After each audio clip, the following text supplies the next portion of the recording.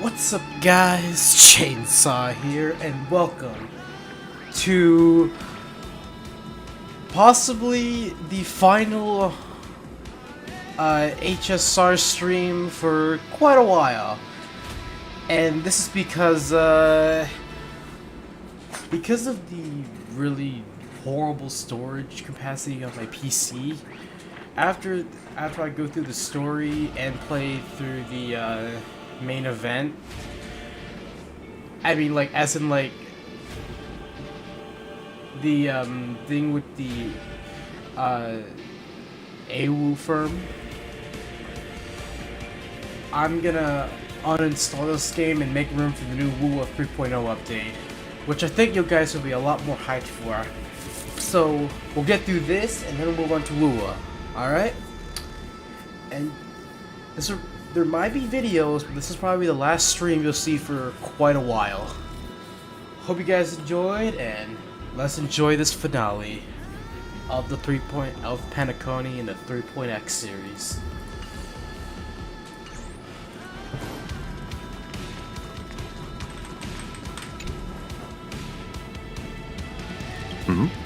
Miss March 7th is looking for you everywhere.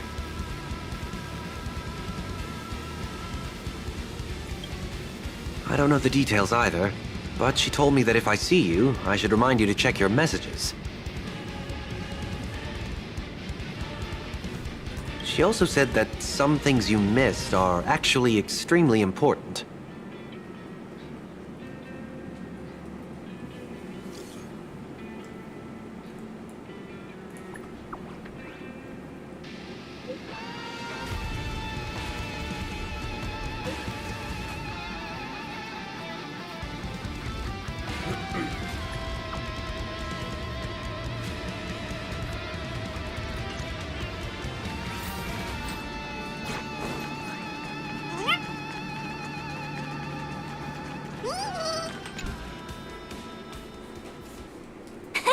Of course I like it.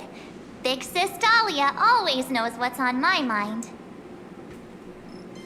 So that means we'll be companions again on the next Trailblaze mission? Of course. I deliberately picked up my pace for that. Though, sadly, I still missed out on some things. Indeed.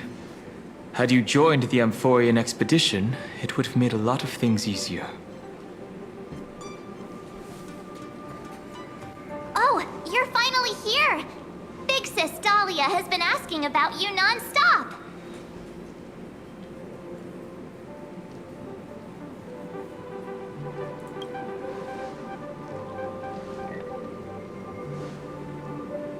Whoa, whoa!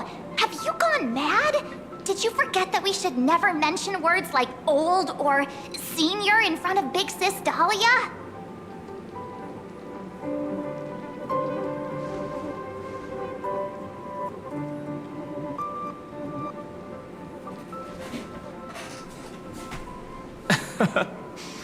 He's just been on a roll with these kind of jokes lately. No worries. It's okay if he forgot. He's always preferred the latest new thing. Maybe he picked up that bad habit from me.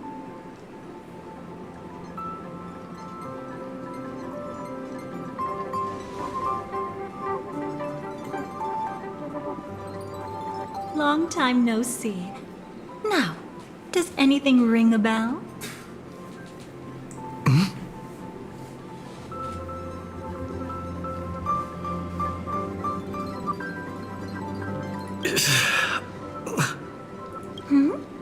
What's wrong? But what? Don't tell me.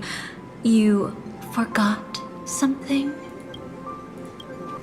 Who exactly are you? What's gotten into you? Did Amphorius give you amnesia? How could you forget about Big Sis Dahlia? She was the one who helped you suppress the rampaging Stellaron back at the space station.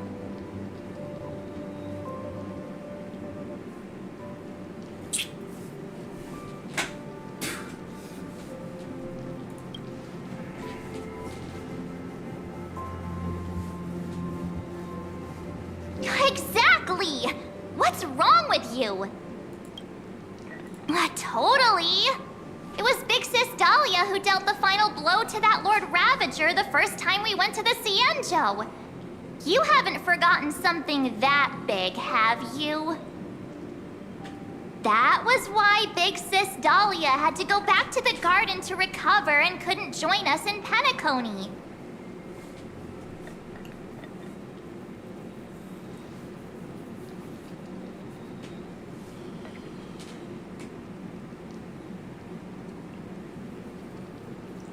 No need for reminders from us.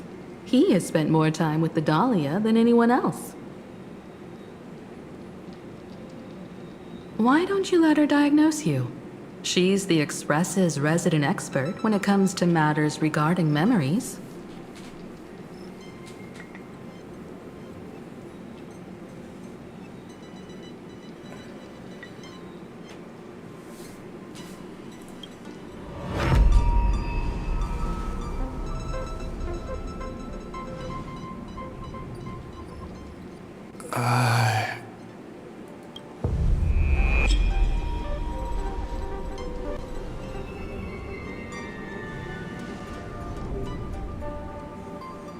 Oh, come on. Don't just stand there.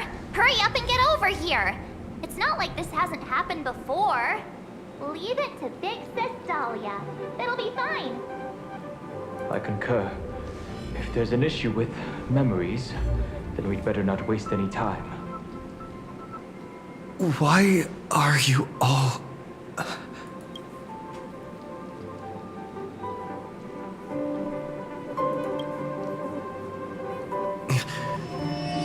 No, this isn't right.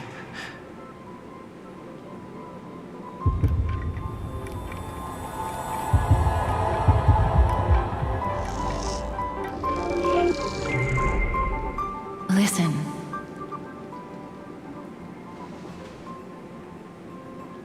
You'll face betrayal, lose your way, and seek answers. It was a wish from the cosmos that set you in motion.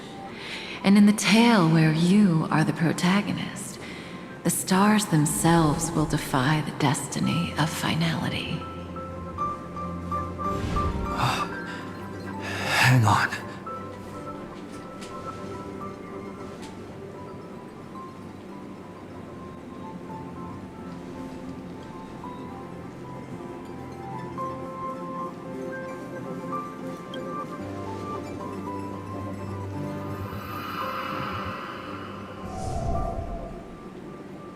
Well, this is quite unusual. Your memories are quite tricky. Is someone protecting those memories? Let's try again then.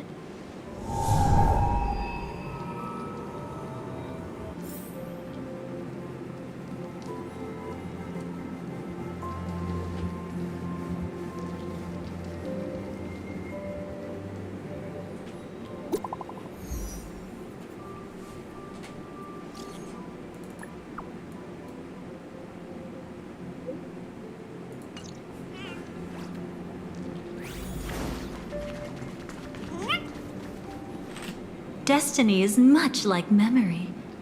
Since it twists and turns like a maze, even the vastness of the cosmos isn't too great for those fated to meet. Perhaps we'll meet again soon. You're finally here! Lady Black Swan has something urgent, and you almost missed her.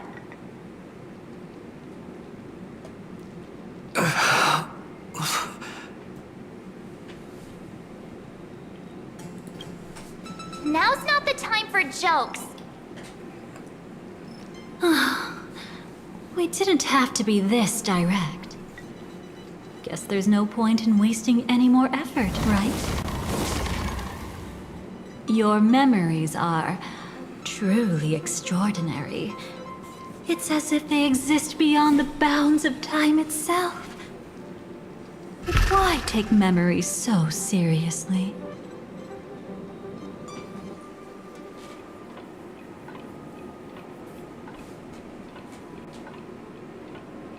Welcome. Would you like me to dim the lights more? Don't worry, I haven't harmed your companions.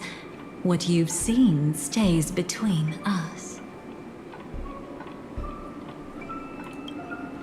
I'd feel a bit hurt if I didn't leave any impression on you at all. My name is Constance, an ordinary memo keeper. If you'd like, you can do what everyone else does and call me the Dahlia for now.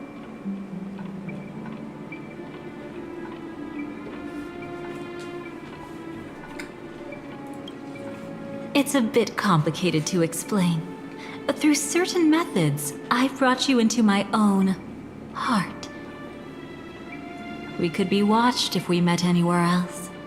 This is the only place where I can feel safe sharing secrets that should stay between us.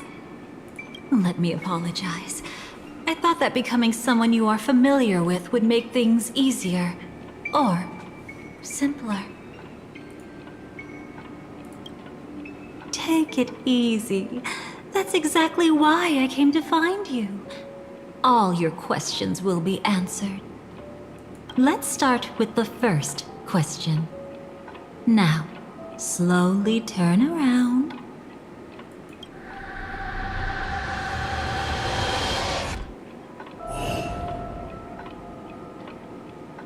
And witness your own death.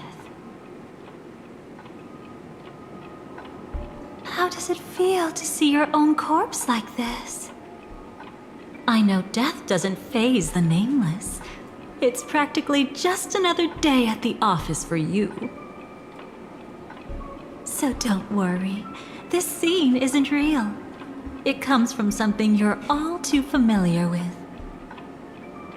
This was foreseen by the script. It's another possible ending for you in Penacony, but it was prevented by the Stellaron Hunters long ago. It's a tomorrow that never came. In other words, it's a non-existent memory.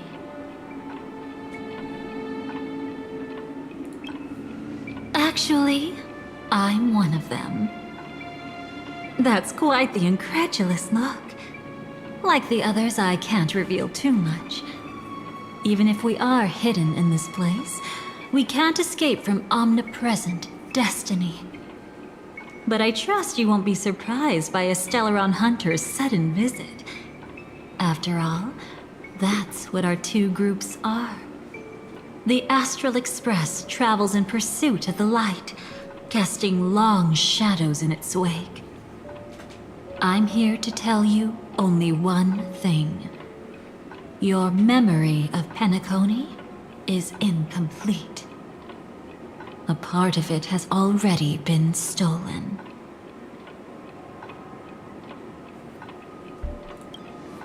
That's hard to say for now, but the gravity of the situation is clear. Someone might have made you forget some critically important information. Either way, I must help you recover everything about the finality. It's not surprising. Have you ever kept a gentle pet? They can always guess what's on your mind, always actively trying to please you. Memories work the same way, if you ask me. Once your brain discovers a void in your memories, it'll carefully fill in the gap on its own, whether you need it or not. I will keep my promise. I will awaken your memories and save the cosmos's future. Perhaps I can also take this chance to peek into your past, which, if you ask me, should be quite interesting. Don't worry, I won't do anything inappropriate. It's just strictly business. Please, let me touch you a little bit. It's the only way I can probe through memories. You'll need some gentle stimulation to recover your forgotten memories, so brace yourself. Let us now go back to where it all began and see what exactly went wrong.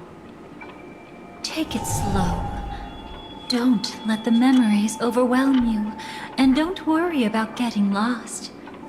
Remember my voice. Remember the touch you feel at this moment. It will guide you back to me. So, what did you see?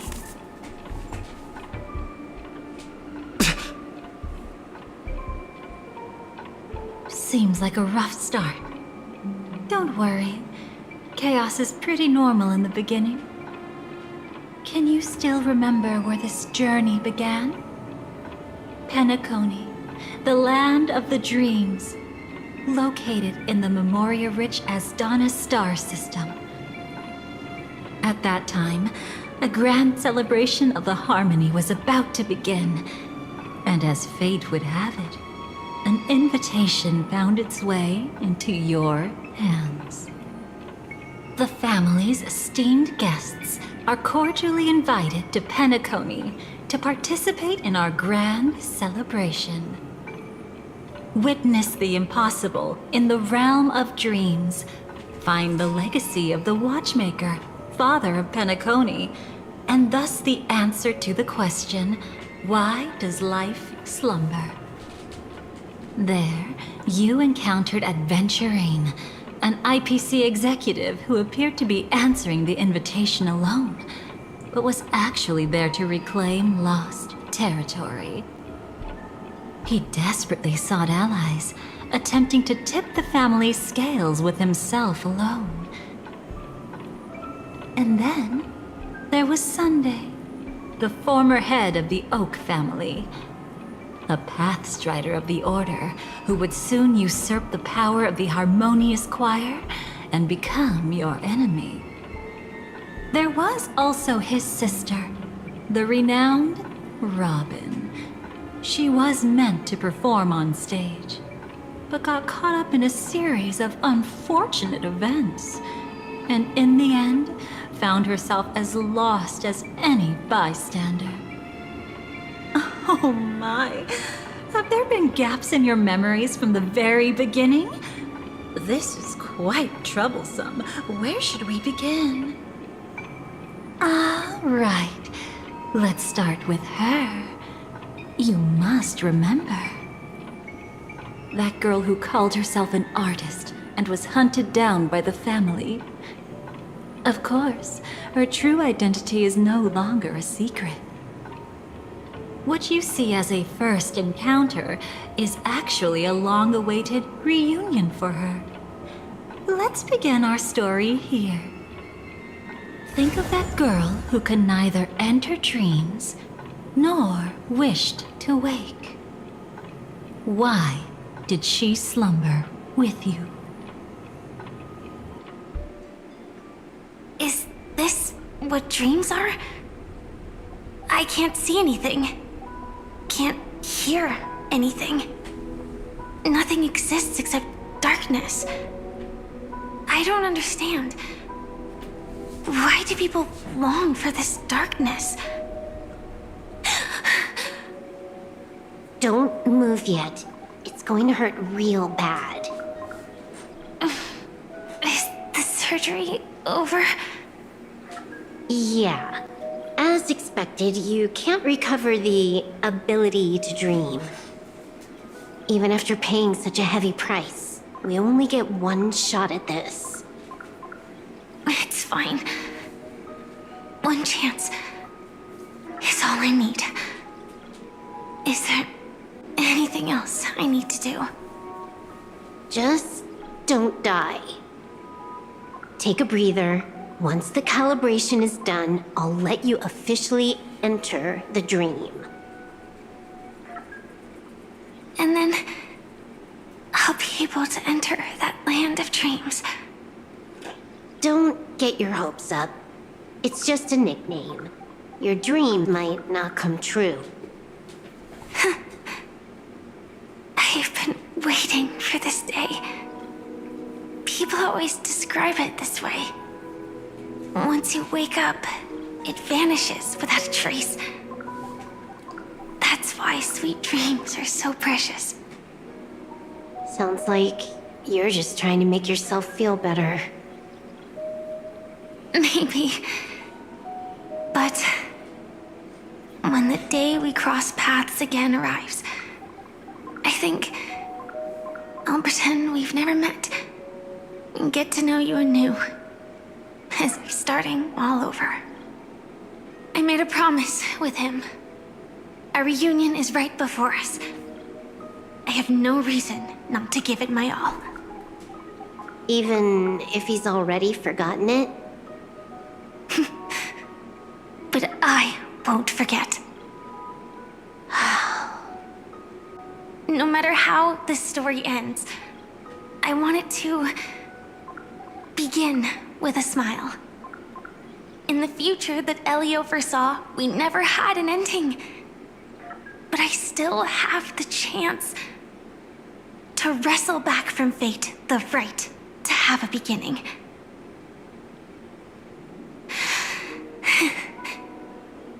Thinking hard over there?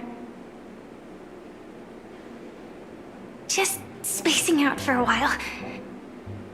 This is my first time dreaming, so it still feels a little odd. Everything here seems just like the real world. It's mind-blowing to think that I'm actually still lying in a life support pod. Are you sure? Never mind. Hurry up. The Astral Express has arrived. How is the situation?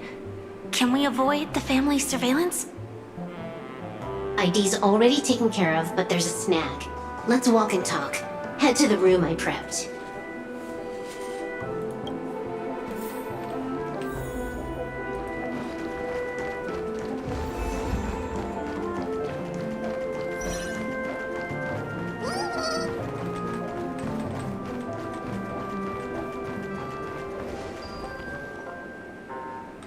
This time, I should be on the right path. Uh-huh.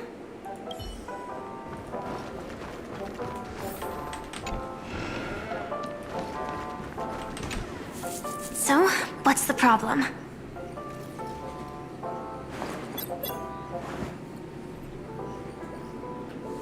I hired a helper to slip into Penacony ahead of time to snoop around. She just sent me some intel. There's bad news. The family is borderline all-knowing and all-powerful in the sweet dream. Is there an emanator of the harmony here? It's not necessarily because of a person. It could be a phenomenon. Can't say for certain.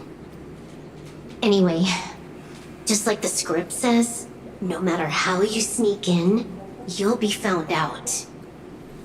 There's not even a single gap? Even just for a couple of seconds? It's not that we can't create one. The problem is that you're too powerful.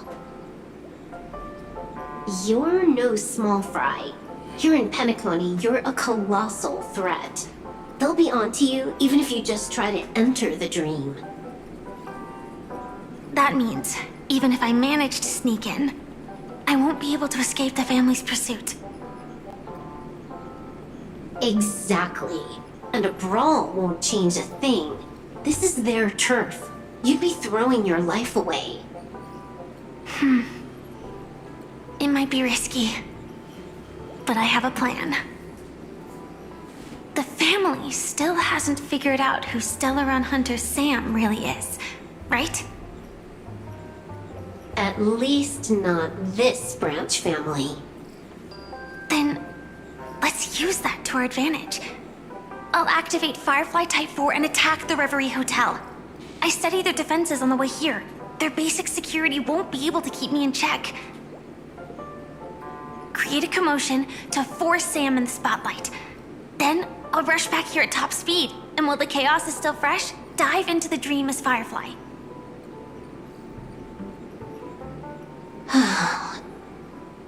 Too risky. It's not worth it to expose our trump card Sam just for an uncertain gamble. But we're already here. Might as well give it a shot. Let me extrapolate the route and calculate the security response time.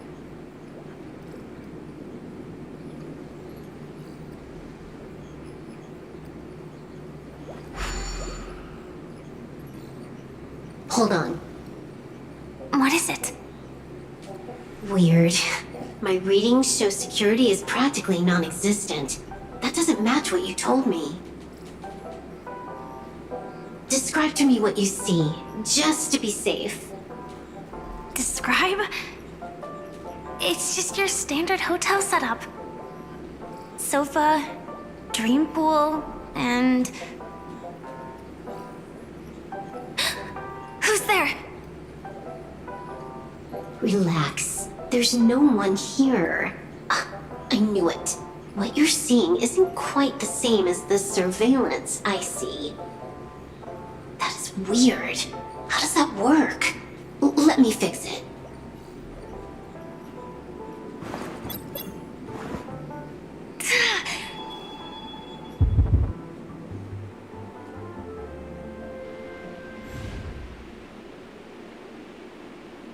I told you, dreams are never as simple as they seem.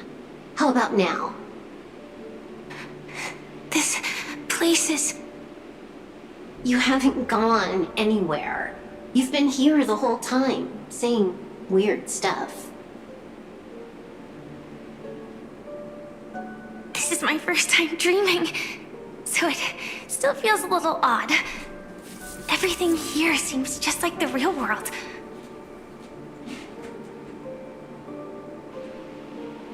And here I thought you were just being stubborn. Sorry. Could you jog my memory again? It's a little fuzzy. Following the script, we secured a discarded dream pool. Wasn't easy. Some IPC lackey decided to fight us for it. IPC? Forget it. It's not like they won. I converted it into a life support pod. Right now, we're both drifting at the edge of the Astana system. I see. We're using the synesthesia dreamscape. But it seems I haven't made it into the real Penacony? This scenery doesn't exactly scream sweet dream anyway. It's probably some kind of buffer zone or something. What you saw just now was probably a mirage. Right. Then the plan to attack the hotel won't work either. Exactly. The only thing you can attack right now is me. In other words, I'm still in the clear. And I'm just one step away from the 12 hours. You always manage to find a silver lining in a pile of bad news. At least things are much clearer now. Let me take a look elsewhere first. Maybe I'll stumble upon a good entrance to become a stowaway.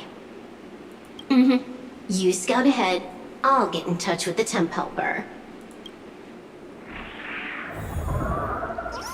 Silverwolf, did you hear something?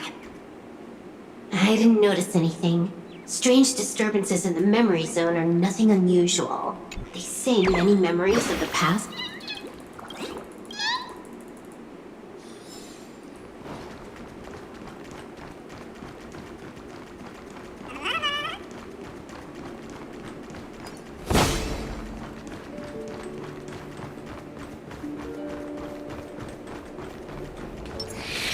No.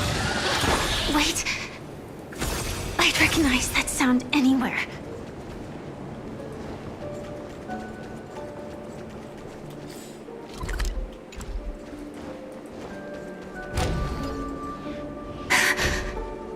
Just as I thought. But why? Shouldn't you take cover first? No need.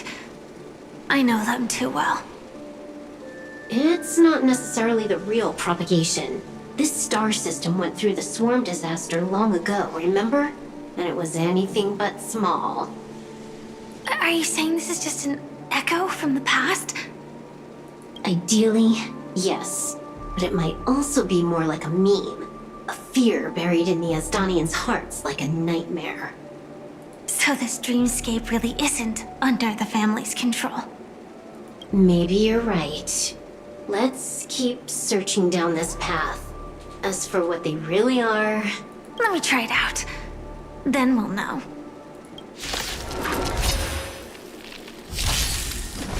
Mountains roar, dragons rise!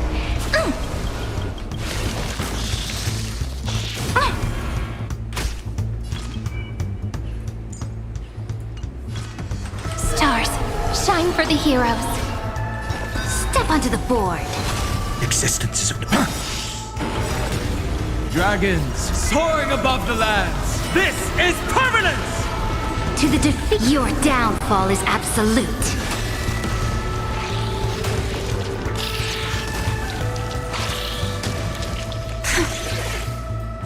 Way too weak. Nothing like in real life.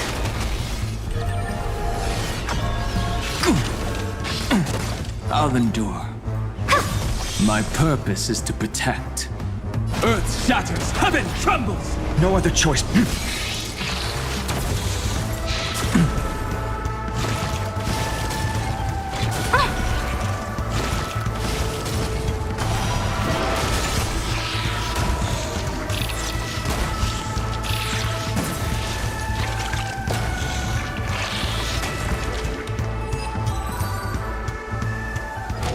The remains are gone. Was it just an illusion formed by Memoria after all? Figures. No wonder a scrapped dream pool isn't worth a dime. Without the family's protection, any regular visitor here is just begging for trouble. Better stay on guard. Not every illusion has good intentions. Got it. Also, you can actually just go around them. No one said you have to pay attention to the bugs. That's your bad habit. Sorry. I just can't bring myself to look the other way. Never mind. Everyone's the same. They all try to do something for the past, even when they know it's futile. If it makes you feel better, I'll leave it to you. Just be quick about it. Thank you. But reliving old memories isn't always such a bad thing, is it? Looks like this business trip has put you in good spirits.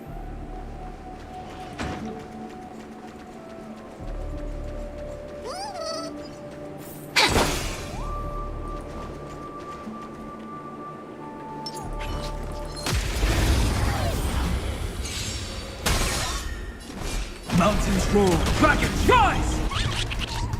It's my turn to stars. Shine for the heroes. Step onto the board.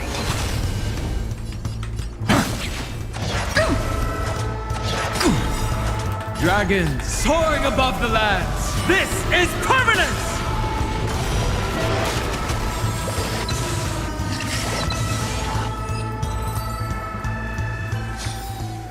Amphorius will welcome a true dawn.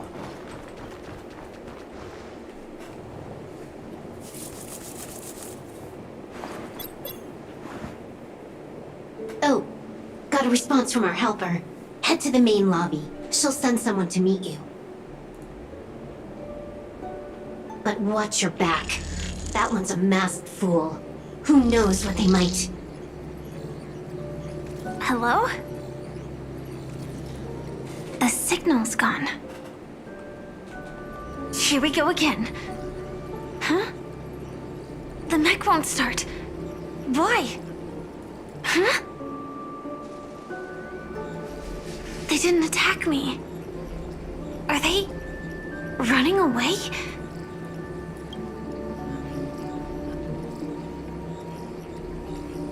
What lies at the end of this corridor?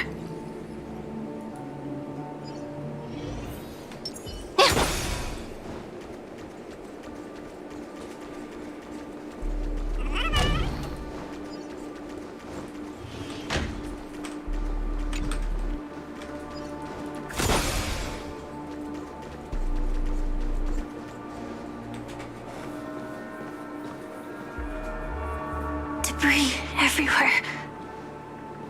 But weren't they just illusions? Could it be that there's someone else here besides me? The true Sting died from a high heat reaction. And the scar. How can this be? I know it all too well.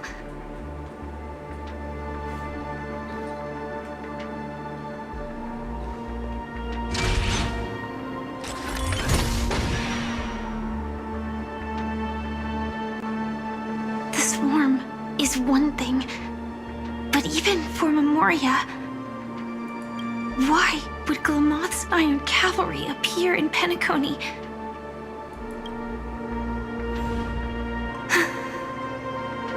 I hope we can see the stars on the next battlefield.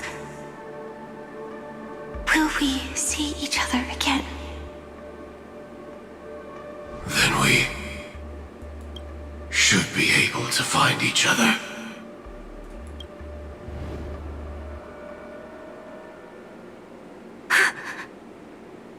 AR-214. Is this what dreams are? Is this nightmare your memory? All right. Not the best timing, but that's as far as this first try goes. So, how are you feeling? Any discomfort? Strictly speaking, these are my memories. I can't presume to speak for others. You had just arrived in Penacony at that time, and were checking in at the hotel. By now, you should know that memories are both precious and dangerous. I must be extremely careful in allowing all the details of the past to come to the surface. If too many memories come flooding back at once, it would be too much for you to bear. I'm afraid I can't tell you directly. Whether intentional or not, putting memories into words would only distort them. Relax. The dust is being swept aside, speck by speck. Look. Though part of it was stolen, the memory of Penacony has become clear again.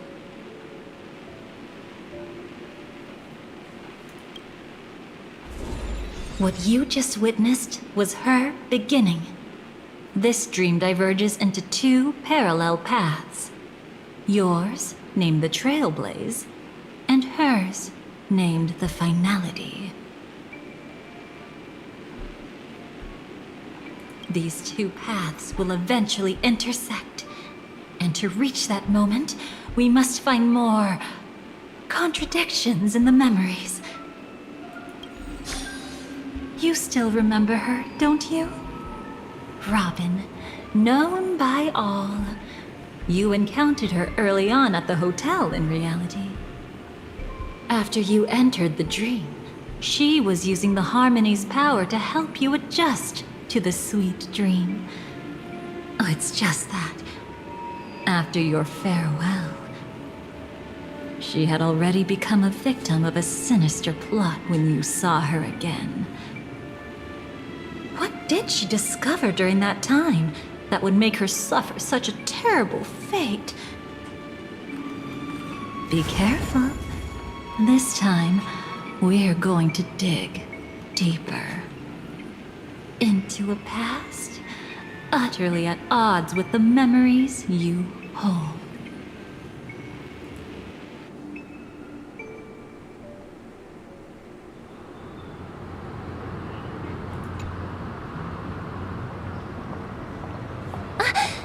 Are you all right?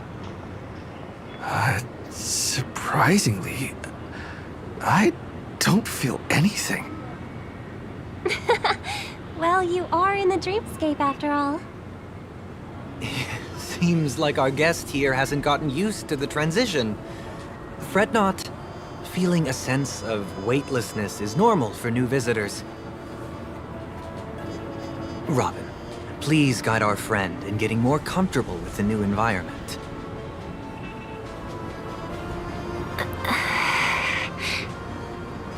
Robin? Leave it to me. Don't worry, just relax. You'll be feeling like your normal self in no time. Even so, tuning is still beyond me. Don't worry. Keep going. I'll help you. But brother, this...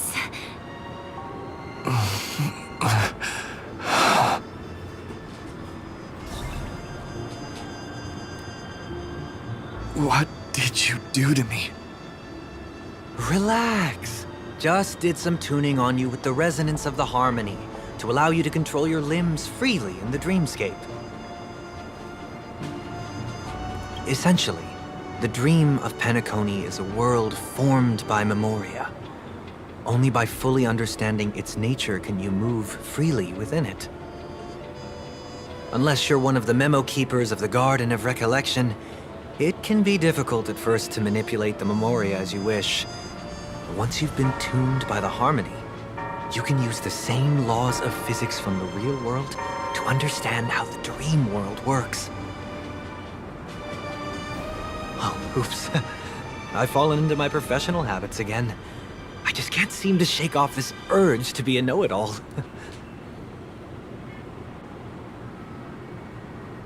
Don't mind him. He's always like that. Please, enjoy the beautiful dreamscape the family has built for everyone. We shall take our leave. Have a blast!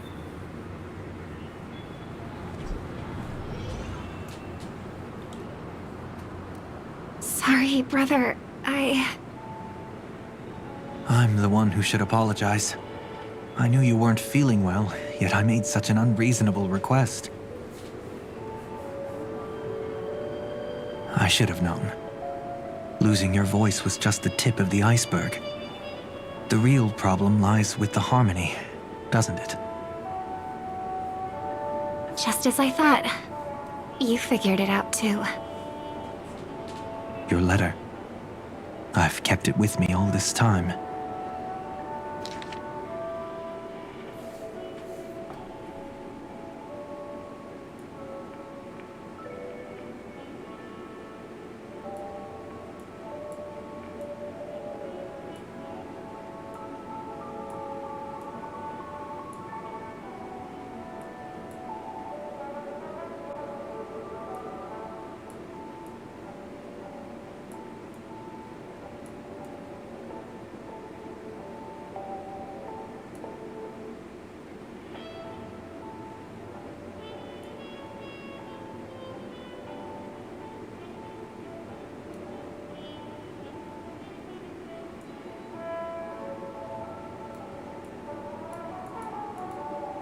Don't worry.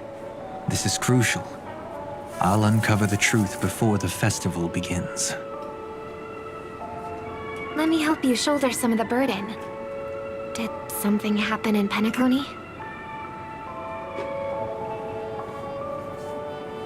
The Charmony Festival is approaching, and with all sorts of guests mingling, Mr. Gopherwood must focus entirely on the preparations, leaving no attention for other matters. This creates an opening for some people to exploit. If there really is a traitor in the family, now would be the perfect time to make their move. I heard the Dream Master has fallen ill.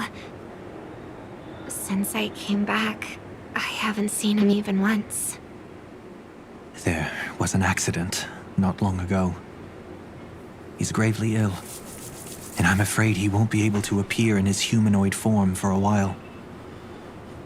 That's why we need to help him even more. Leave the investigation to me.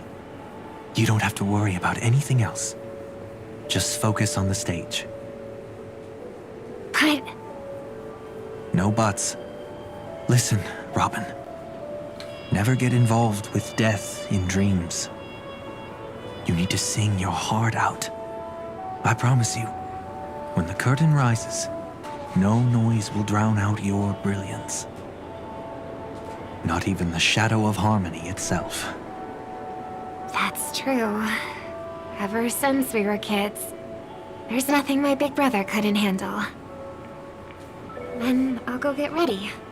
I won't take up any more of your time. Be careful, brother. And don't forget to save a good spot for yourself. Of course. Who says I can't play favorites once in a while? See you later.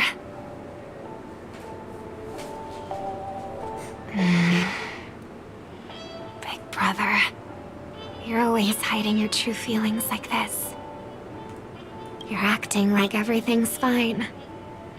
But I saw you at Daylight Pavilion. You were clearly at your wit's end. When I wrote that letter, I could still barely manage to tune.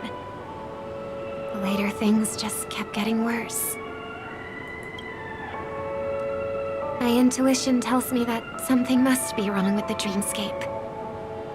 In my current state, I'm wondering if I can even sense any anomalies. I'll do my best. Let's hope this is just a false alarm.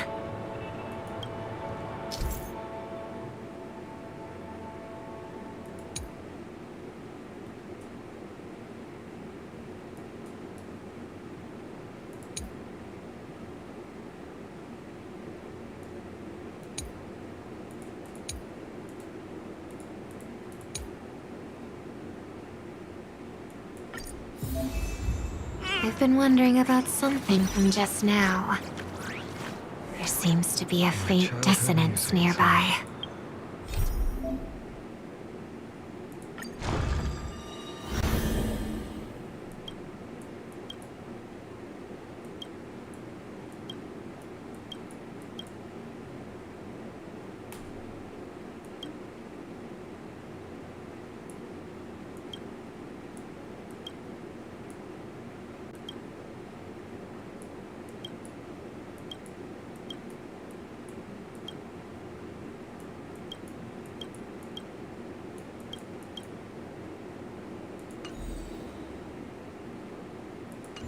So naive.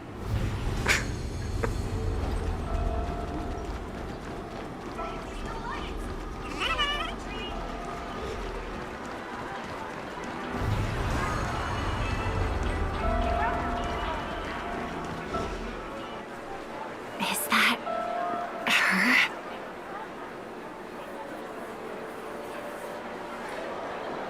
Don't even think about running away. You stowaway. Sorry for bothering you. Please, I need your help. What's wrong? I'll help you. I can't possibly ignore a beautiful lady in trouble. Hey, look! She has an accomplice. Ha! Good work! Now we can nab them both in one go! Stowaway? Seems it wasn't a coincidence. The Bloodhound picked up that strange noise too, just like I did.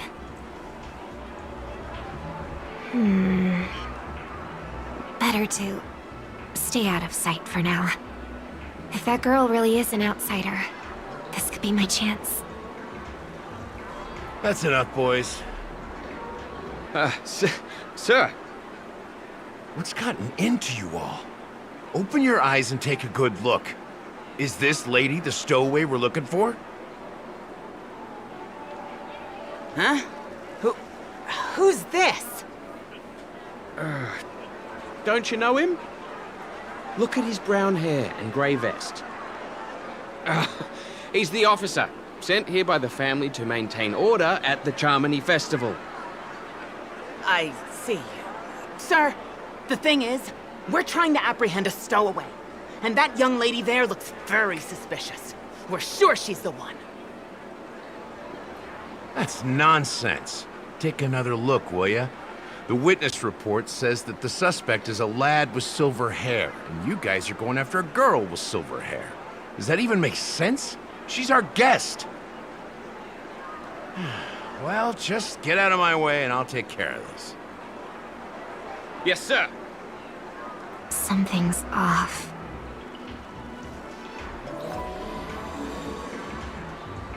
He's not lying. But why? An officer from the Bloodhound family shouldn't fail to sense something is amiss. Don't worry. I believe this is just a misunderstanding.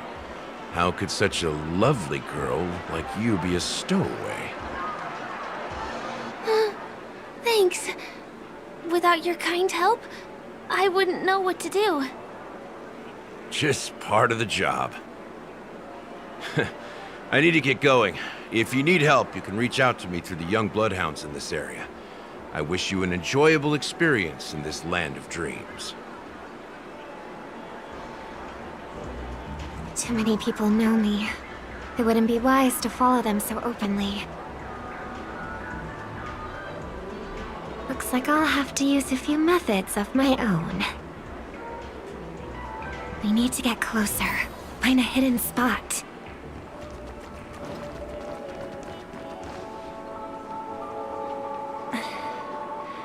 I hope I still have the strength to do this.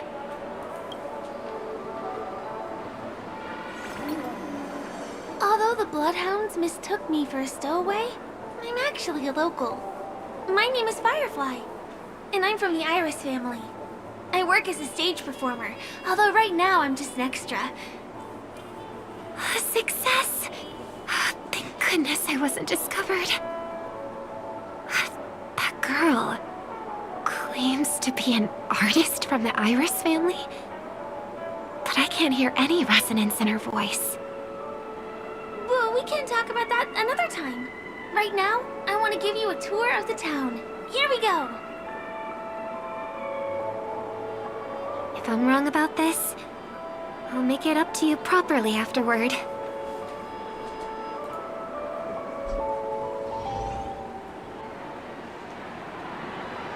Since this is your first time here, I say we start with the easiest games. The Dreamy Rose and Lucky Wheel are pretty straightforward. Just here to play games? I guess I was worried for nothing. Sorry, Trailblazer and Miss Firefly. Maybe this was just a beautiful encounter. Nothing more. I should leave the dreamscape and see the sights beyond it. Maybe things will be better in the real world. Running out of time? Huh? They split up? Everyone who needs to be here is here. Not to be a buzzkill, but just a reminder. Don't forget about your first death. Who's she talking to? And what's this about death? Shh. Let's not talk about this right now. I think someone's following me. Did you have fun? No. My intuition was right. That girl is definitely not what she seems. Now I need to be extra careful.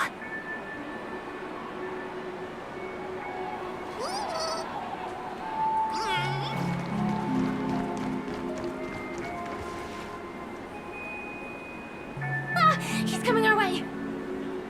Hey, well, if it isn't my most loyal customer, the Trailblazer guy. It's been such a long time, old friend. And who's this? A companion? I feel like things are getting more and more chaotic. Long time no see, superstar. There's someone else. Oh! Lady Siobhan? Still radiant as ever. I could spot you from a mile away. I came over to say hi. What brings you here? Drawing too much attention is never a good thing. Oh, reminds me of that old saying, from afar, anyone under the spotlight seems endlessly charming. But only when you get close do you realize how restless that heart truly is. Sorry you had to see that. I just came out to clear my head. The Charmony Festival is coming up soon, and I'm a bit nervous. I heard about your voice issue.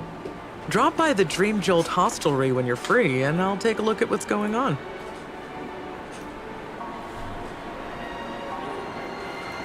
Thanks. I never thought even after all this time, I'd still be troubling you, Lady Siobhan. You must be pretty nervous if you're being this formal with me. Looks like my analysis is spot on. Follow me, you two. Let me give you a taste of the adult world. I'm afraid I'll have to take my leave. I'll come visit you properly. It's just that, right now... You need some alone time, I get it. It's a date then. Catch you later, superstar. It's a deal. Right. It is the Charmony Festival after all. As people say, you'll be performing for the Harmony. Remember? Before one of your tours, I asked you a question. It's been quite a while since then. I wonder if you found your answer. Robin, what do you sing for?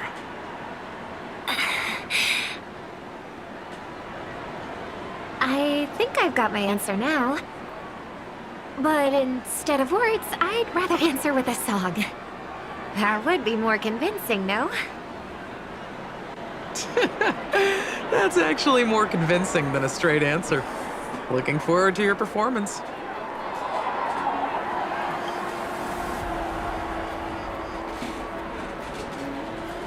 Sorry, Lady Siobhan.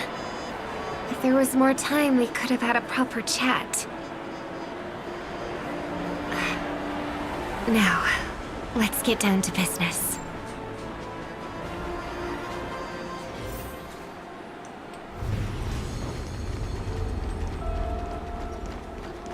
The distance. That's so far. Just where did they go?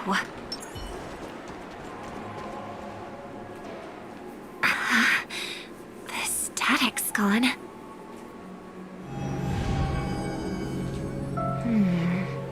They passed through the commercial district. And past the Papashi Club. And then the voice just vanished. Did she return to reality? That can't be right. There's no entrance or exit there.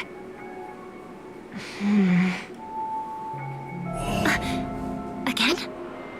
Further away than before. This time in... Dream's Edge. Oh, I get it now.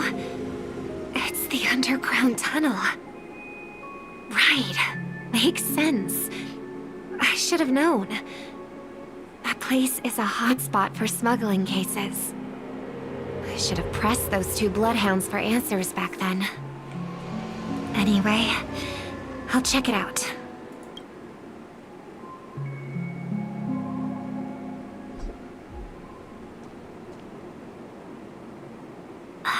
Can't navigate any further from here.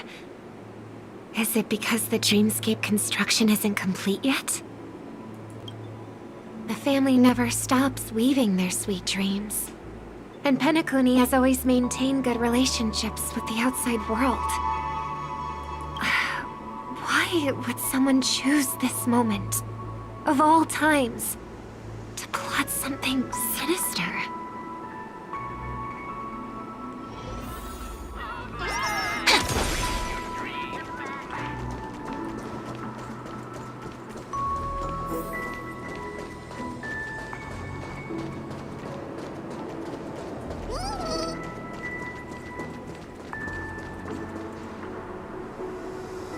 Excuse me, ahead is... Is that... Miss Robin? Hello. I never thought I'd meet you here. When I joined the Bloodhound family, you were the one who delivered the family's greetings. You probably don't remember me. No, that's too rude of me to say. I'm not worthy. Of course I remember you, Mr. Loka. This is unbelievable. I don't spend a lot of time in Penacony, and have even fewer chances to help out the Harmony. If I'm willing to go, I always make sure to get to know everyone beforehand. After all, family greetings can't be mere pleasantries. They must be heartfelt blessings for each and every family member. Miss Robin, you're absolutely dazzling. By the way, what brings you to Dream's Edge? Do you have anything you need from us? Pardon me, but have you seen two tourists? They both have gray hair, and one of them is a young lady wearing a hair clip. You're looking for someone? I don't really recall seeing them, but I can keep an eye out for you if you like. Oh, well... Don't bother. Ah. Mr. Sunday, what are you doing here?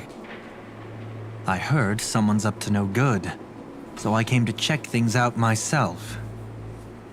Huh? Just kidding. Don't be so tense. Robin hasn't been home for a while, so I brought her here specifically to look around and reminisce about her childhood days.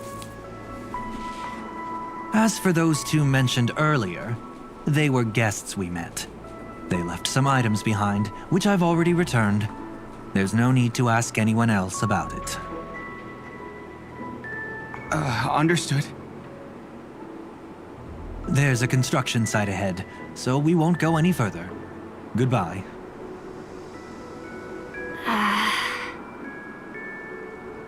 Thanks a lot, Mr. Loka.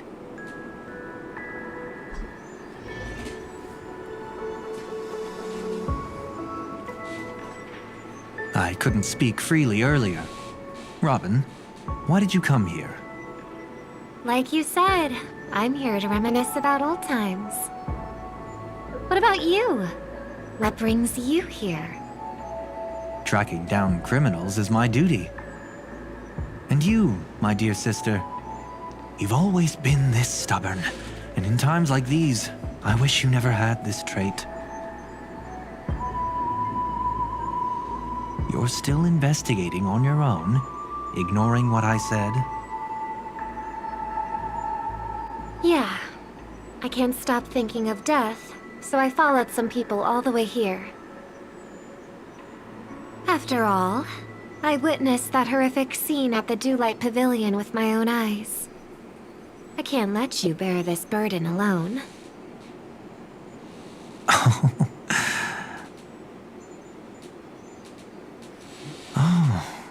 So you saw them.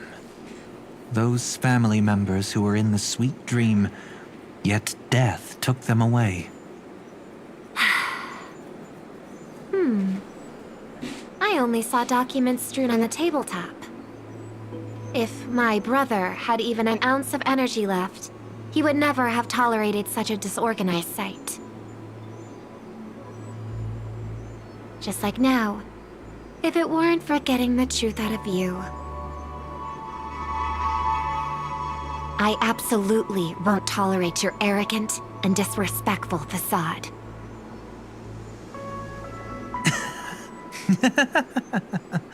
What are you talking about, dear sister? Just kidding. Don't be so tense. But my brother never jokes around with strangers. I watched as he smoothed away the sharp corners of himself, bit by bit, hiding them in the deepest corners of his heart. Stop insulting my elder brother.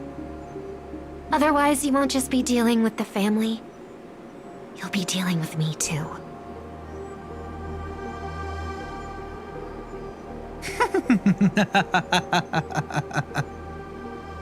And Hiro thought you'd enjoy my little creative spin I'd put on him. Don't you think he's more likable that way?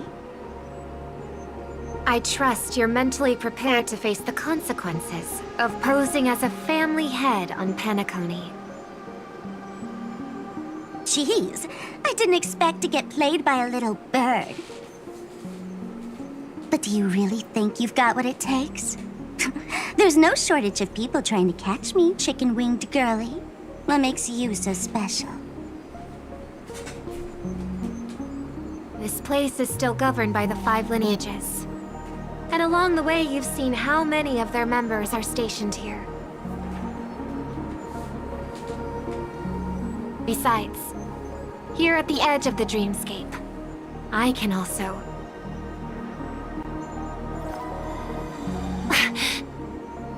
What do you mean, can?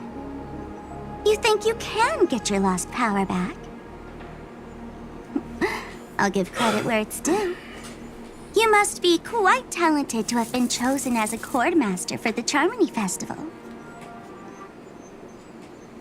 You're also quite clever. You almost got everything right, except for one thing. Silent little bird. Have you considered that maybe your sweet dreams never changed at all?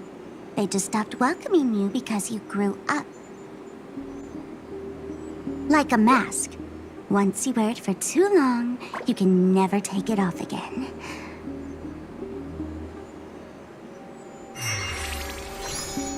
As for that mask of yours, is it really called the Harmony? The Twin of the Order?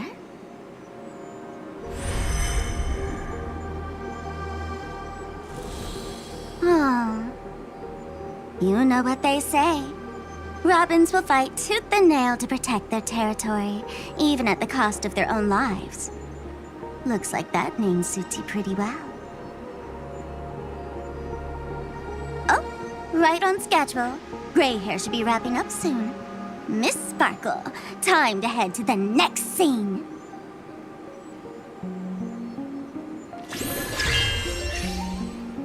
Let's roll! Oh my! I thought I could fool your eyes at the edge of the dreamscape. But I guess there's no hiding from you on your home turf. What? You want to settle the score with me for messing with your people? Why don't we sit down and have a chat? You seem like a patient one to me. So tell me, what exactly do you want to take from me? How are you feeling? Need to take a break?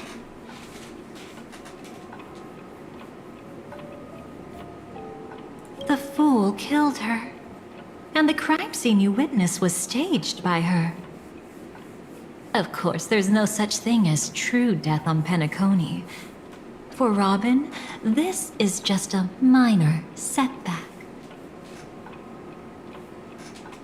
That stage is called the Sweet Dream. Everyone upon it carries their own desires, striving to see them fulfilled. Yet when those desires intertwine and collide, the sparks that fly are dazzling, and clarity itself becomes obscured. Before we continue, I have one more question. We've spent some time together, so at this moment, how do you feel about me?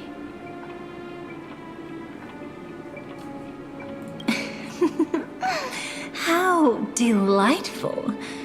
A pity, though, because that's not the kind of feeling I was thinking about. How much are you willing to trust me? As a matter of fact, I've appeared in your memories before. And similarly, it was related to Penacony.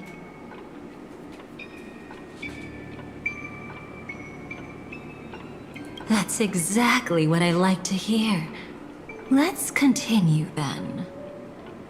Let's follow that train of thought and delve deeper. Even I don't know about your experiences in Dream's Edge. When I asked Firefly about it, she declined to give an answer. But judging from her expression, I believe it must have been a beautiful and unforgettable time that belonged to just the two of you. And Sparkle wasn't just here for fun. She's in cahoots with the Stellaron Hunters. She disguised herself as someone from your past, using every means possible to hint at the truth of the dreamscape. In the end, she simply sent you both deep into the dreamscape. What a kind-hearted fool she was. Thanks to her, you and Firefly managed to uncover a piece of Watchmaker Mikhail's past. And the dangers that lurk within. A memory zone meme, something unto death. At least back then, you mistakenly thought it was dangerous. With the help of a, let's say, graceful memo keeper lady, you managed to escape from there. But in the rush, you and Firefly got separated. And her experiences afterward might differ from what you remember. I was there at that time, too. See you next time. Hurry.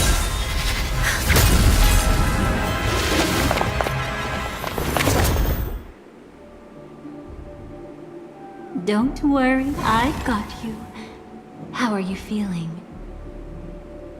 Passing through Memoria so suddenly always leaves you in a daze. That memo keeper had ulterior motives. She could have sent all of you away, but deliberately kept you behind. What happened just now? It's a memory zone meme. Some Penaconian legends mentioned it and called it death. I caught something unusual, but couldn't get a clear look at it. But I saw it. In that instant, before it was about to strike, a reflection of another dreamscape appeared in its pupils. It was somewhat similar to the 12 Hours, yet the atmosphere was completely different. What if death doesn't exist in sweet dreams? Or so they say. But what if that's not a lie? Perhaps death is just sinking into a deeper dreamscape. Too bad. A nosy memo keeper had to show up.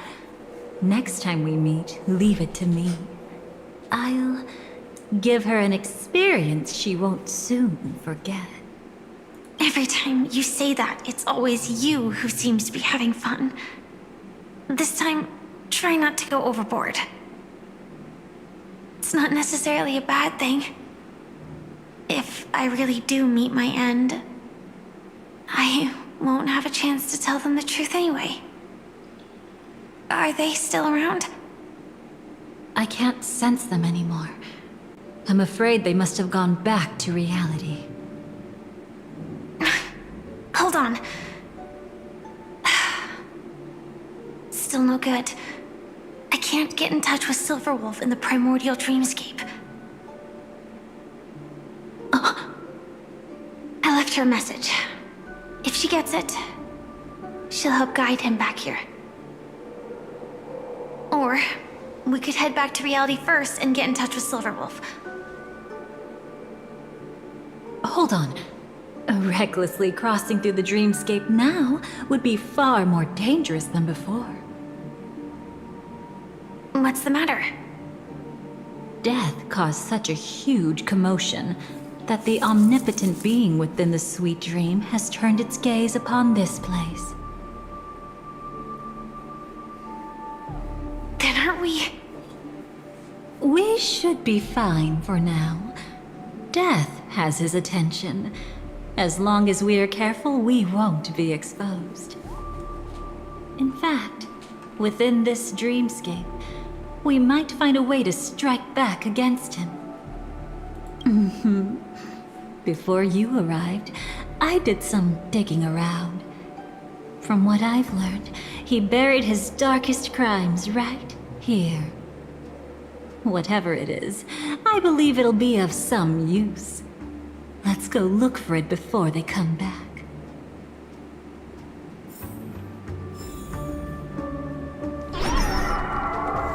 It's that memory zone meme.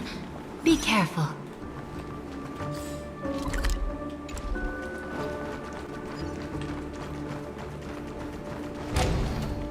What's that? Firefly, let's go and check it out. From the traces nearby, it was Death's doing. But did they really die? No, your conjecture is right. It's just that these birds weren't welcome in another dreamscape. You've seen them before? Yes, but that's what makes this so intriguing. The outcome of the battle was the complete opposite of what I expected. That reminds me, there's something important I still haven't asked you yet. Would you like to die together with me? Today? Not really. I just love catching you off guard like that. It's adorable. Then, take a few steps back. I have a few conjectures. There might be some risk. If anything happens, don't worry about me.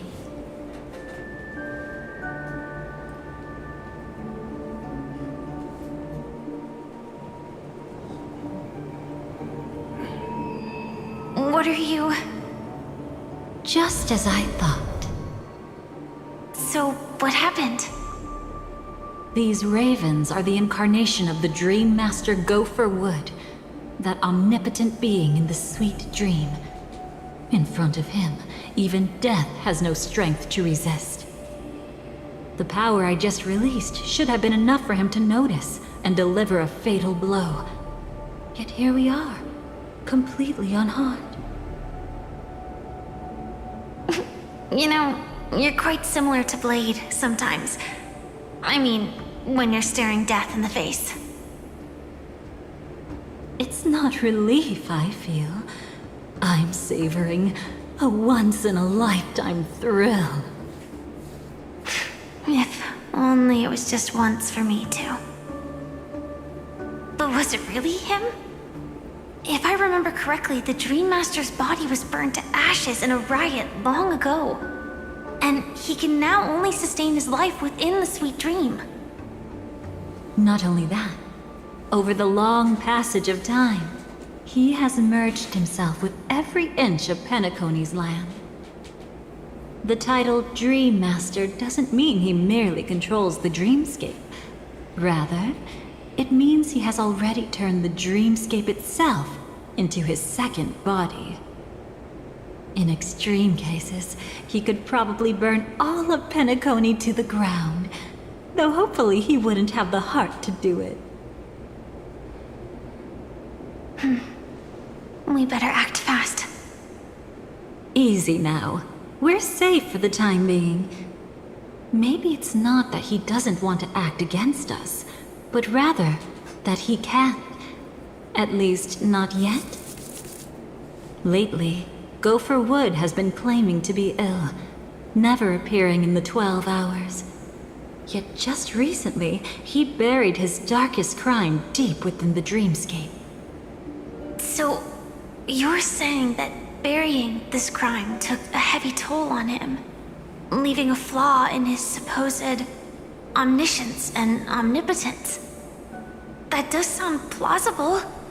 Could it have something to do with the Watchmaker's legacy? I don't think so. After all, that secret was branded as the darkest. And perhaps, the legacy is not one alone.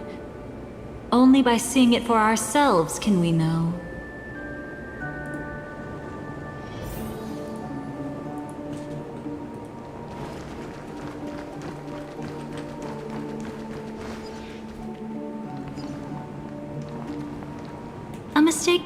anyone could make. Setting up layer upon layer of security around a secret only ends up exposing its flaws. Why don't we give it a shot and build up some experience dealing with memes? There won't be any new experiences. I'll activate Firefly Type 4 and end this quickly. What a pity. I would have much preferred to see you in a pinch, so you'd have to rely on me all the more.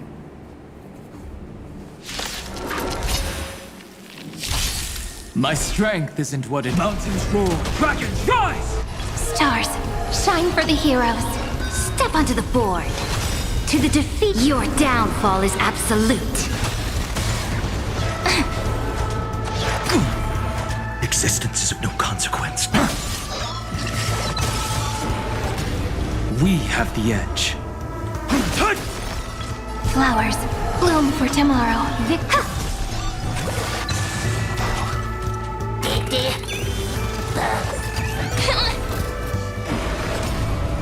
Stars, shine for the heroes. If all is black or white, there'd be no charm. Earth shatters, heaven trembles!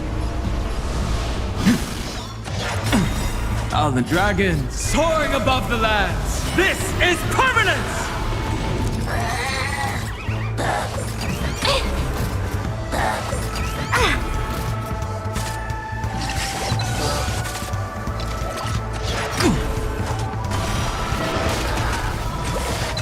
Together we can do anything. Flowers, bloom for tomorrow. Victory. My To purpose the defeated, is to your downfall is absolute. When it comes to this, you're the expert.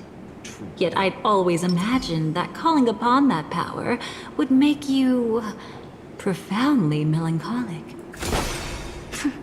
I'm not now, and never will be.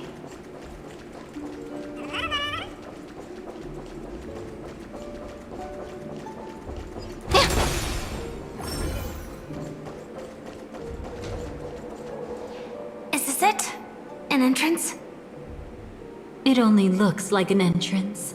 That crack doesn't lead anywhere. It's a lock of memories. And the key is a light cone carrying specific memories. Clearly, Gopher Wood had help from a memo keeper. And since that light cone isn't in our hands, I fear we'll be returning empty-handed. Is there really no other way? We could try our luck. Perhaps the memo keeper helping Gopher Wood shares the same habits as me. I'll take a look, but don't get your hopes up.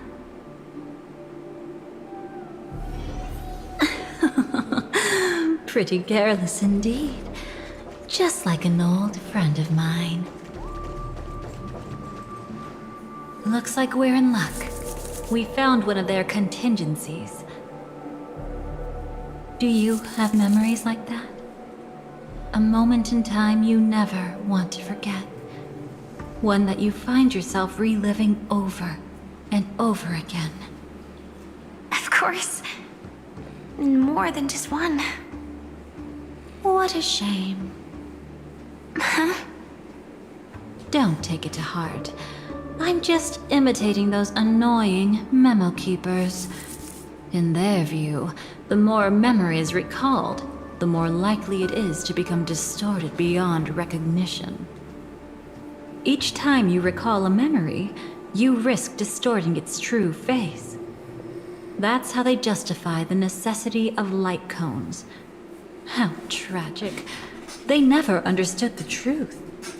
The more eternal a thing, the more it stirs the desire to destroy it. But they weren't wrong about the present situation. Even if Gopher Wood were to come in person, he'd need to bring a specific light cone. His own memories can no longer be trusted. That's exactly why we have a contingency plan right in front of us. But I haven't seen anything since just now. Oh, sorry.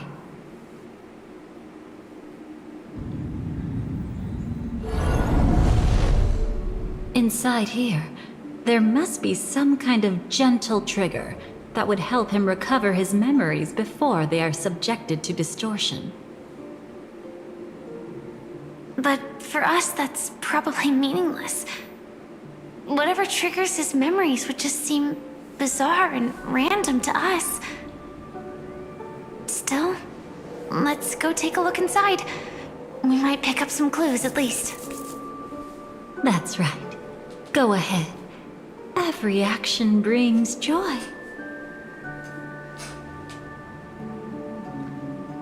And a price to pay. Paradise shall fall into this world of sorrow. And once dawn breaks, it will shatter in the light of day. How could anything golden abide in glory forever? A direct offensive?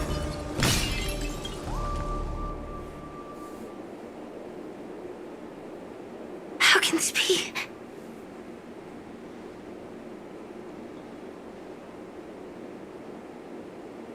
AR 214.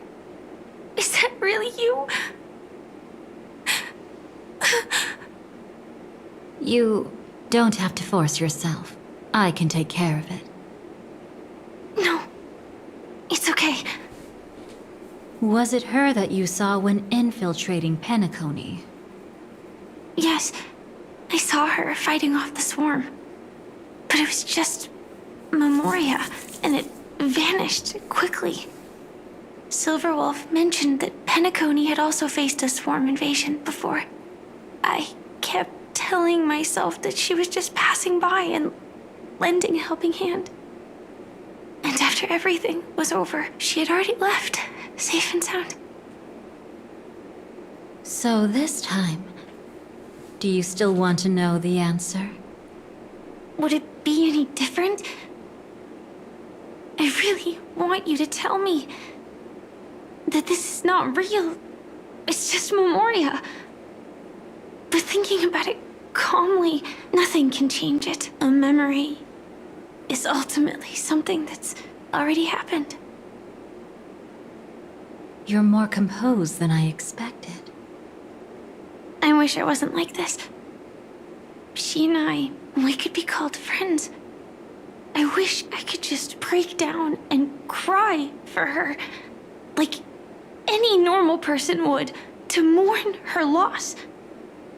But what surfaced in my mind was that one sentence. This is our predestined fate, and one day, I too shall meet the same end. One day. Not today. Though it's already too late, there are still other things I can do for her. Maybe you should calm down first. Unfortunately, this isn't Memoria, but a real Glamoth Knight. Clearly, Penacony was her final destination. I'm surprised she made it to Penacony at all. Oh, the Glamoth regulations. She broke those prohibitions? Worse than that. She was the first and only deserter of the Glamoth Iron Cavalry. The Empire hadn't fallen yet, but she didn't want to accept a fate of dying in battle. So she left on her own. She said she wanted to choose how she would die. We had a brief farewell, but I didn't stop her. I couldn't. Leaving the Glamoth Empire itself would quickly drain her life away.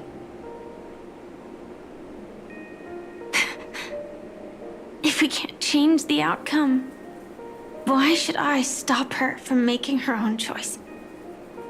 Quickly drain her life away. Oh, entropy loss syndrome. Yes, just like me. Leaving the cockpit without permission is strictly prohibited. Surviving knights must actively return to formation. These aren't just military regulations, they're the terms of our survival. When not piloting the Firefly Type 4, I must stay in the cryo sleep pod. Otherwise, my entropy loss syndrome will only get worse. So, have you figured out the reason yet?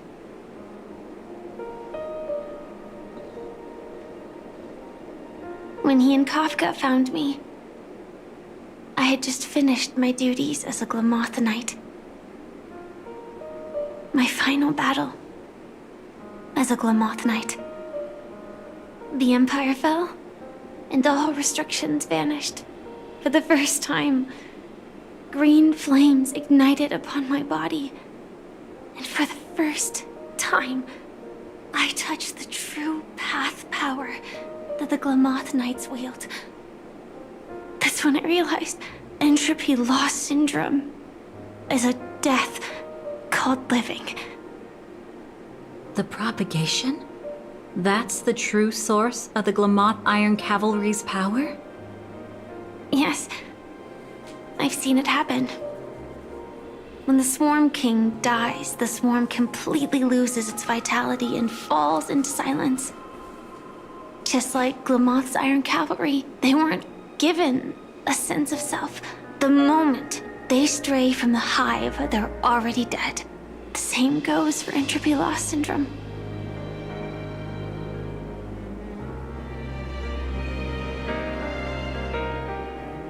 Could you help me take her away?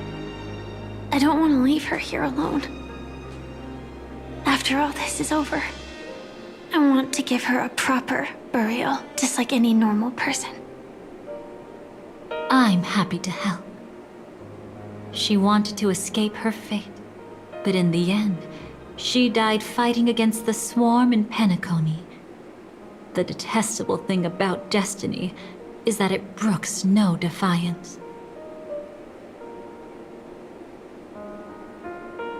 Do you know her name? When we parted, she had no name, just like me. But I hope, by the time she leaves this world, she will have found both a name and a purpose for her life. Why did Gopher Wood leave her here? No matter how much I think about it, everything he's scheming couldn't possibly be connected to the propagation. How deeply is your past intertwined with this place? It's not clear yet. But obviously she had multiple fatal wounds on her body. She didn't die from entropy loss. Before we left, Kafka told me, in her view, dreams are inherently a convergence of the past. It's the same for everyone, no matter how much you want to avoid it. No matter what you're seeking, you can't avoid it. Perhaps she was right. However, the Dream Master's weakness has also given us an opportunity. Good. Now then... Oh? Good news. It seems like we've got a few intruders in this dreamscape. Looks like Silver Wolf can still pick up signals from here after all. That was fast. Must be that Memo Keeper's guidance. Either she's lost her sense of restraint or got something nasty up her sleeve. Let's go check it out.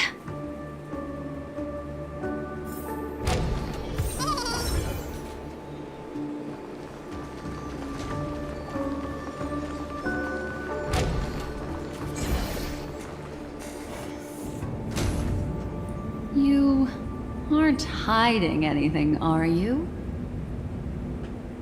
Great. He's okay too. Hold on. There's a troublesome stranger here. She looks familiar. She's... Oh? You don't know? Setting allegiances aside, she's much more dangerous than the Dream Master. When facing an emanator who walks in the nihility, we must always tread carefully, no matter when or where. An emanator of the nihility. Was she ever mentioned in the script? No. If it weren't for my father's death, I wouldn't have known about this either. Your arrival is timely. This dreamscape is fraught with danger. Since our destination is the same, how about we join forces? I can protect you from harm, but in the memory zone, I'll need assistance from the Memo Keeper as well. And if we run into the family, it wouldn't hurt to have one more person to explain the situation. Absolutely not. We need to keep her away from him. Shh, be careful. What's wrong? Right now, their journeying together is actually saving us a lot of trouble. I can sense it. Death has cast its shadow once again. It's close. And unless things change, they'll cross its path before long. That Mr. Stellaron is clearly unfamiliar with Memoria. And that arrogant swan, always mindful of appearances, is unwilling to show all her cards. Only with Acheron present can they cross beyond death. Then all the more reason I should find them right now and tell them the truth. There's no need for another conflict with death. But Black Swan is still here, with unknown intentions. If she chooses to twist the truth, you won't be able to convince the others. Here, a Memo Keeper's word carries more weight. No need to rush things. There's still time to reveal the truth later. Absolutely not. Have you forgotten? As a Stellaron hunter, I have a 0-point mission. One that must be completed at any cost. If there's even the slightest chance that Acheron might draw her blade, I cannot let him be there. Oh, I thought you wouldn't care. Haven't you had enough of sacrificing yourself for duty? My dream was destined to shatter from the start. But for them, it's still not time to wake up. Can I ask you for one more thing? There might be a way to have the best of both worlds, but I need to find death before them. That's not hard. It's still lingering in this domain, but... a win-win solution? I don't know for sure, but it's worth a shot. Maybe it's not always hostile. And even if it is, once I activate Firefly Type 4, I can quickly subdue it. But if we're dealing with the worst-case scenario, Elio once said that I would face death 3 times in Penacony, and for this first death, I want to decide how it comes. I just hope that reunion a moment ago didn't rattle you. Go on ahead. I've burned a hole through the Memoria that'll take you straight to the meme. Better hurry, though. It might not stick around in one place for long. Got it. Thank you.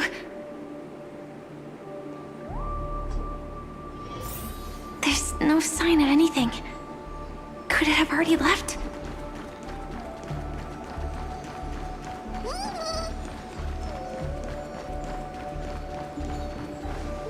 Nothing strange here either. Wait, it's right here. I need to end this quickly.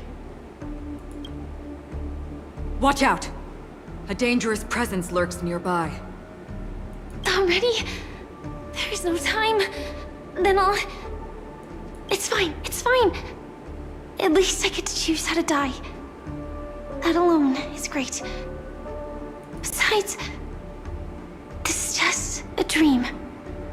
So it won't hurt that much. This is just my first death. I still have plenty of time to fulfill the promise we made together.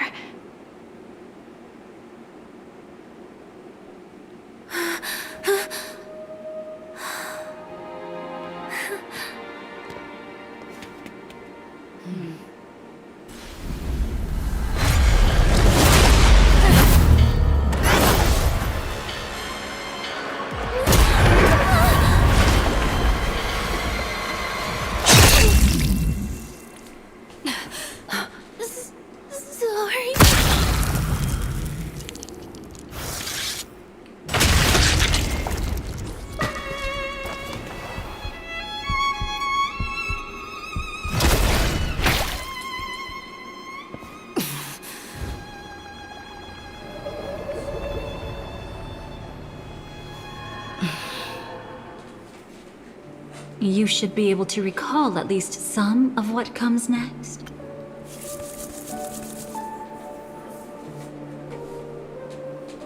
Remember, like, almost 2 years... Like, around 2 years ago, that exact scene... Remember how that impacted the player base? Yeah, I remember too. And this brought back... Wonder what memories this brought back for people who played in 2.0. But after knowing what really happened... It still stings a little, not the same, considering how much the player base loves Firefly. But anyway, let's move on. I'll stop talking. She hoped to reveal the truth of the dreamscape to you through her own death. At the moment she was impaled, even the emanator of the nihility would falter, blade wavering in hesitation. That was her way of securing the best of both worlds. Unfortunately, fate still played a cruel trick on her. The Memoria transformed so quickly that she didn't even have a chance to explain. After that, she arrived at Dreamflux Reef, land of the exiles, the true Penacony. The family went to great lengths to conceal its existence, using death as their justification.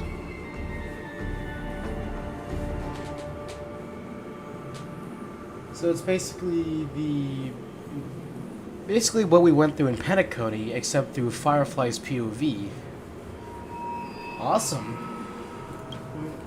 However, at that time, she still couldn't venture deeper with peace of mind. Unable to reveal the truth, the situation that had worried her before continued to persist. She was burning with anxiety to return and get you away from the battlefield. Fortunately, a kind and caring lady was still watching over her. I reached out to help once again. Her worst fears didn't materialize. Death retreated on its own, allowing you all to escape unscathed. After that, guided by Black Swan, you tried to uncover the truth behind Firefly's death. However, as you must have noticed, be it losing contact with her companions, or the embarrassment of being unable to activate her mech, those Memoria illusions were clearly left behind when she infiltrated Penacony from the memory zone. But that hardly matters. Because of Black Swan's blunder, Firefly gained the precious time she needed. When she appeared before you again, she was already using a different identity. That encounter stirred the whirlpool of destiny, causing many paths to converge. And after you left... Do you still dream, Hunter? Of those slain by your hand?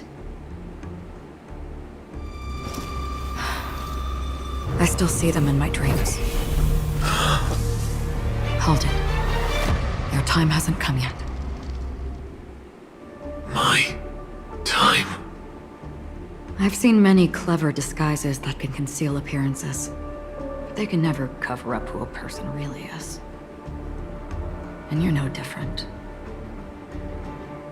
You had no desire to kill the Trailblazer. You only did what you did to drive me and the Memo Keeper away, but... why? Did Destiny's slave make you do it? You know, Elio. I thought this is just the kind of thing that'd get written into your script. My script has always been brief. Other than that, anything beyond that is unnecessary. Now it's my turn to ask. Who exactly are you? Why ask when you already know the answer? I tend to forget things. Which is why, rather than memories, I'm accustomed to using my emotions to capture what I normally wouldn't otherwise. So, I know who is inside that cold armor. Therefore, I can sense it. You know who I am. You know this blade, and the meaning that lies behind it. How about it? Ready to take off that armor and sit down for a talk? It's not yet time. You shouldn't know so much, lost self-annihilator.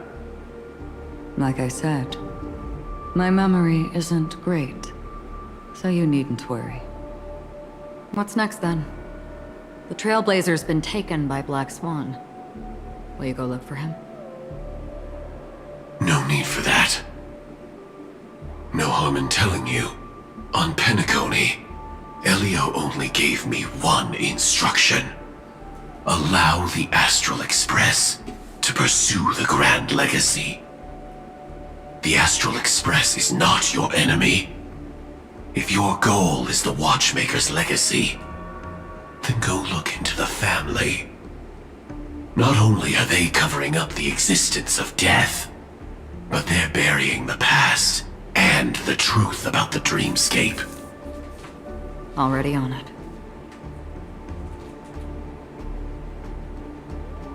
Before we part ways, let me give you a piece of advice. No matter which path you and I walk, death is the inevitable finale.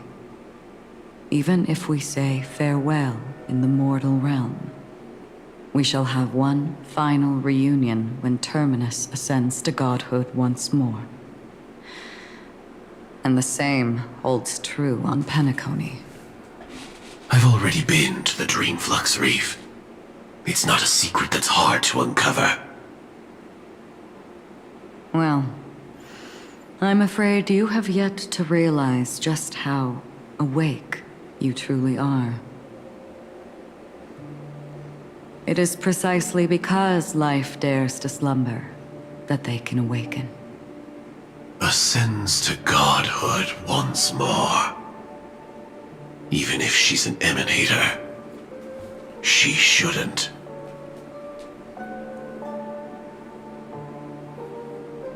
After today, Japella's name will disappear from cosmic history, and the Everflame Mansion will take its place.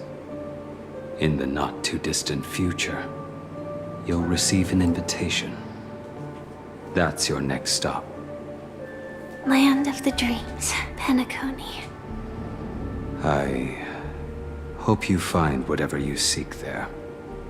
Be it answers or salvation. Thanks. I hope. Huh? A phone call? At a time like this? You can turn him down. You know what I mean. But Elio said I'm the perfect candidate. Candidate?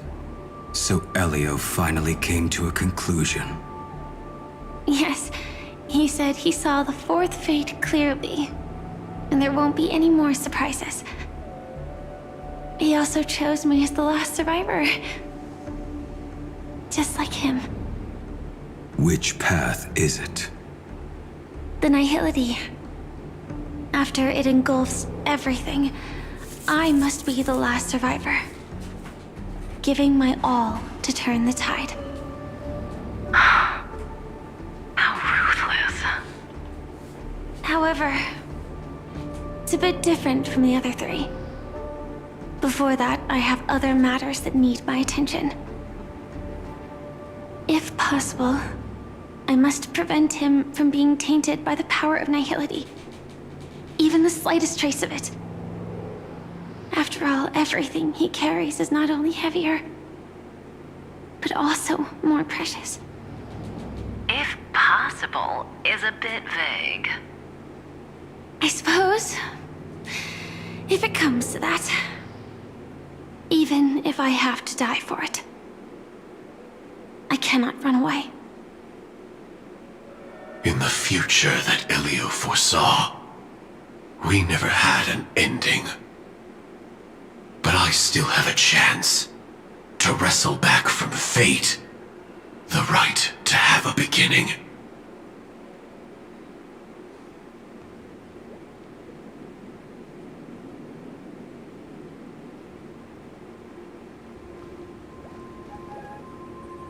Your guest room in reality is surprisingly modest. An aesthetic you share, Miss Acheron. It's a cinch. This music box. The invitation received by the Annihilation Gang. There are latent memories that linger on it yet. You see, memories of you are not yours alone. They travel in other people, other things. I know much, and I can predict even more. With some help, the dead can be made to speak.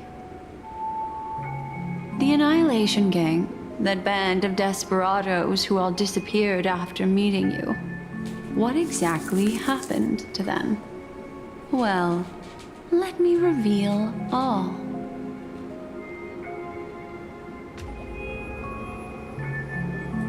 Gradation 12. Dreamscape 12. Father, I dedicate this to you. Well done, Dubra. Wherever they go, shall be met by annihilation. There it is. It's hazy, but it's Ifrit's voice. The other one is probably his progeny. This is the residual memory from when the invitation was first delivered. They were abruptly interrupted. Then, what happened next is...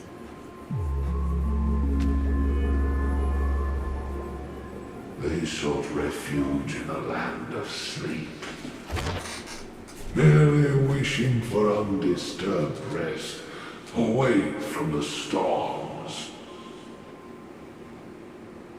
Children of the flame, this marks your rite of passage. She won't be necessary. I alone am enough.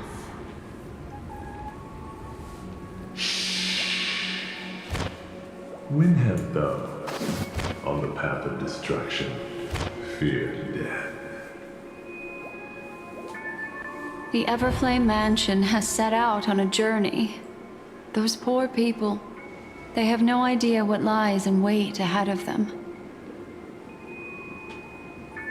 Memory recovery is going well, but slowly. She'll be here soon, and time is short. There's nobody else here, so there's no need to be delicate. In fact, I think I'd better go all out.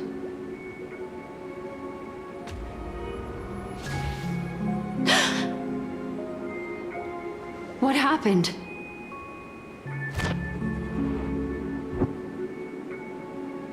The memory after that is blank.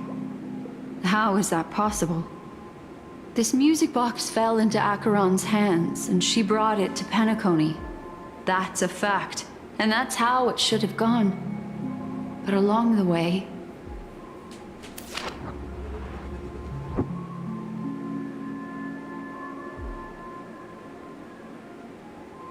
It's like it's been erased. Who's done this?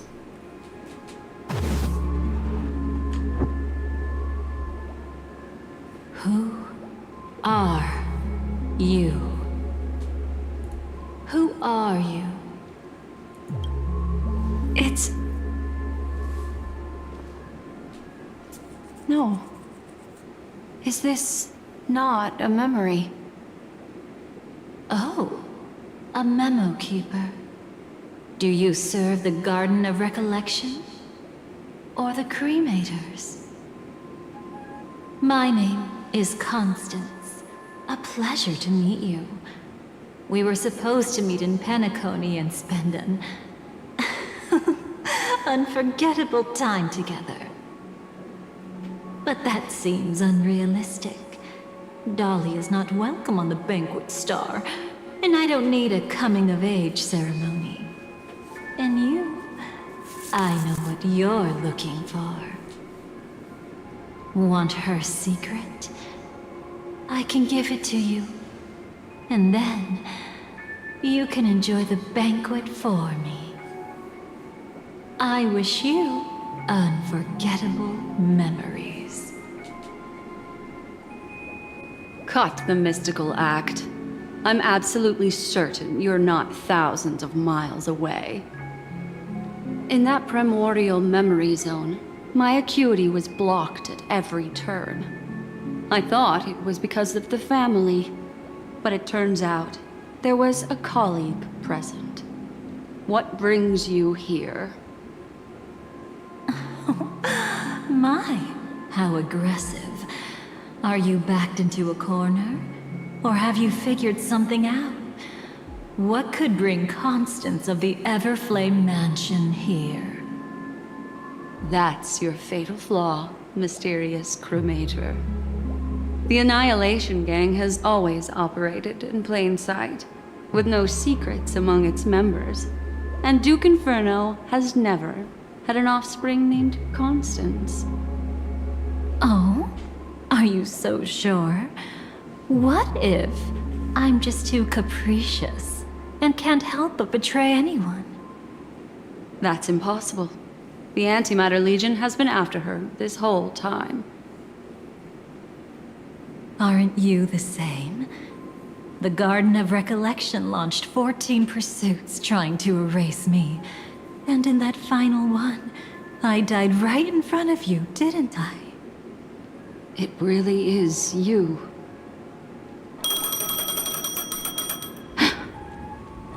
To interrupt another's reunion. Such a graceless act. But by all means. After this, we'll have ourselves a nice long talk about your ingratitude, my dear cellmate.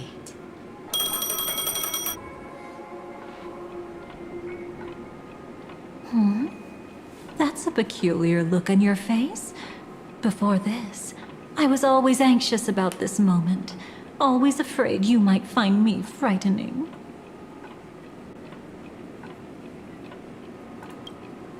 Of course.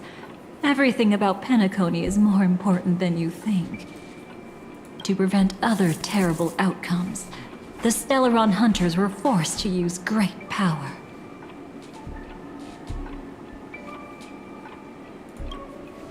If you're willing, and if you can endure it, I can keep going. Or perhaps... would you prefer to indulge in my double standards?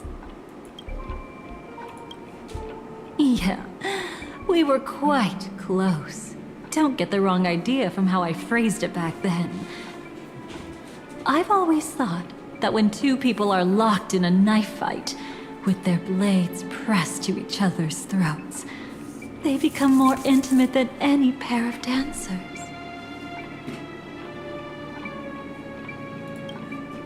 Now, let's turn our gaze to where the threads of destiny intertwine. Soon after, you finally learn Black Swan's intentions. She made a deal with the IPC to bring you before Aventurine. In order to reclaim Penacony, the IPC had been seeking temporary allies. As a show of initial sincerity, he revealed his discovery to you.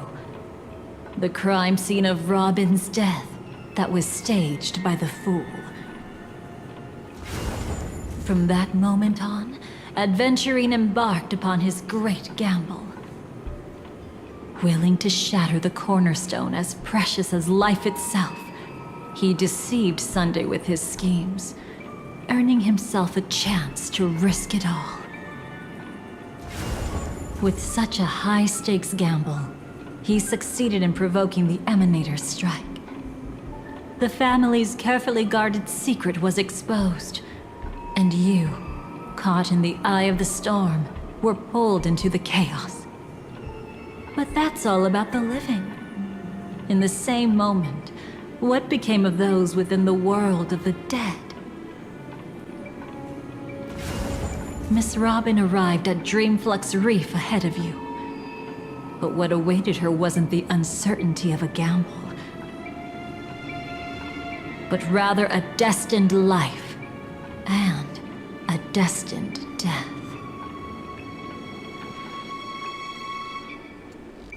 Brother, I don't understand. For a bird, does flying also need a why?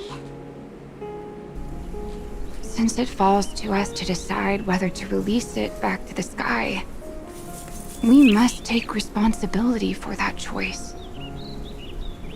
That really sounds like Mr. Gopher would. But I've made up my mind. Let it soar free and wild. If I had feathers and wings like it does, I definitely want to fly. Even if just to try it once. Besides, Big Brother will help it, right? But... It's truly reassuring to hear such words before parting. Come, Sunday. Your little sister will be walking ahead of you now. Mr. Gopherwood, how did you... The gods bestowed upon us heavenly fire, and with it divine tribulations. Let them be, for we are all mortals, born to love and to suffer. Today, more than one little bird will embark on their long journey. How could I miss the moment of your departure? Come here, child. I've prepared a farewell gift for you. What did she give you? Miss Robin? Sorry. Where was I? In Dream's Edge, a masked fool attacked you and left behind a parting gift. Oh, it's hard to call it a gift. When the fool killed me, they put a mask on my face. But when I woke up in Dreamflux Reef, it was gone, and I couldn't feel any effects from it. As for that mask of yours, is it really called the Harmony? The twin of the Order? She might be hinting at something, but I still can't figure out what she means. Speaking of which, how is that anomaly of yours doing now? I'm gradually getting better. There's no denying that Dreamflux Reef also spreads the Harmony, and it hasn't been affected by the family's traitor. As for my loss of voice, I still need to keep investigating. Perhaps I've been wearing a mask all along, without even realizing it. If you need any help, just say the word. Thanks for your help. I'm starting to get familiar with this place. But Dreamflux Reef is so isolated. Is there any way to know what's happening outside? I want to check on my brother's situation. That's easy. Just head to where all the action is. Want me to show you the way? I'll take a walk around by myself. Thanks, Mr. Micah.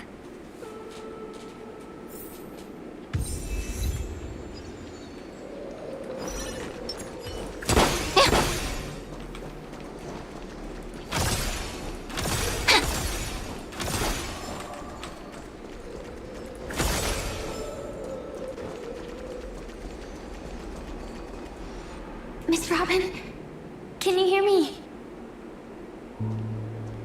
That voice. Over here.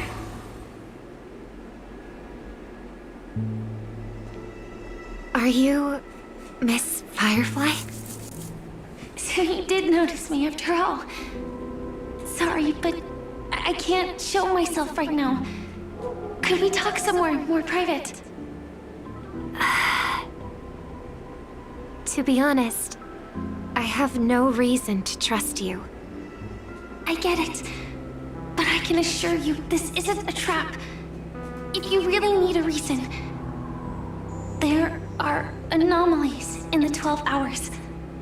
We are suspicious of the Dream Master's true identity. Lead the way. But let me be clear. Agreeing to me doesn't imply anything about my stance. Understood. My companion will show you the way.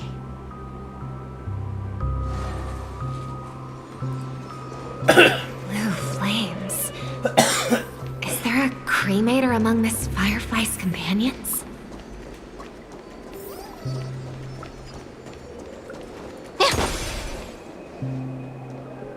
Miss Firefly, you can show yourself now. Sorry, just a moment. My companion will bring you this way shortly. This way?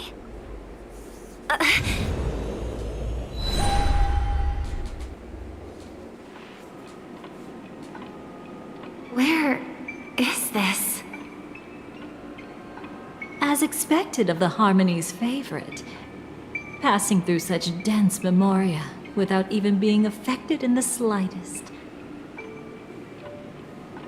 Hello. You may call me the Dahlia for now.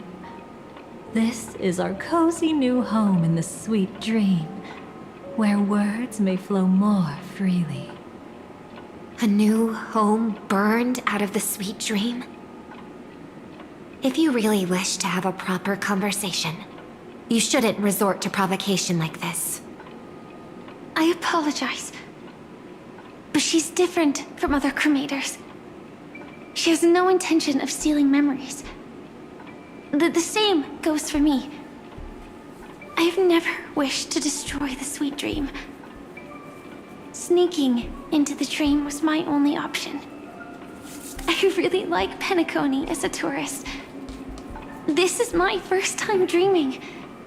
And Penacony is more wonderful than I imagined. Thanks. So, what brings you here? I'm sure you've noticed it too. The Dream Master Gopher would completely merge with the dreamscape, becoming virtually omniscient and omnipotent in Penacony.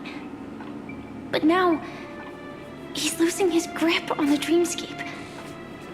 To find out why, we conducted some investigations. In the primordial dreamscape, we uncovered a crime that he had buried away.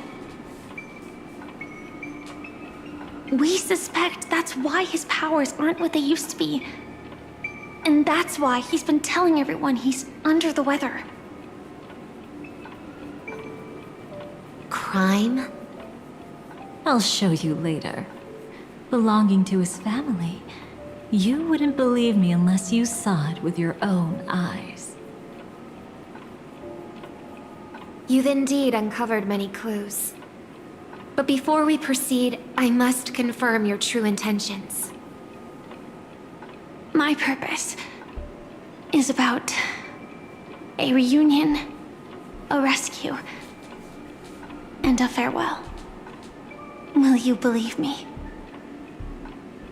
Miss Firefly, that expression and tone of yours just now, I've seen it many times in my audience. Expression? That's the look one has when describing what they hold most dear in their heart. So I'll trust you this time. When I first left Penacony, the Dream Master gave me a parting gift. A divine law, so to speak. For a leader of the 5 lineages, that's pretty cheap, isn't it? Since then, I've walked the path of harmony as a Pathstrider, wielding its power. Until I returned once again for the Charmony Festival. In the 12 hours converged by the Dream Master, I developed symptoms of losing my voice, and the strength of the harmony began to wane. Yet in Dreamflux Reef, I wasn't affected at all. I believe that the path he once pointed to might not have been named the Harmony. That's why I gradually became incompatible with the sweet dream. In the past, the Dream Master would harmonize for me. But when he was too busy to tend to me, I finally noticed something was wrong. So, which path did he choose to walk? It's not clear yet. There aren't many clues about this, but I suspect it's the Order. Thank you, Miss Robin. You've helped us clear up many of our doubts. However, regarding the Dream Master's path, we have different conjectures. What is it? Come with me. It's time to see it with your own eyes.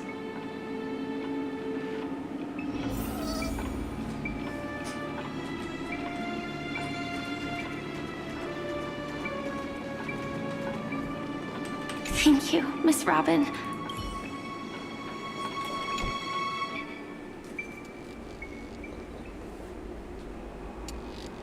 Here lie secrets that the family tried to conceal, and a long, romantic tale.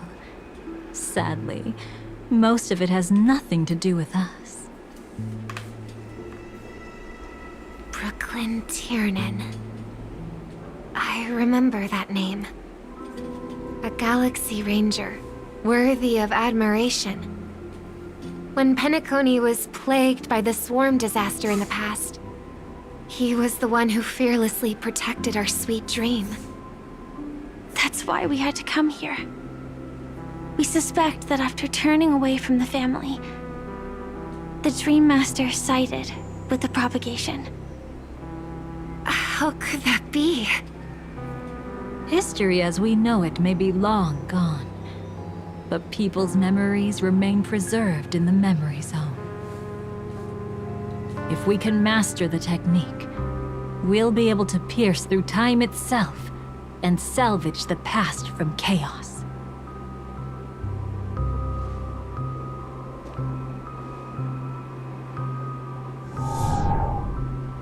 Is this Memoria? Every disaster brought by the swarm was accompanied by countless sacrifices. Some names were remembered, but others were not only forgotten, but betrayed. What are you doing? I am not your enemy. Indeed. Our true foe is that abominable fate. Then why? Why? Easy, child. Your struggle only adds to the pain. The strike I just delivered, dishonorable though it may be, did not miss. Here and now, your death is certain. But I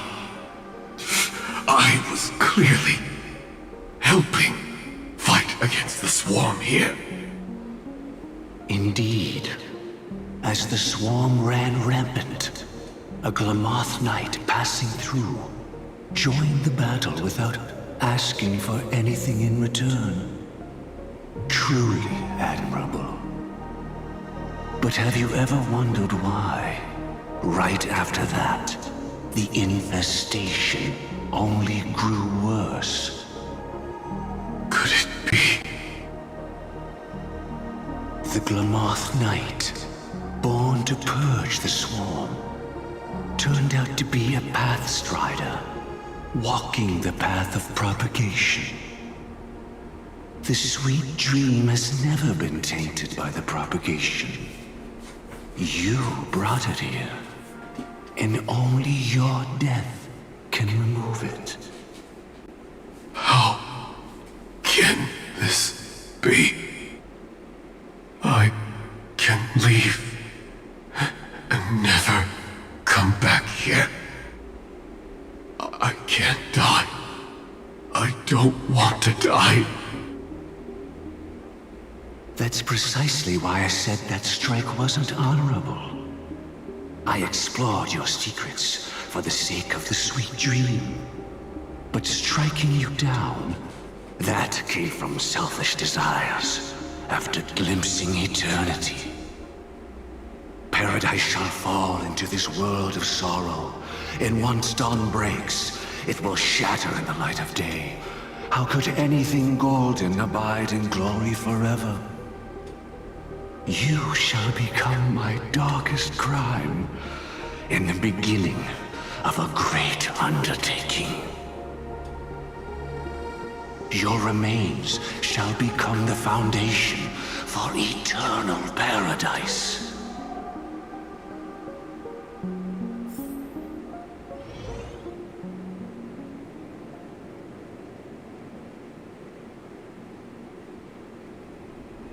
You're quite familiar with the Memoria, so you should be able to tell whether this memory is fabricated or not.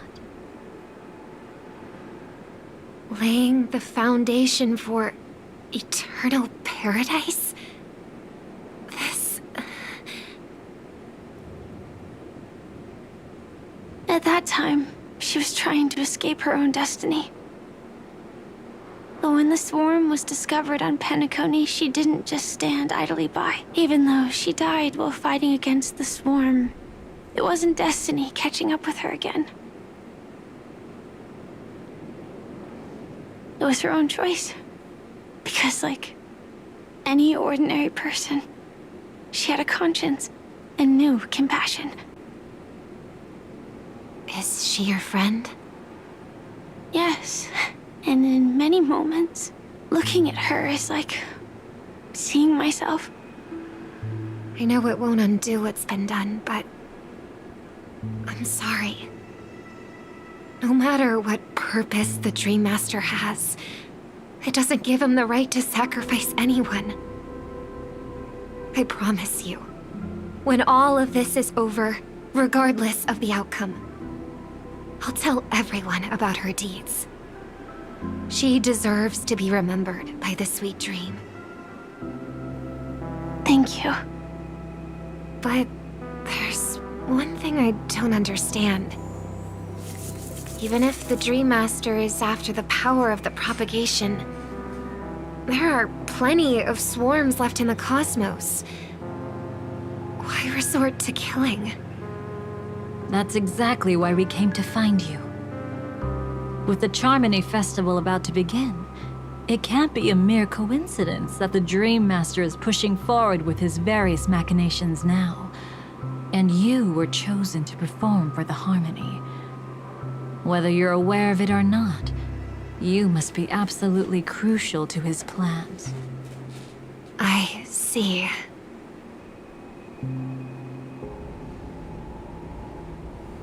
You want me to become the conduit to retrieve the past from the memory zone?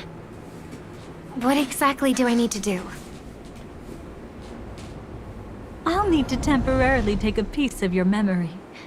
By letting it stir up the memory zone, I can follow the flow of Memoria and burn a path through, retrieving scenes from the past once again.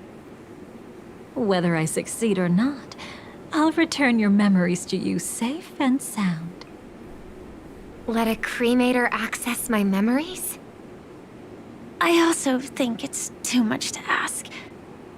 If you deem it necessary, you can use tuning to leave a safeguard in our minds, preventing any ulterior motives.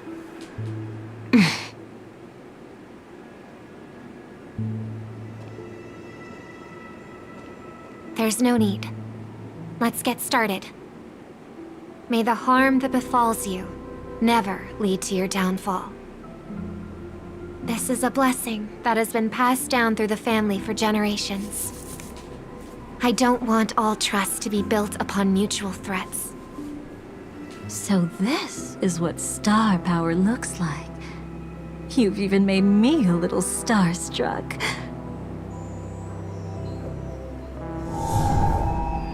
All right. Looks like we got lucky. Oh? What's this? A piece of worm-eaten oak? Found something new? This time, I'm afraid we've uncovered quite a disaster. Let's go see it with our own eyes.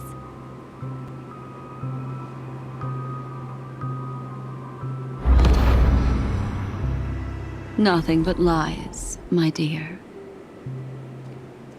Hiding behind the title of a memo keeper? Tell me, how long have you been lying to them?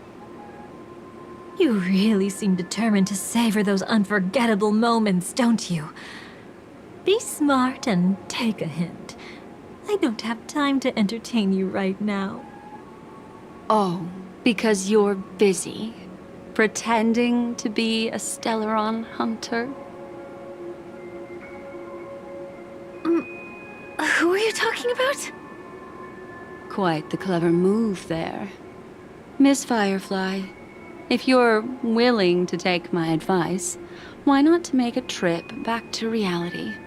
Ask that Silver Wolf lady carefully who your true companions really are. How did you... All right, you.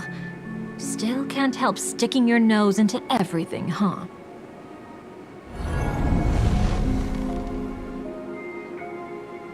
Who exactly are you people? She's just a cremator who manipulated memories and pretended to be a Stellaron hunter's companion. She fooled all of you. What about Miss Firefly? Is she all right? She might get lost in the memory zone's turbulence, but don't worry. She's quite something. She'll only be stuck there temporarily. I'm here to bring you back to the Oak family. Mr. Sunday is worried about your safety. He tasked me with finding you in the dreamscape. As for this Dahlia, she cannot be trusted. To extract specific history from the memory zone through just one memory? While there might be memo keepers capable of such feats, they certainly wouldn't be mere pathstriders. Seems you've been watching for quite a while. Yet you only show up fashionably late when we're about to make progress. Who's the untrustworthy one here, I wonder? Save your excuses. I bring a message from Mr. Sunday that will prove my identity. Just a message? Don't you find that a bit ridiculous? Let's give it a try. It's only 2 words. Charmony, Dove. I don't know the details, but Mr. Sunday said you would understand. Indeed. Unless it's an extreme situation, this is enough to earn my trust. The IPC, Astral Express, and now you're even taking assignments from the family? My, aren't you popular? But you just had to choose the path of your own demise? Back then, I not only kept Lady Acheron's secret, but also left you with your life intact. What? You're that eager to rekindle our past? Well, you are the Dahlia, after all. I have to keep an eye on what kind of trouble you're going to stir up next. I've been questioning this for a long time. How could Destiny's slave possibly accept someone like you, whose very nature is betrayal? And what's the deal with the Stellaron hunter? Let's get somewhere safe first. Then we can talk. She's too dangerous for us to let our guard down. Many thanks.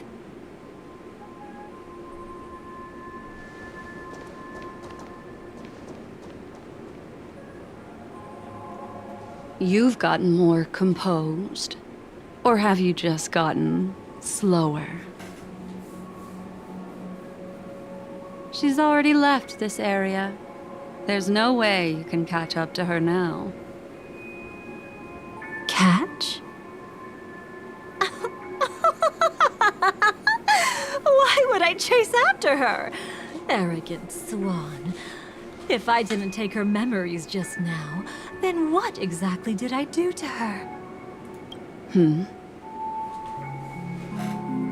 I might as well tell you. I planted a spark of the cremator's fire in her memories. It will spread silently, and in an instant, it will burn away all her memories of seeing me. She'll believe she was never here. The suspicions that have already taken root in her mind will also gradually fade away. No matter what she has discovered, the moment she attends the Charmony Festival, she'll revert back to that good child who was born to walk on the Order. You're the one who's run out of time. I see.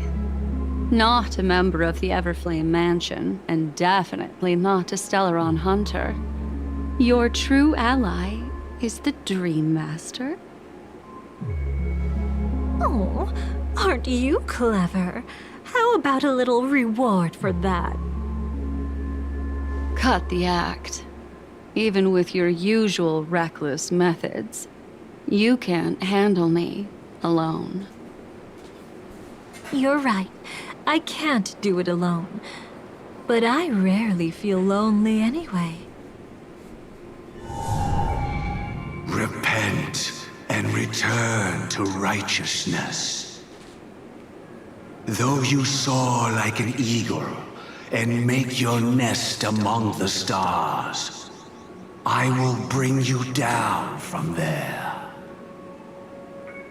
Now, can you still keep your cool? He actually gave you strength through the divine law. The Dream Master would go this far for an ally? What can I say? I'm just that trustworthy. If he hadn't done that, how could my control over Memoria far exceed that of ordinary memo keepers? Let alone allow me to tamper with the Stellaron hunter's memories. Unfortunately, you lost your composure in your euphoria. In the dreamscape, I might not be your match. But if I want to leave, you can't keep me here. Harsh words. Want to test that theory?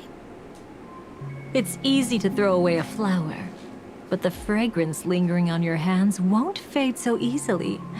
I can be quite persistent, you know. Even if we rekindle what once was, I remain unchanged.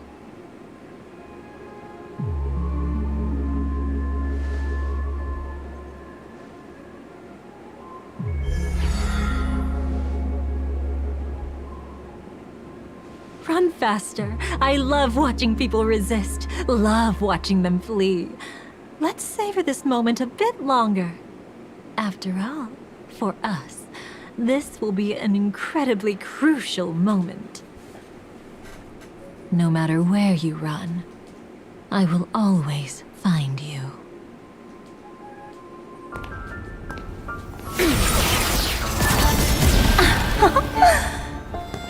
I have the numbers advantage. You have no chance of winning. I don't want to use the cremator's tricks. Not that I can't. I knew it. Your ever-shifting morals. Never changed.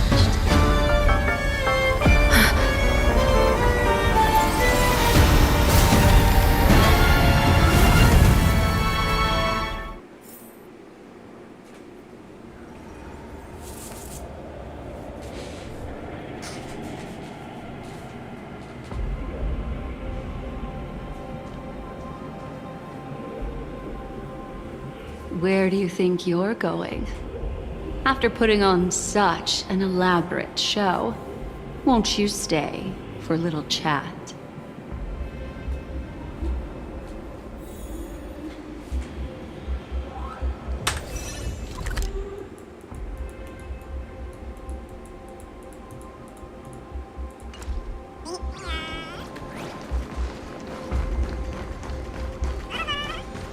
Where do you think you're going?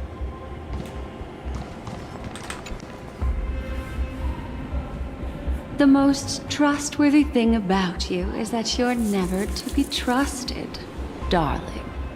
And that's one thing that's never changed about you. When did you figure it out? That the divine law used to share power with me was also the shackles he placed upon me. The moment you admitted to being the Dream Master's ally, I began to suspect your true intentions. Until now, you've betrayed every single faction you've joined, without exception. Besides, after not seeing each other for so long, and now having such an overwhelming advantage over me, you'd do everything in your power to stop me, even if I had the slightest chance to escape. The openings you deliberately left during our clash weren't exactly subtle. Rather than toying with me, you were leaving gaps everywhere for me to cremate Memoria. Oh, really? I'd love to drop the act and give you a proper taste of torment. But alas, as long as the constraints on me remain, I'm not my own master. I can't do anything that would harm Gopher Wood, nor can I reveal his secrets.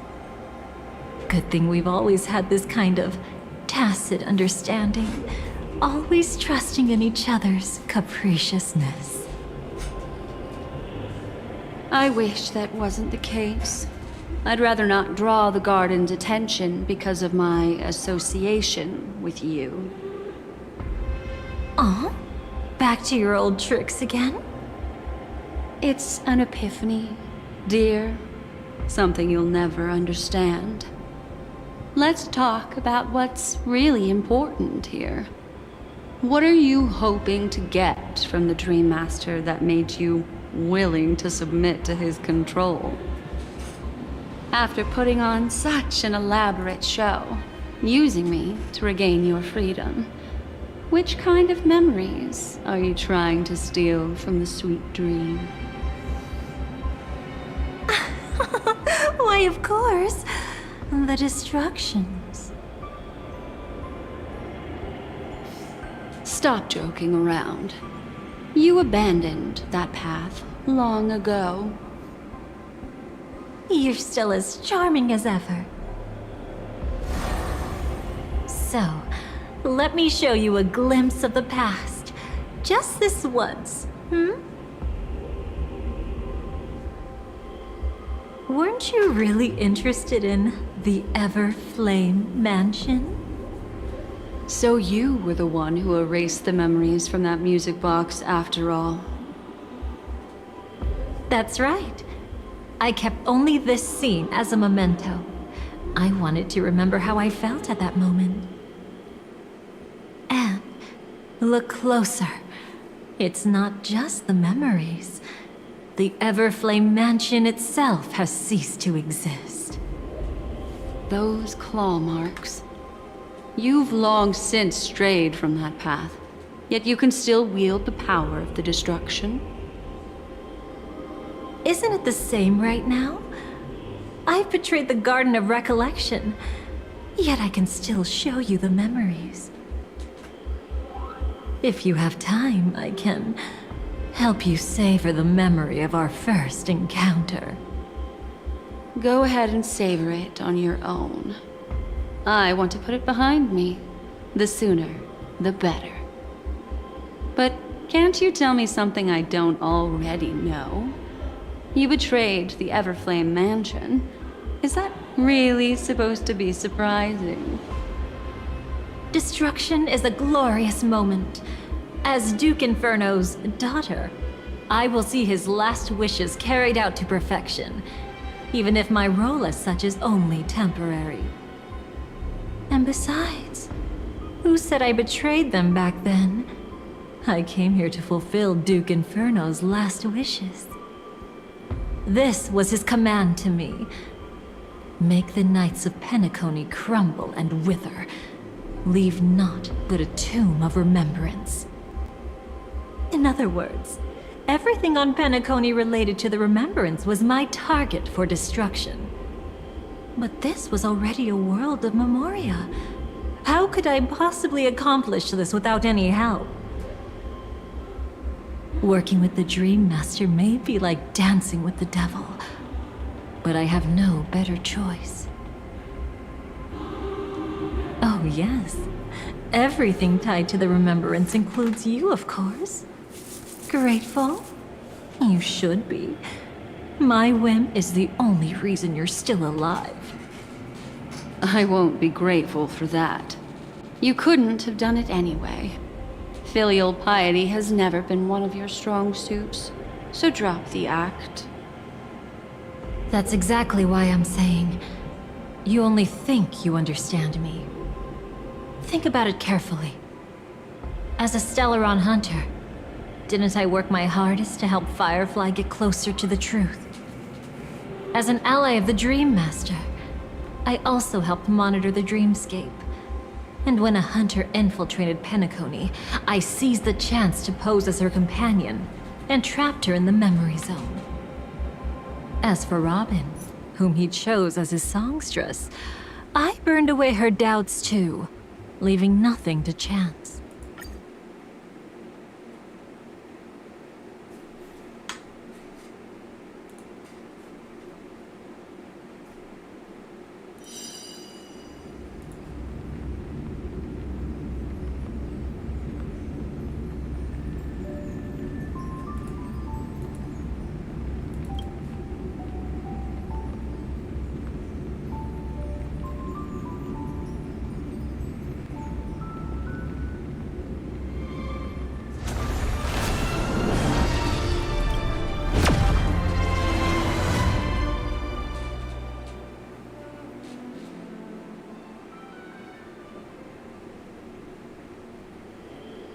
Weren't you really interested in the Everflame Mansion?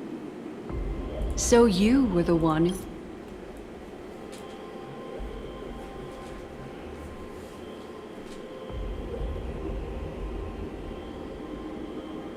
who That's right. And those claws. Isn't it the same? If you have time, I can Go ahead and say. But can't you tell? Destruction is a glorious moment. As Duke Inferno's daughter, I will see his last wishes carried out to perfection, even if my role as such is only temporary. And besides, who said I betrayed them back then? I came here to fulfill Duke Inferno's last wishes. This was his command to me. Make the Knights of Penacony crumble and wither. Leave naught but a tomb of remembrance. In other words, everything on Penacony related to the Remembrance was my target for destruction. But this was already a world. Working with the Dream Master may be like dancing with the devil, but I have no better choice. Oh yes, everything tied to the Remembrance includes you, of course. Grateful? You should be. My whim is the only reason you're still alive. I won't be grateful for that. You couldn't have done it anyway. Filial piety has never been one of your strong suits, so drop the act. That's exactly why I'm saying, you only think you understand me. Think about it carefully. As a Stellaron hunter, didn't I work my hardest to help Firefly get closer to the truth? As an ally of the Dream Master, I also helped monitor the dreamscape. And when a hunter infiltrated Penacony, I seized the chance to pose as her companion and trapped her in the memory zone. As for Robin, whom he chose as his songstress, I burned away her doubts too, leaving nothing to chance.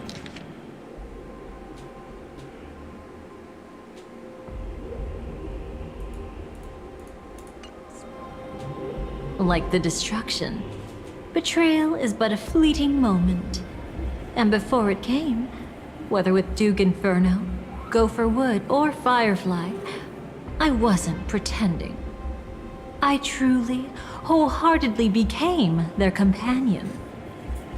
What about Robin? Those sparks that burn through memories. Don't you think that was a bit too much?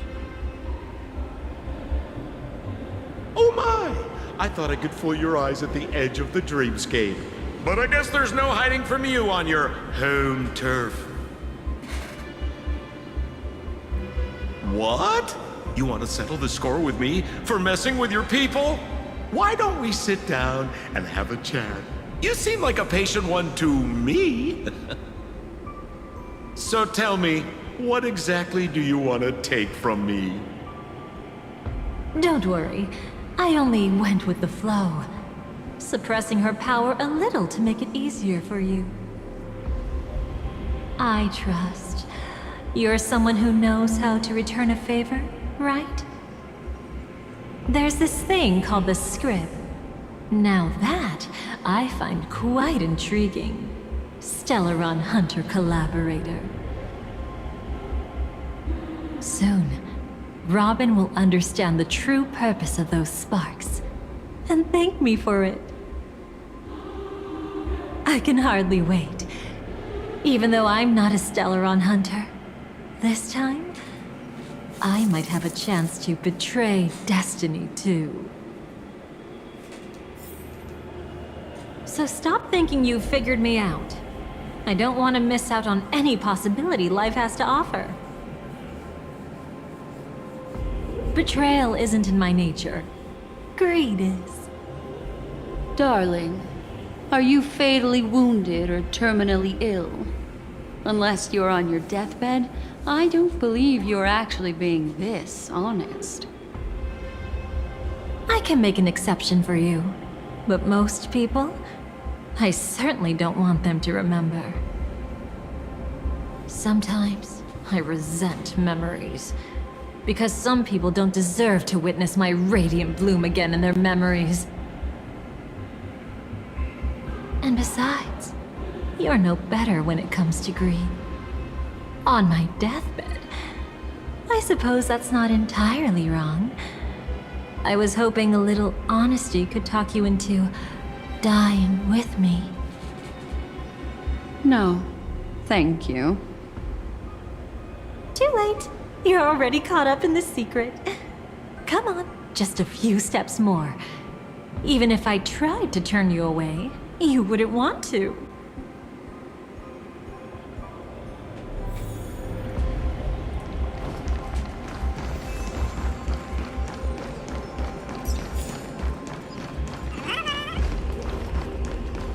I see now.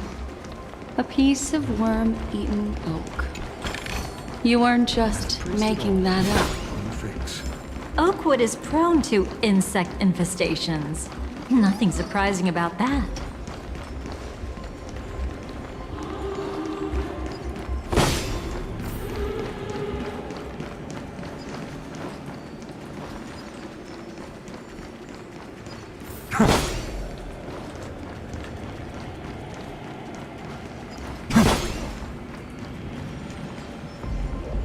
It's him.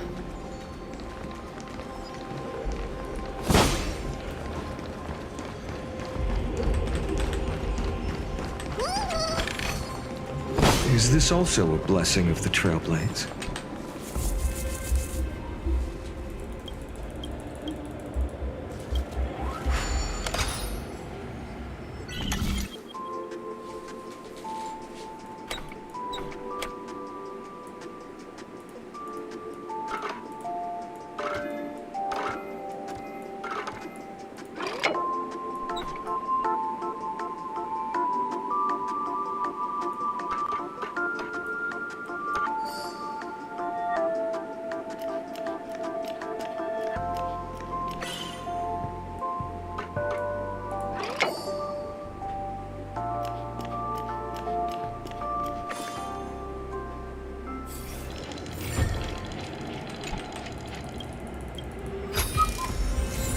praised it all.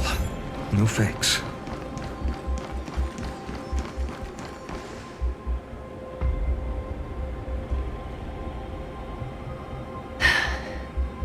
Just look at this place. Shouldn't be this lively here. Ladies, which one of us would you say is the uninvited guest? Mr. Aventurine, what are you doing here? Well, the game's over. And I scored a big win. Oh, what did you get out of it? The Nihility Emanator cut me, and I died in the most spectacular fashion. Oh, speaking of which, you must know exactly how that feels. My dear lady who loves to dance. Still better than having no invites at all, my dear helpful lady. You two are really something special. You're quite interesting, Mr. Aventurine. However, you weren't supposed to find your way here. Unless you can give me a reason, I'll indulge you by letting you die once more. That confident, huh? You haven't hidden your weakness well, even though you're one of the 10 Stonehearts. Right now, you'll be easy enough to handle. I wouldn't be so sure. Since you know who I am, you should know better than to gamble. Consider this warning a welcome gift from a friend. We'll be back after a short break.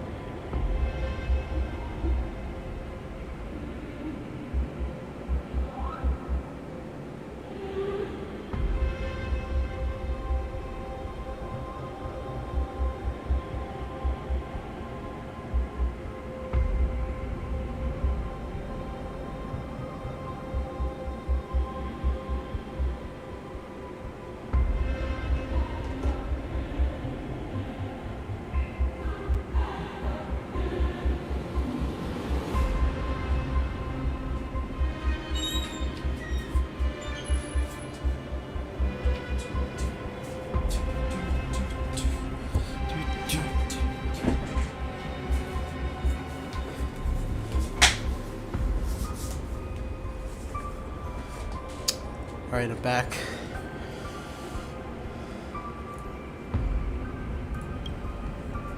So long as my trump card remains unplayed, none will dare see the hand through to the end.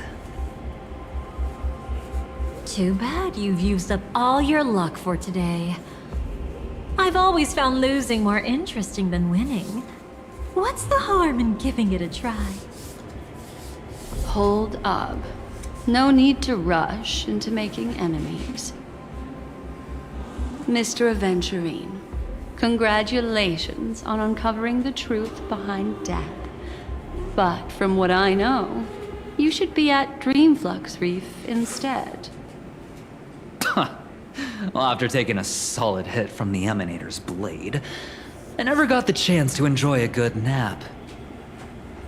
Thus I sank into the chaotic memory zone, and then my desire led me here.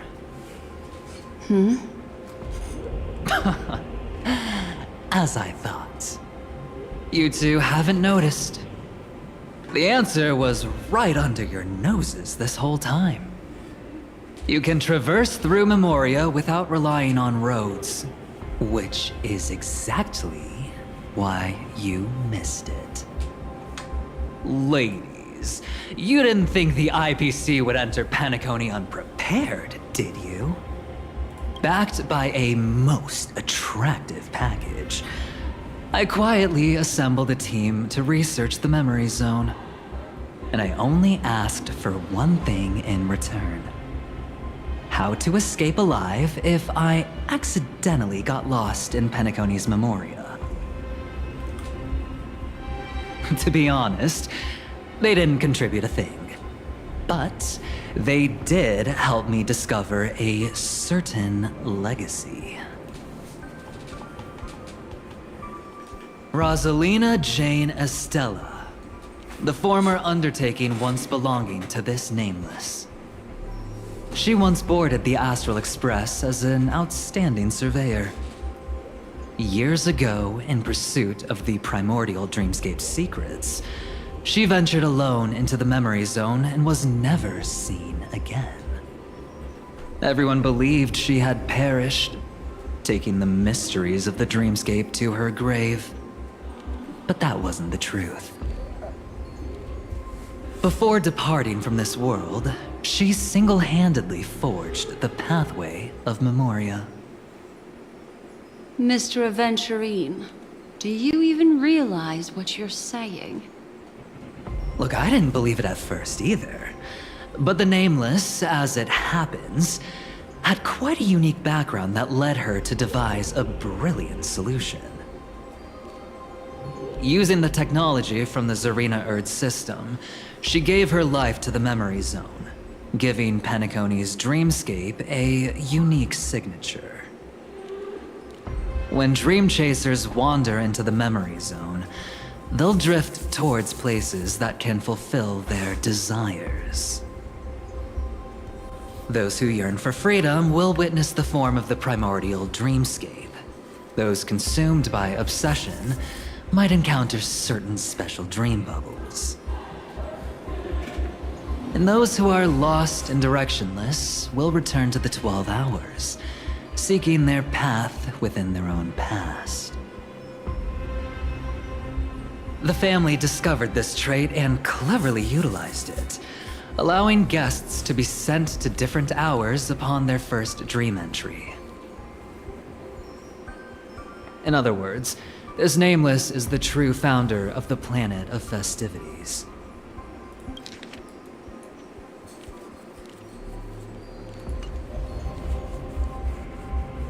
As for me,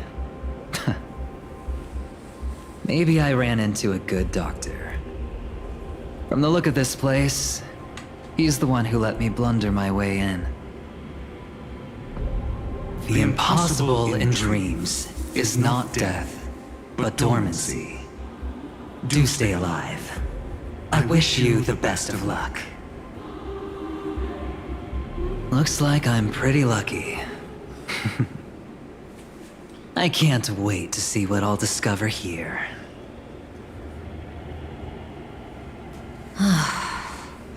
It would seem luck favors you still, Mr. Aventurine. Fate is truly fascinating, yet cruel. Remember Miss Robin's question? If the Dream Master was after the propagation, why did he have to harm the Glamoth Knight?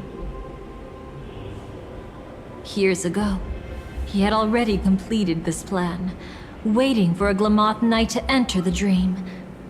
Unfortunately, with the sudden fall of his empire, his hopes seemed to have been dashed.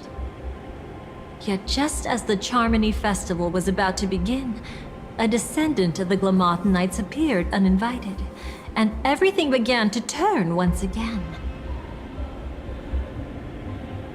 The Dream Master was never afraid of Firefly investigating the propagation.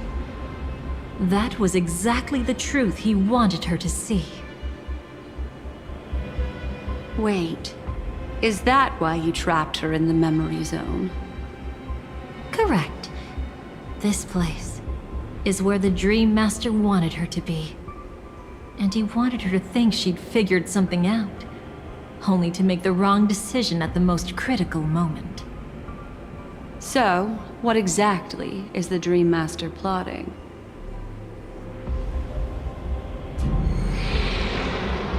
It doesn't matter anymore. We've missed our chance to stop him.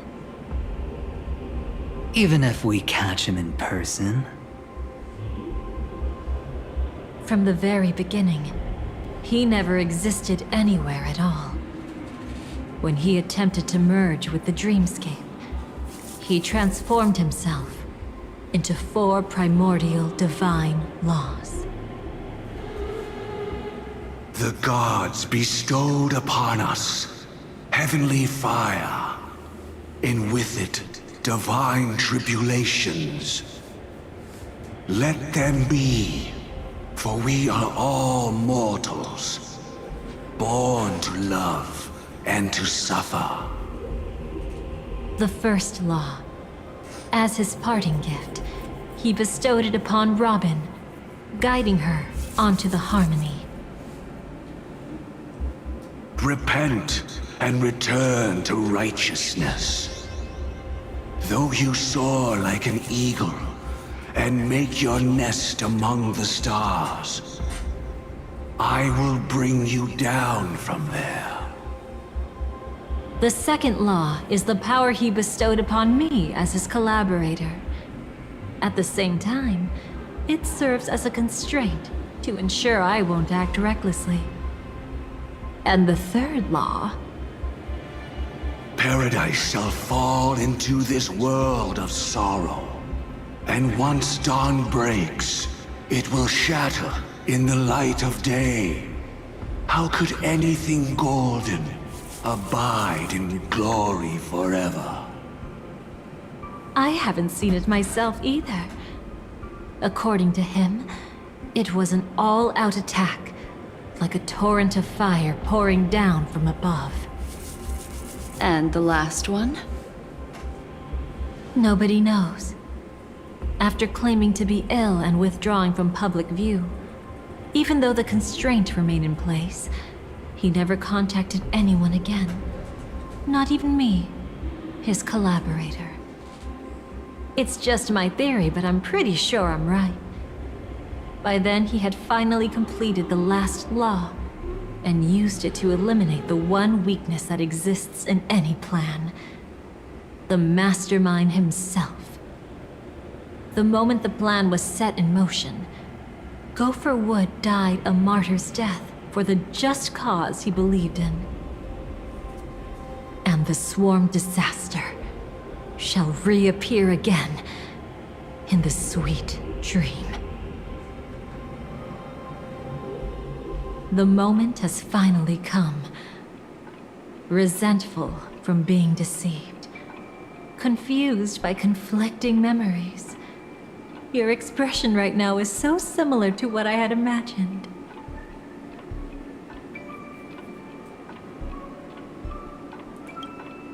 Though it wasn't my original intention, I wanted to help her. To keep her from getting caught up in Gopher Wood's schemes and facing such a detestable fate. Alas, I couldn't make it happen. The path your predecessor Rosalina left in the Memoria pushed Firefly towards a new lease on life.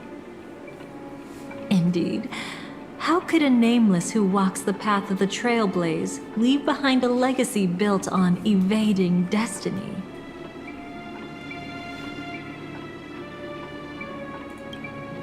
Every sigh. I'll try to fulfill Duke Inferno's last wishes. Advance Gopher Wood's plans, and yes, indeed, I've helped the Stellaron hunters uncover the truth. Don't be too mad. I wasn't a Stellaron hunter back then, but wasn't everything that happened in Penacony the perfect opportunity to join?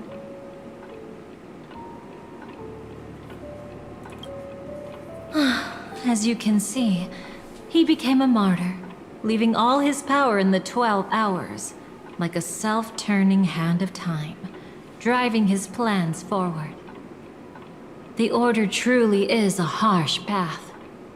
Enna, Gopher Wood, and Sunday, the one you know even better, they all chose to sacrifice themselves for it.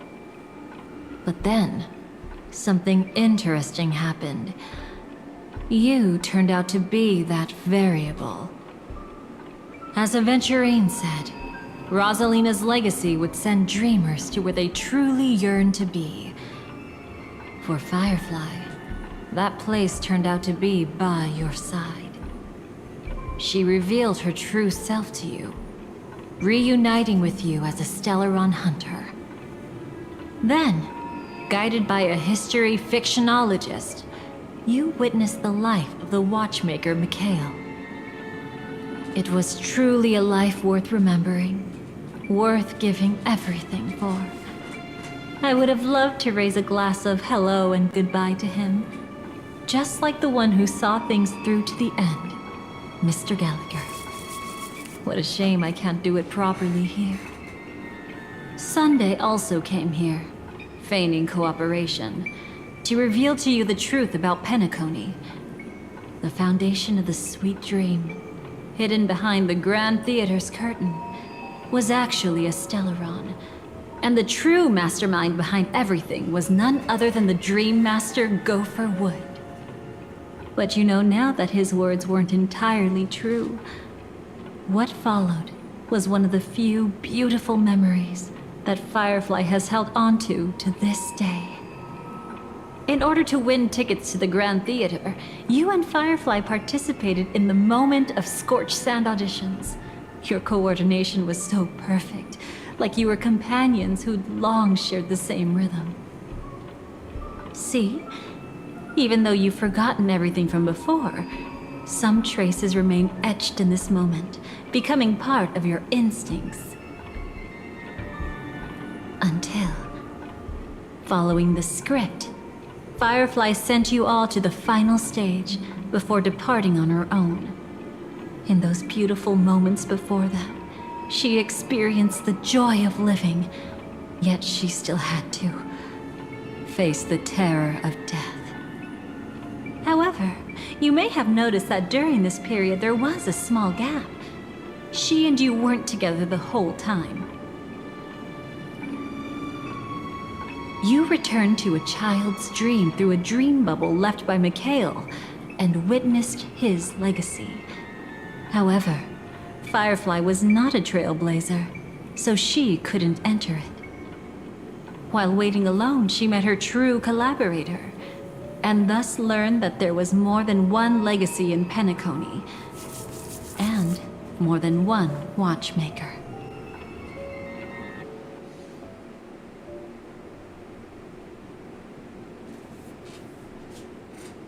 Did they enter that dream bubble? That's right. Unfortunately, you won't be able to follow them in so easily, even if you've traveled together as companions. That old man can be so stubborn sometimes. He'd rather have the Nameless be the ones to witness his legacy. No, I think it's quite romantic. the legacy left in the past will give them the courage to continue walking towards the future. Even if I can't walk alongside them, I'm content in knowing this. Ha! You're quite like the Nameless. Awkward, but admirably so. Maybe we can't walk the same path, but... Passphrase, respond at once. Why does life slumber? Huh?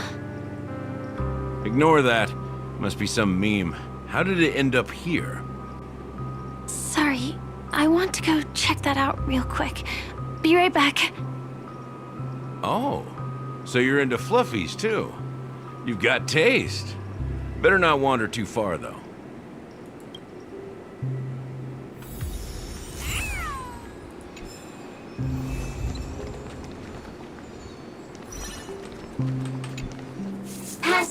Passphrase, respond at once. Why does life slumber? Because people are afraid to wake up from the dream. Perfect. Identity confirmed. Welcome, Agent Mech Tycoon. Please proceed to the next rendezvous point. Our people will be waiting for you there. Is this really necessary? Gotta stay in character. Follow the instructions, Mech Tycoon.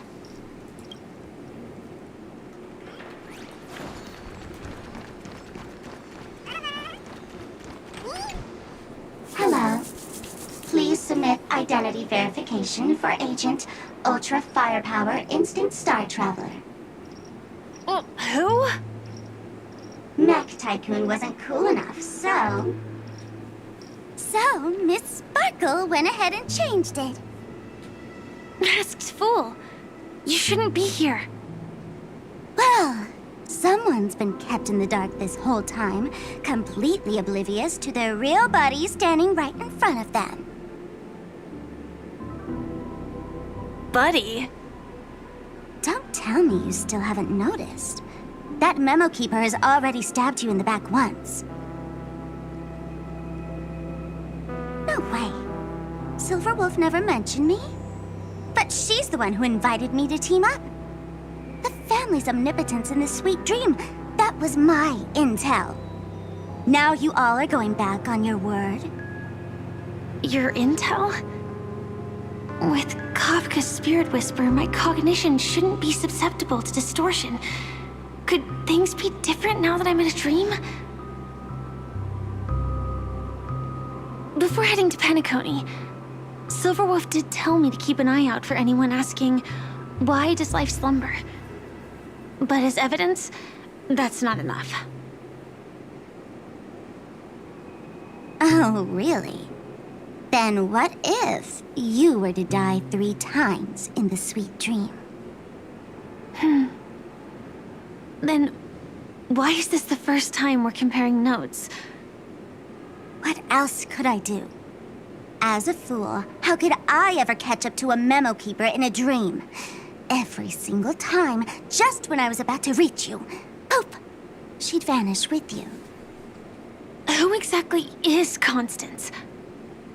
She works for the Dream Master, but she definitely has her own agendas. She secretly made a deal with me.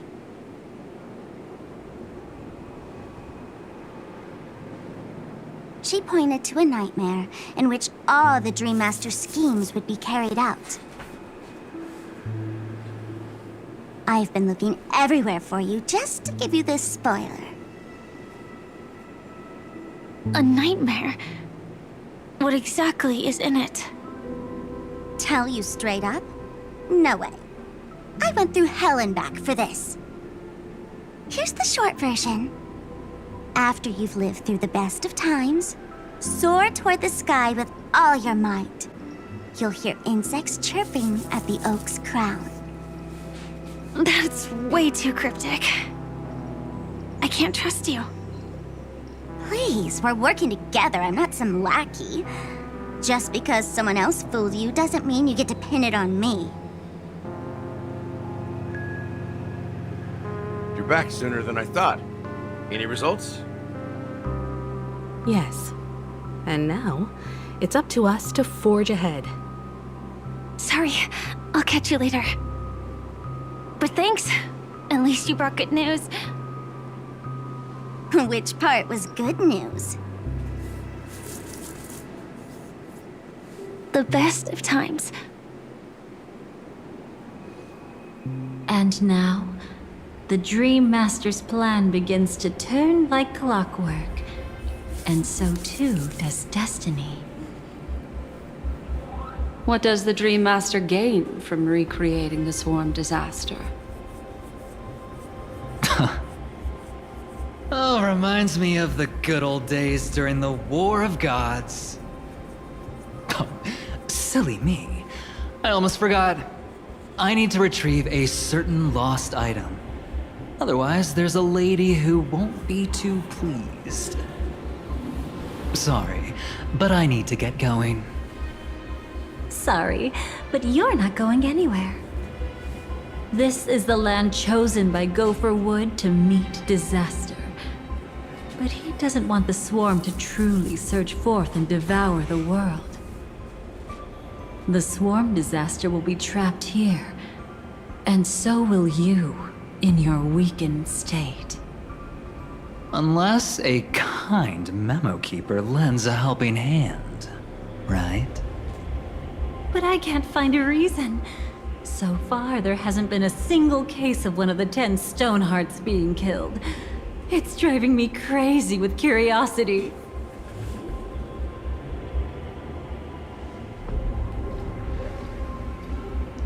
Glory above all! My friends, in the face of the omen of evil, we must stand united more than ever. Allow me to prove our resolve with my spear and pierce through this darkness. Okay, first, so where were you this whole time, and how did you get into Penacony? Let's find out. Huh? Whose backup is this? Pardon my late introduction. I am Argenti, of the Knights of Beauty, traversing this cosmos to eradicate all that is unsightly in this world. In the name of beauty, the one and only has brought me to this place. Perhaps it is destiny's guidance that led me here. In this dreamscape tainted by the propagation, I shall uphold the name of beauty and clear the path for all of you. Ah, passing knight. You found just the right person. I am an IPC envoy trapped here. Lend me your aid. For Adrilla the Beauty is the most peerless beauty of them all. Someone's a quick learner. Nothing else to say. This is far too much of a coincidence. What else is there to say? Would this Sir Knight even listen to us try to reason with him? That's the fascinating thing about destiny. Some people are just born lucky. Let them be. We should get moving now. Where are we going? To find your dance partner, darling. By an unexpected turn of events, the Dream Master's plan is about to come to fruition. And to deal with him, we'll need an emanator to step in.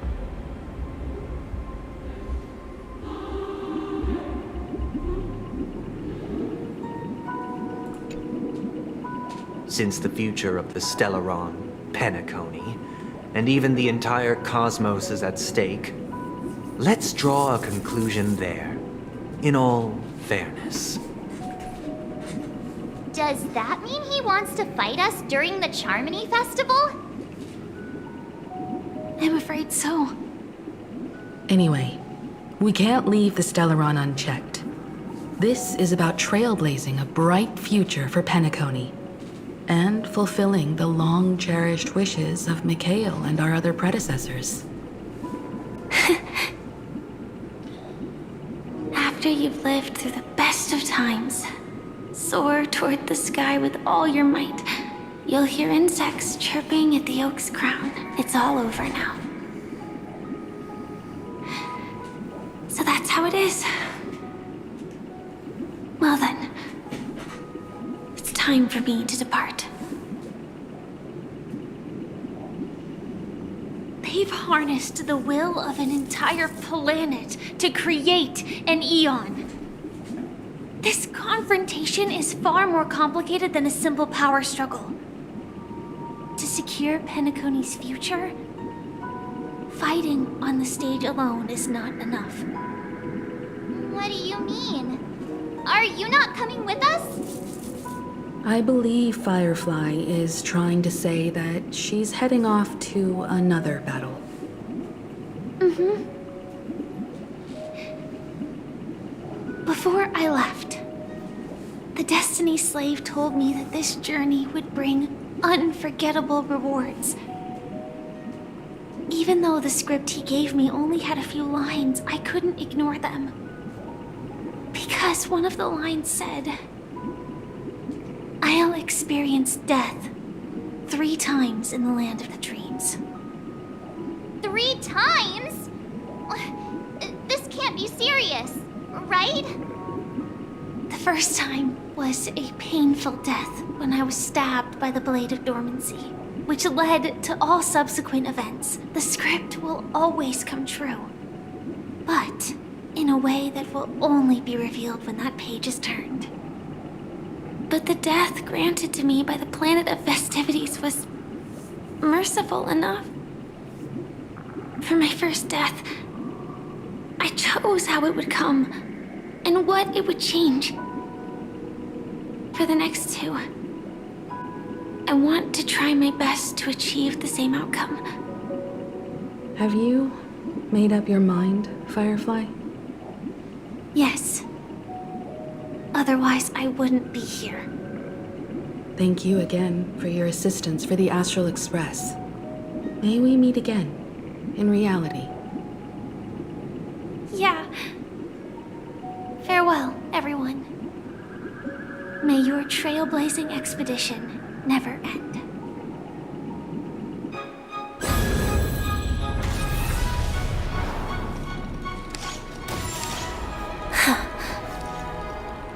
I dreamed of a scorched earth. Everyone, are you ready? A new shoot sprouted from the earth. It bloomed in the morning sun and whispered to me. Like fireflies to a flame, life begets death. May we meet again in reality.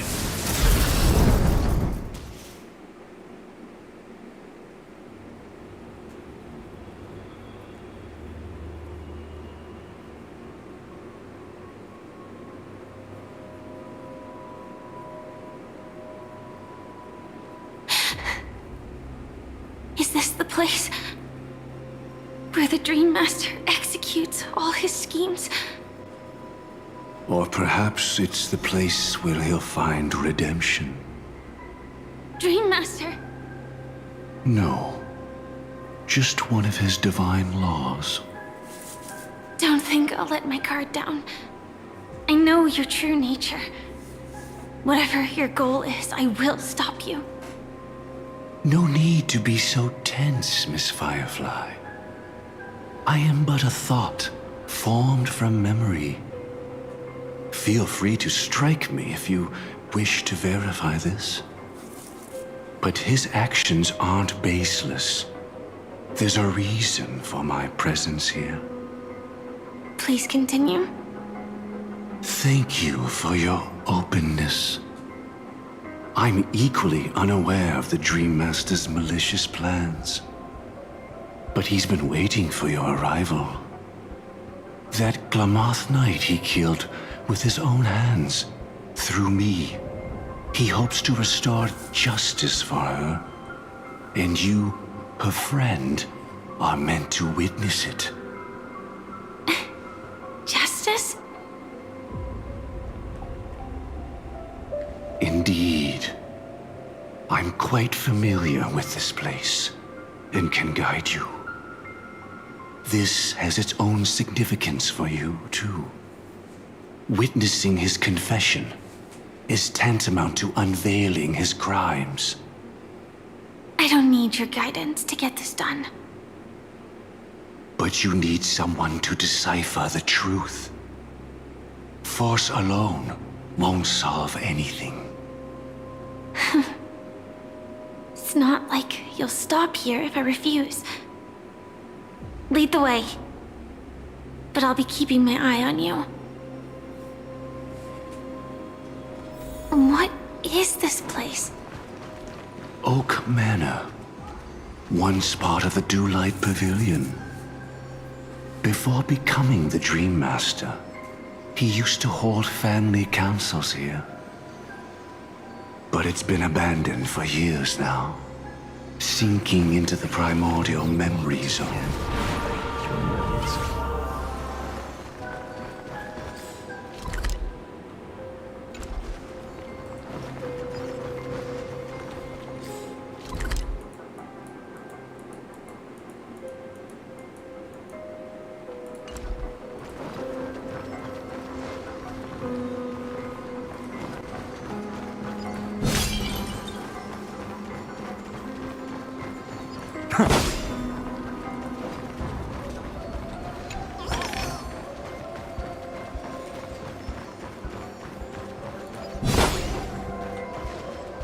Is that... I'm afraid it's pain.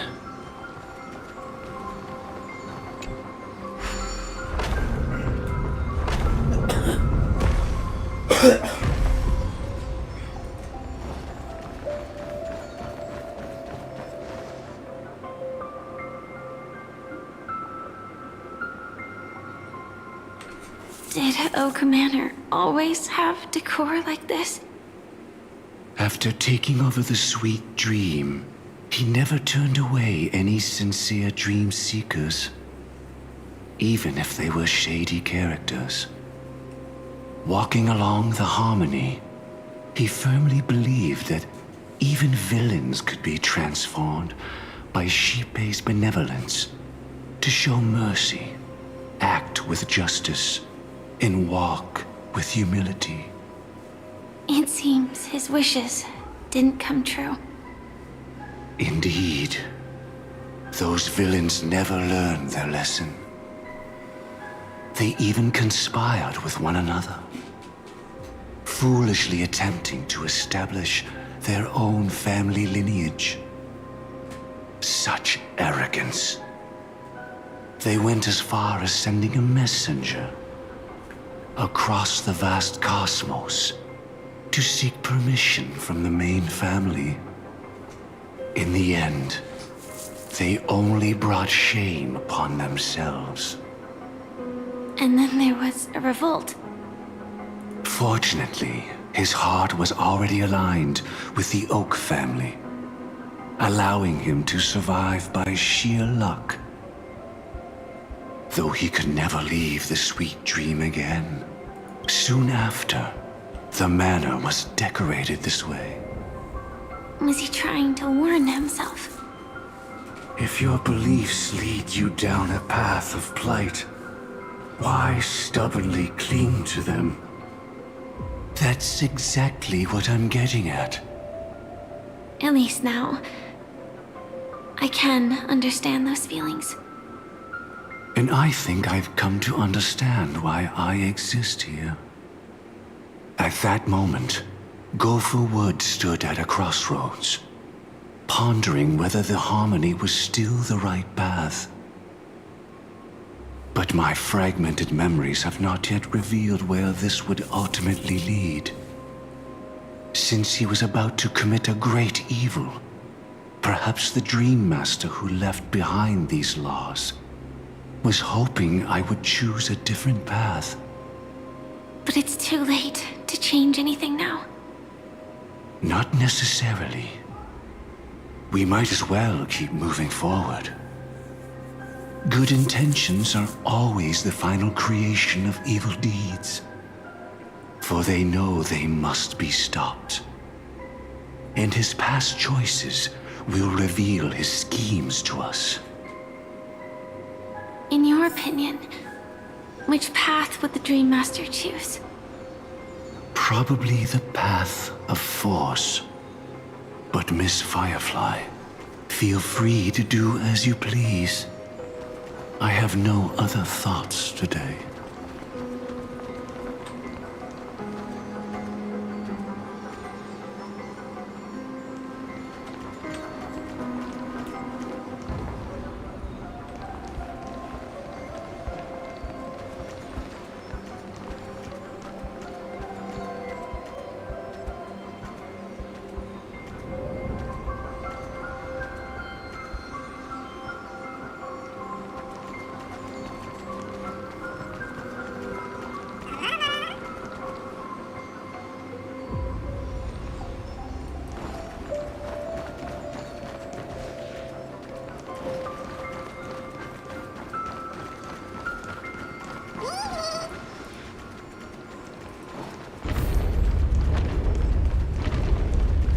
The road not taken can never be retraced.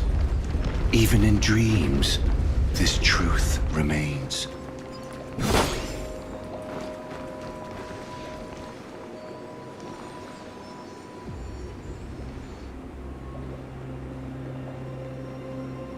In the end, all paths lead to the same destination. Human will, it seems, truly has very little impact. Is this?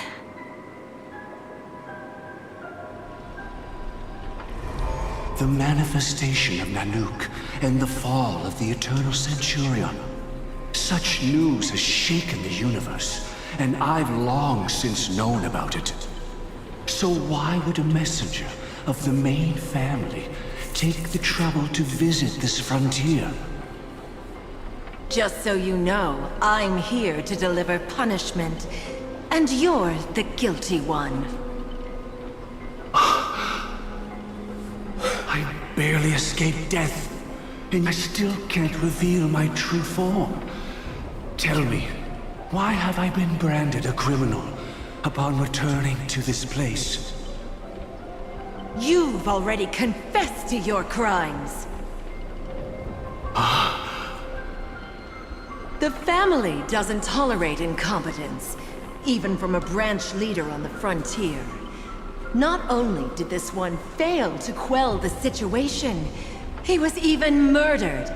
If it weren't for Nanook's manifestation, the Eternal Centurion would have descended upon Penacony to eliminate these villains. But you survived by sheer luck, and I set out for this very reason. You must settle this matter yourself and reclaim your lost respect. Not for yourself, but for the family. To survive, but without the power to do anything. Therefore, your crime shall be punished with a blessing. I shall bestow upon you another crime. Its evil reaches even the heavens, and once known, the name Gopher Wood will lose all meaning. You will be alive in body, but dead in spirit. I know my sins. Please bestow your punishment. Here and now? That's not possible. Before I lead you to that honeyed fountain, I shall tune you, so that you can no longer speak out. People believe it to be a creation of the destruction, for it always arrives coupled with calamity. I shall clear the shadows before your eyes, so that you may once again behold that almighty force that giveth and taketh, and worship the mercy bestowed by the triple face. The harmonic cancer, the Stellaron.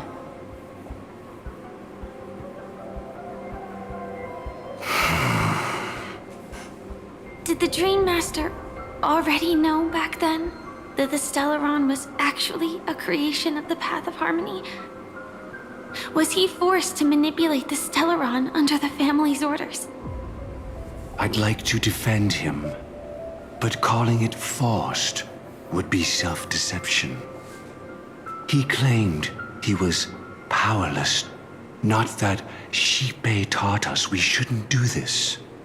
Whatever the family's true face may be, right now, Go for Wood is no longer a follower of the Harmony.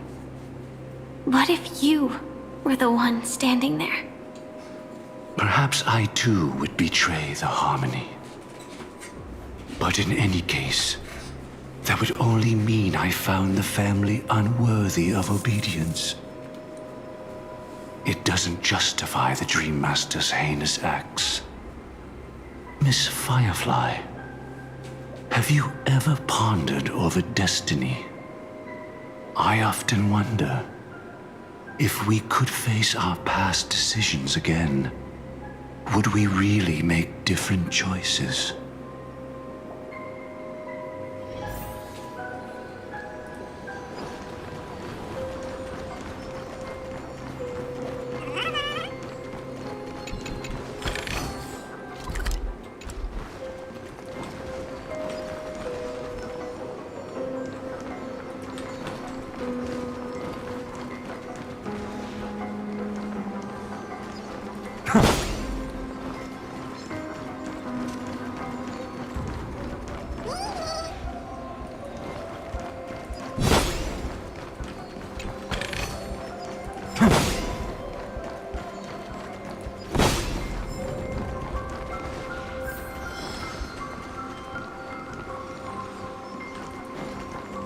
It's in that puppet's hand, Lady Firefly. Got it.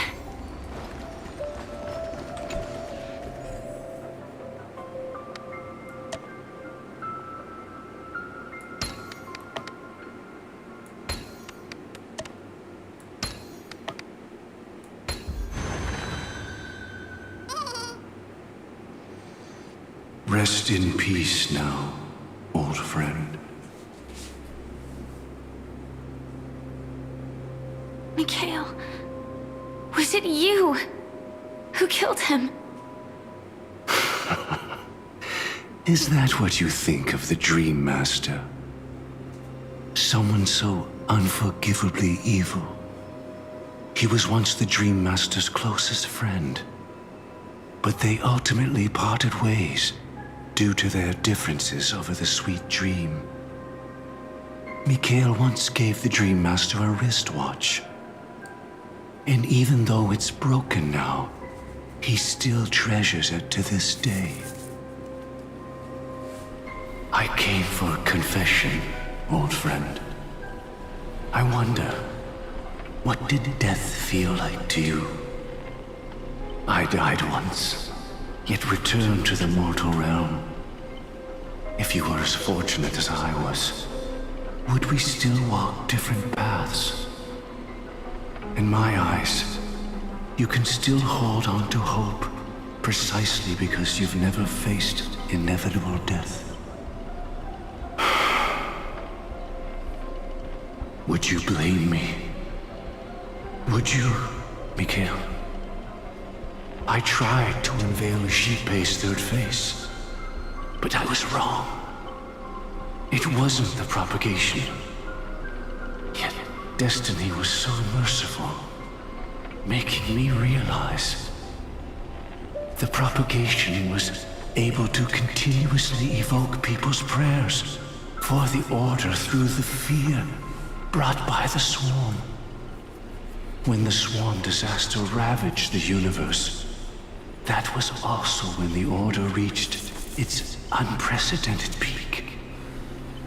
But after that, the Great One deliberately ignited a war among gods, leading to their own downfall. They would rather fall than let the Order ascend upon a staircase of falsehoods. They were wrong too. The Great One wished to restore justice to the mortal world. But what people prayed for wasn't justice. It was freedom from fear. Will you forgive me? Will you, Mikhail, I shall commit an act of transgression, mending the errors of the gods. I will restore the missing hand to the celestial clock and show mankind death. I know my sins. They are ever before me. But I shall never repent. Using the propagation to lay the foundation for an eternal paradise. So what he meant was recreate the swarm disaster using fear to force people to pray for the Order's return? Perhaps that's why your friend was killed. The Dream Master wanted to find out how the Glamoth Iron Cavalry obtained the propagation's power. That's not a power that can be easily controlled. We need to pick up the pace.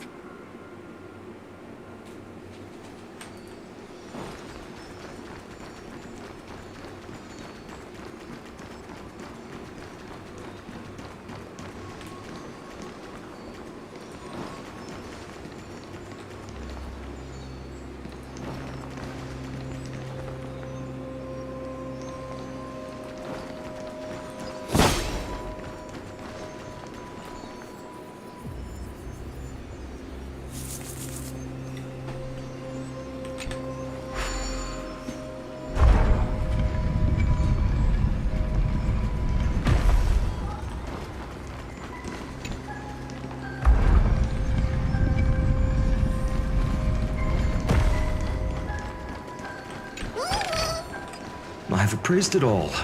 No fakes.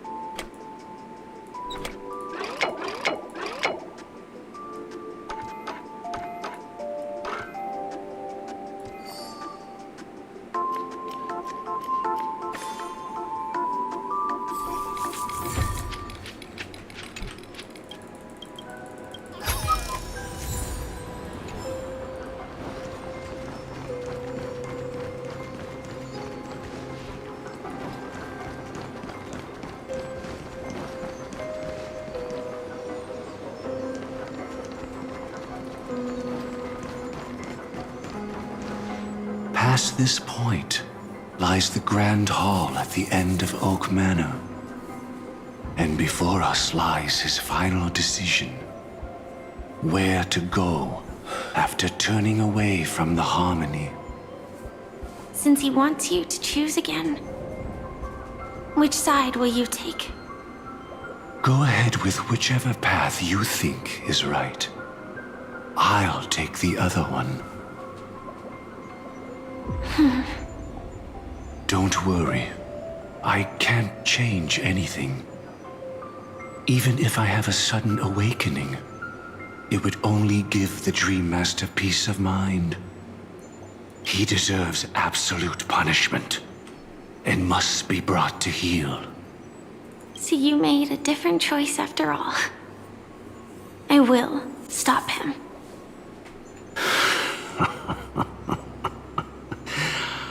I hope everything goes well. This is goodbye, then.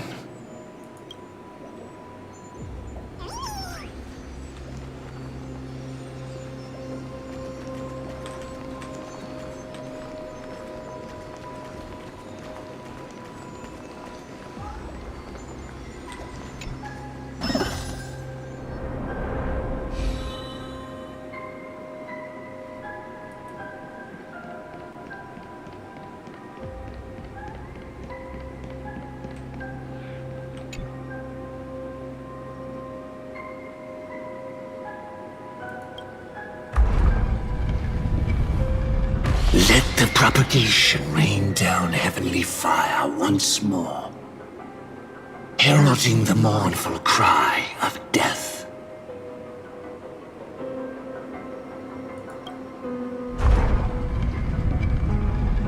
Let the harmony's lies be exposed in an instant, revealed by the piercing blade of truth.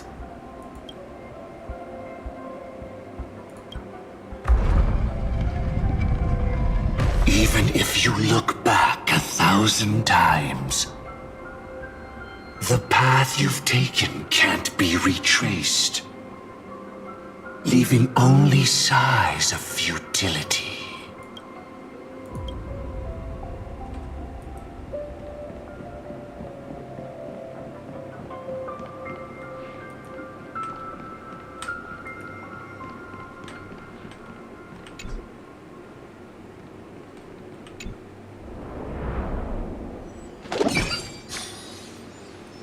Deja vu. I can smell the resentment lingering in this place.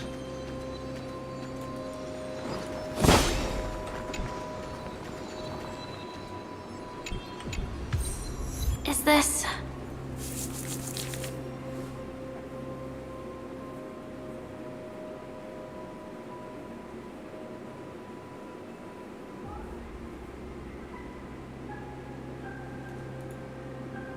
Just a sigh of sorrow, Lady Firefly. Of futility.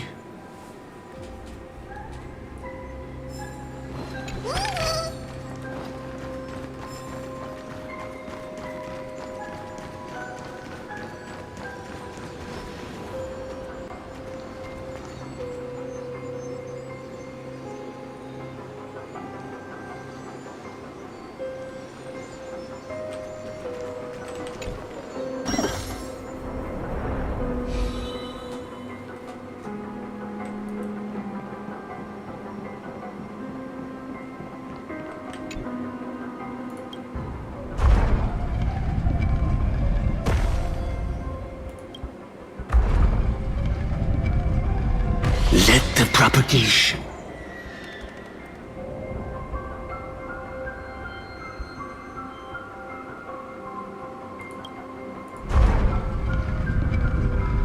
Let the harmonies.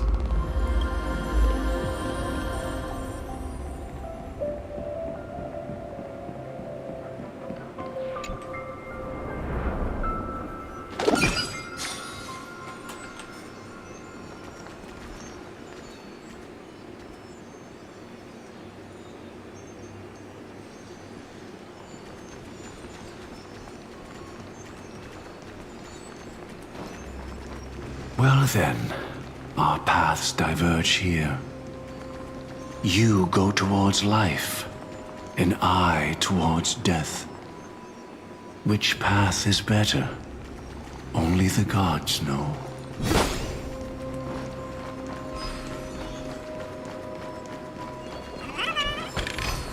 What a desolate sight. Of the Trailblades.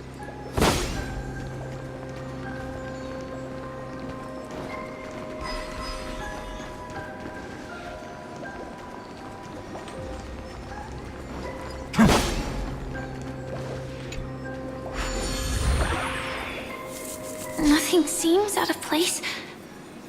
Did I pick the wrong one?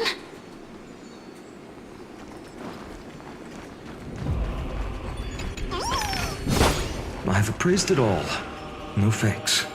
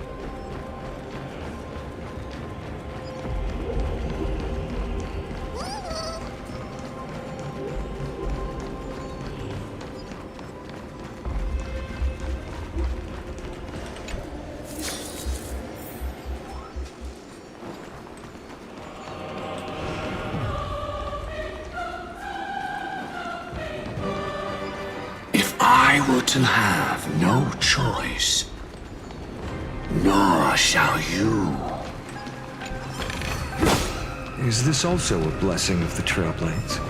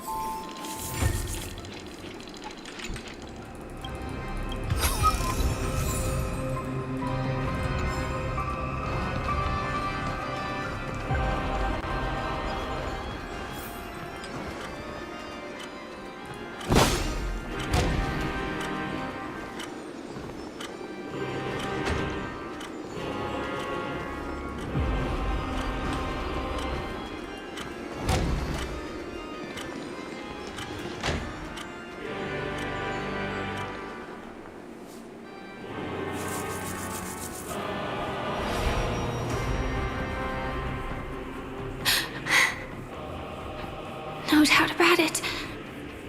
This is the place. My apologies for keeping you waiting, Lady Firefly.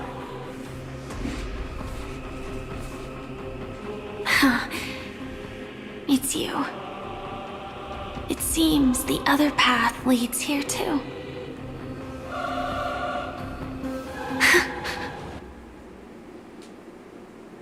What is this?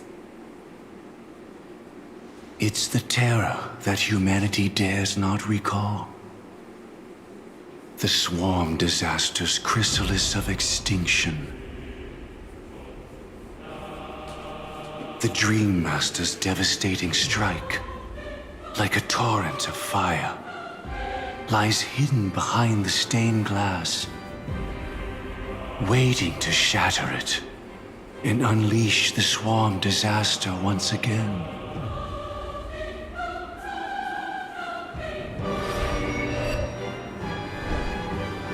How did the Dream Master become this powerful? We need to stop him. Or maybe stop me. As expected. I shall end this matter on his behalf. This thought, together with the power beyond the window, completes a single, true, divine law. Divine law. Everything you saw along the way, none of that was meant for you. It was meant for me. So that I could bring you justice. I don't see any justice in any of this. Lady Firefly, I assume you've pondered over destiny too. I don't think it can be used as an excuse for anything. Even if the ending is predetermined, we can still decide how we get there. That's just self-deception. You've never been able to change the course of events. When we stand at the crossroads of choice, no matter how many times we start over, we'll always make the same decisions. By that moment in time, we've already been shaped by our past, believing that choice to be the only correct path. All the past you've left behind has already determined your future. Your friend tried to escape destiny, only to meet the same end. And now, here you are, no different.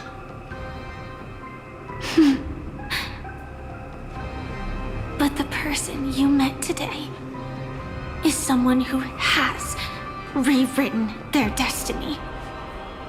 Well then, I'll offer you my sympathy, Hunter. As far as I know, there's only one way to rewrite destiny. Give up your true desires and stop walking your own path. In doing so, your destiny will indeed change, and you may even sway the course of the world. But from that moment on, you will have killed yourself. Alive in body, but dead in spirit. This is the price we're willing to pay to defy destiny. Not everyone chooses to surrender with their hands up. Everyone has the power to see the world as it is, and to bear that weight. This is the true meaning of sacrifice. I admire your resolve, since you don't mind sacrifice. That's enough talk. Stand down, Hunter. You can't stop that strike. I won't let you get away with this. Oh, really? How did the Harmony succeed in spreading its cancer across the universe, then?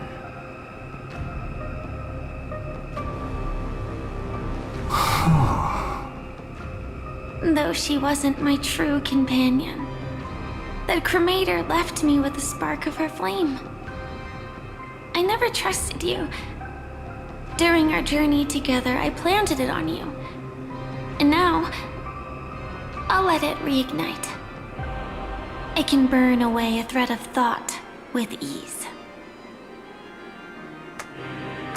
Impressive. But do you really think you can get ahead of me? If I can't, I still won't run away. If that strike is inevitable, I'll be the only one who dies in this nightmare. Your courage shines like pure gold. Even so, paradise shall fall into this world of sorrow, and once dawn breaks, it will shatter in the light of day. How could anything golden abide in glory forever? Come forth and present yourself, last heir of the Empire. I permit you to unveil the true face of order. I permit you, with mortal hands, to bring forth the Great One. The swarm will again devour all things, and fill the hearts of the lost with terror. Someone must cast down rage in their stead. All that lives will one day die. Even so, I will still do as I've always done, and pray that I can stay alive. I can do it. Right? But death will come because you, out of all people, are the foremost in seeking life.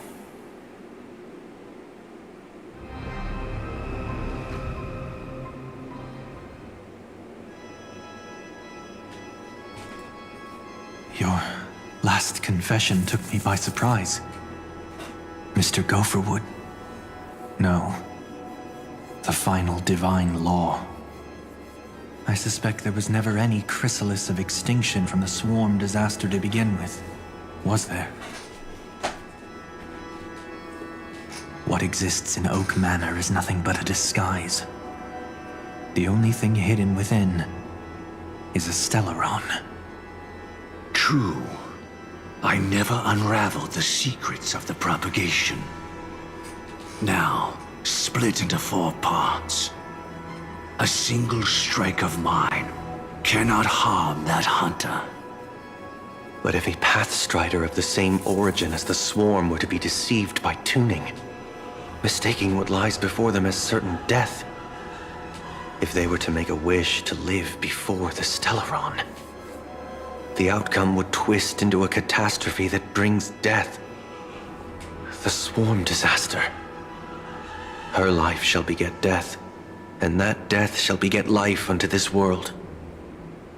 But why are you so certain that nothing will go wrong? I've already glimpsed the secrets of the Stellaron, and I have no need for certainty here. Even if she never entered the game, that strike would still fall at the appointed time, causing the Stellaron to shatter. The Dreamers will learn that the power to destroy their own lives comes from the harmony, but that it is ultimately the worst option. You should know that I won't agree with this. Too late, child. The hands of time have struck midnight. Look up at the stars. Do you know why they are so cruel? That reason shall be the final divine law. And with this, we entrust everything into your hands. Because the stars belong to everyone, they have never belonged to anyone. If you love everyone, then you love no one. Well, that's where our conversation ends. Go ahead. The 107,336 souls of the Oak family have dreamed of this moment too many times. The opening is near. Go, my child. Seize the power of the harmony and reveal your karma. I shall walk the path of the Order to its end, as you wish. But I can no longer accept your divine laws. If I become the only star in the sky, even if I belong to no one, there would still be no cruelty. The stars are cruel, only because they have never shared their heat with the masses, burning fiercely only for themselves. Well, there can't be two suns in the sky. I'll step up and take down the other sun if necessary. Moreover, how could I allow other stars to shine during the day? Paradise shall soon be created. Not at midnight, but at noon. I shall initiate the first and only divine law of the great Septimus. I shall ascend to the heavens, becoming the scorching sun. Bathed in my light, my people shall flourish, while all evil shall be eradicated.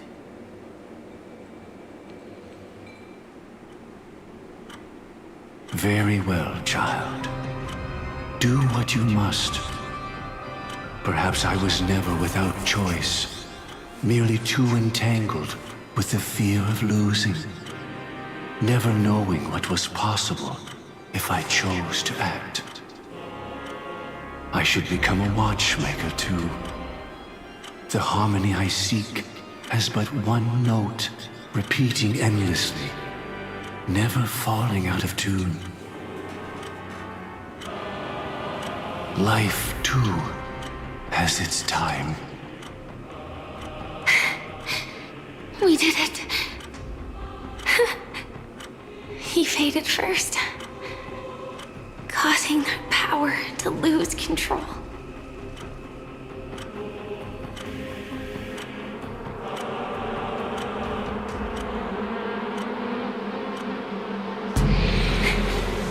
Is that...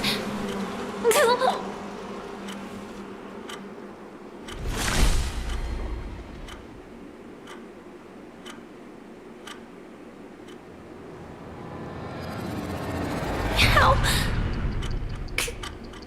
did you...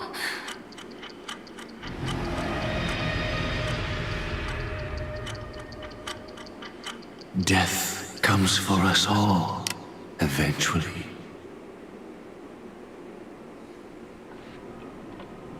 I'm starting to hate how powerless I am. How I wish that I had some way to comfort you right at this moment. Oh, don't worry. That was all in the past. She had almost reached her demise, yet she survived. Her second death hadn't come yet. It would be upon her soon.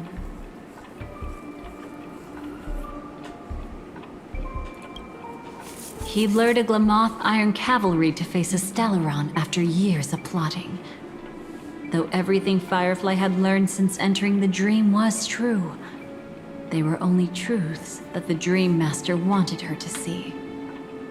And that is often regarded as the highest form of deception. The Stellaron answered Firefly's desire to keep living. In response, it recreated within the sweet dream the Swarm disaster and the Eon Enna. It was confined within the dream. Even a Stellaron could not truly revive the Swarm disaster. The Dream Master's actions could only evoke fear in those already dreaming. Yet this swarm was frighteningly real when you consider the next steps of his plan. Enna's dream had enveloped the entire star system, which meant the swarm disaster would gradually become indistinguishable from reality. The propagation would awaken the most primal fears in all dreamers. Through their cries, the path of order would be sustained, until the entire cosmos drowned in a singular dream. You engaged in a decisive battle with Sunday at the Penacony Grand Theater afterward. He had, without question, become an emanator at that time after usurping the harmonious choir. But you showed no fear, and gave it your all in your fight against him. And you emerged victorious with the help of your allies. Yet that battle, the setbacks, the victory, was just an illusion woven by Sunday. Enna's dream had already enveloped the entire Asdana system. It was impossible for you to beat Sunday at that time. Enna's dream was so terrifying that even memo keepers could not act freely in it. Fortunately, we sought out Acheron first, and she lent us a helping hand. That allowed us to take action and try waking people one by one. Indeed, don't forget that, even within the sweet dream, there were still many people yearning, striving, and pushing forward with all their might. At that moment, you too would face a similar deathmatch. Being woken up by Black Swan was a watershed moment. Due to the existence of Enna's dream, your memories from that point onward can no longer be viewed from the same perspective as before.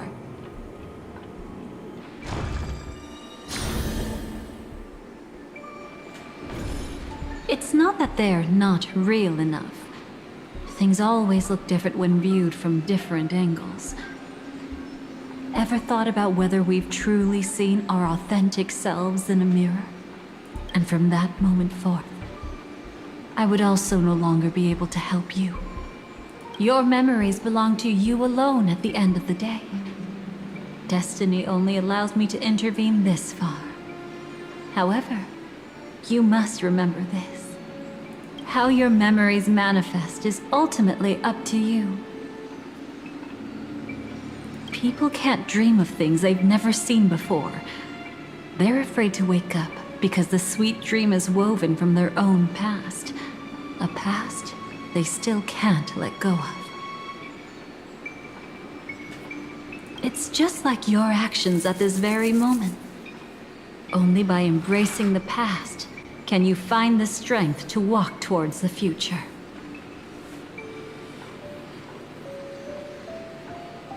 Firefly, me, the Stellaron Hunters, this entire world, we're all waiting for you to reach that moment.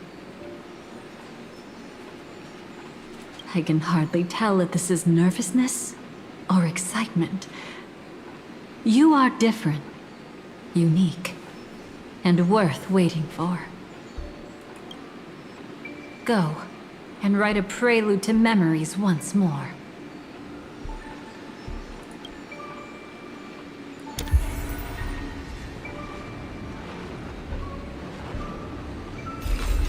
From within the ashes of time, you must reignite destiny.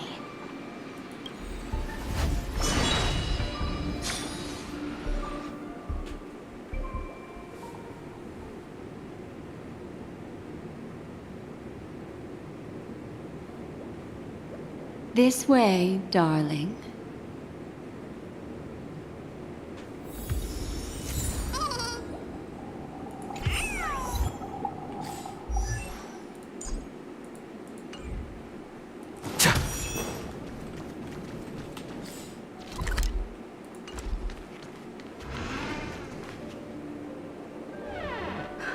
Not another one.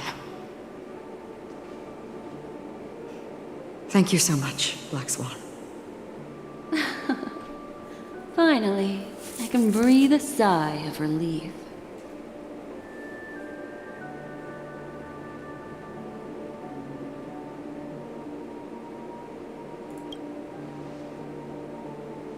I understand you must be confused, and will do our best to shed light on the situation. However, before that, it's essential to know that This place is the rift between dream and reality. A place reserved only for those who have awakened from Enna's dream.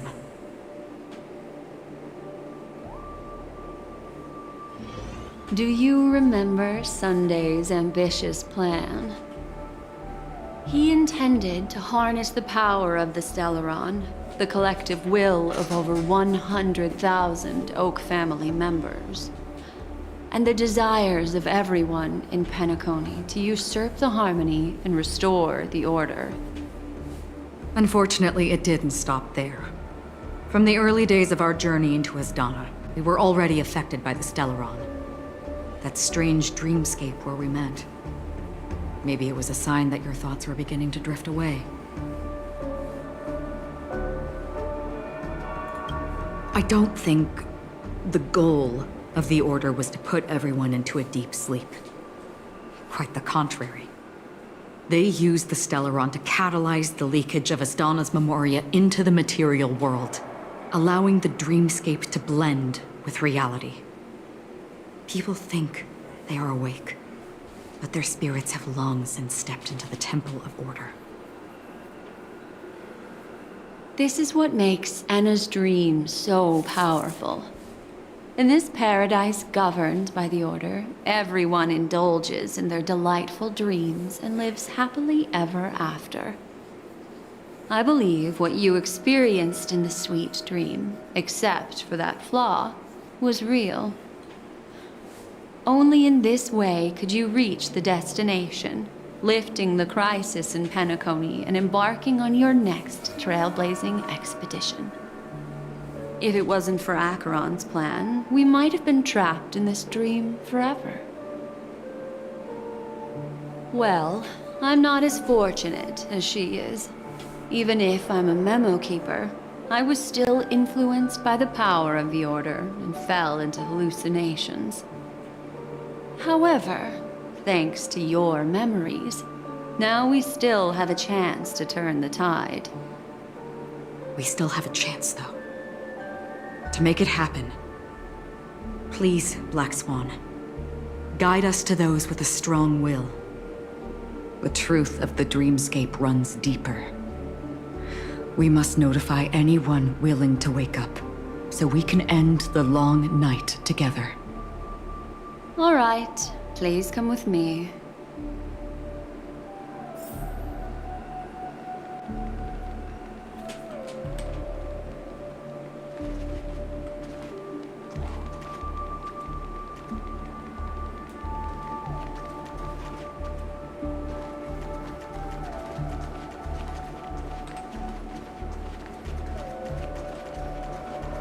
Stay calm.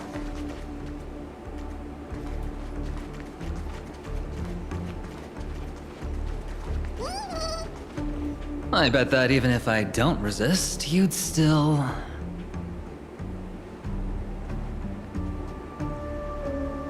Time to get down to business, cowboy. Huh. You okay?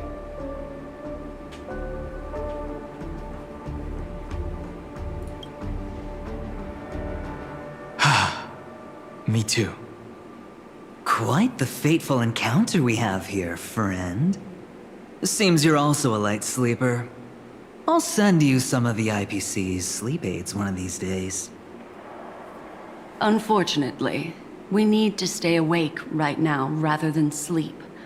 We're still nowhere near capable of breaking free from Enna's dream. Let me break the bad news first. The enemy we're up against isn't just Sunday anymore, nor is it the harmonious choir that he's usurped. The Dream Master has awakened the swarm disaster within the sweet dream, and cast shadows into the hearts of all dreamers through Enna's dream. The primal fear taking root in people's hearts had led them to call out to the Order for protection. The path of order is gradually being restored, and this has transformed Sunday into Enna. Specifically, he's just one step away from becoming an Eon. The IPC starships converged here at an opportune moment, and the power of the preservation seeped into the sweet dream to prevent him from completely ascending. However, that is only temporary. With the IPC around, the cosmos doesn't need a second order. But it doesn't make much of a difference for us. Sunday's true form has broken free from the dreamscape, becoming as vast as an eon. The Astana system is no more than a plaything in the palm of his hand. Indeed. Forget about stopping him. We can't even manage to face him again.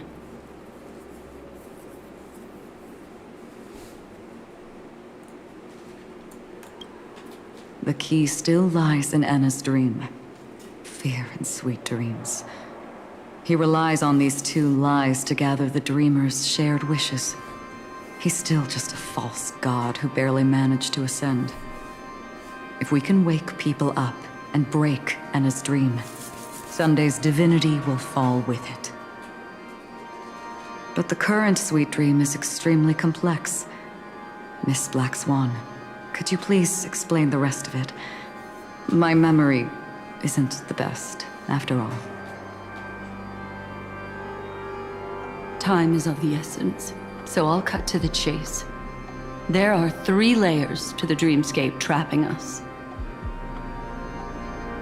First, there's Enna's dream controlled by Sunday. It wove a beautiful illusion for every dreamer, making them flounder in it. Second, there's the primordial dreamscape, which includes Dreamflux Reef. The swarm disaster is manifesting again in the Oak Dream within this layer, and is continuously empowering the Order through an endless stream of fear. Third, there's the 12 hours established by the family. This layer was the first to merge with reality and is itself an enormous trap. Forget about winning. We need to cross all 3 layers of the dreamscape before we can even face Sunday again.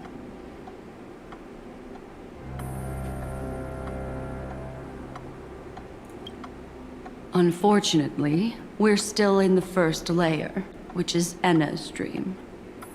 Although we've regained our sense of self, we're still dreaming. We've only managed to connect our individual dreamscapes, but have not escaped. To destroy it, we must make everyone in Penacony want to wake up from their dreams.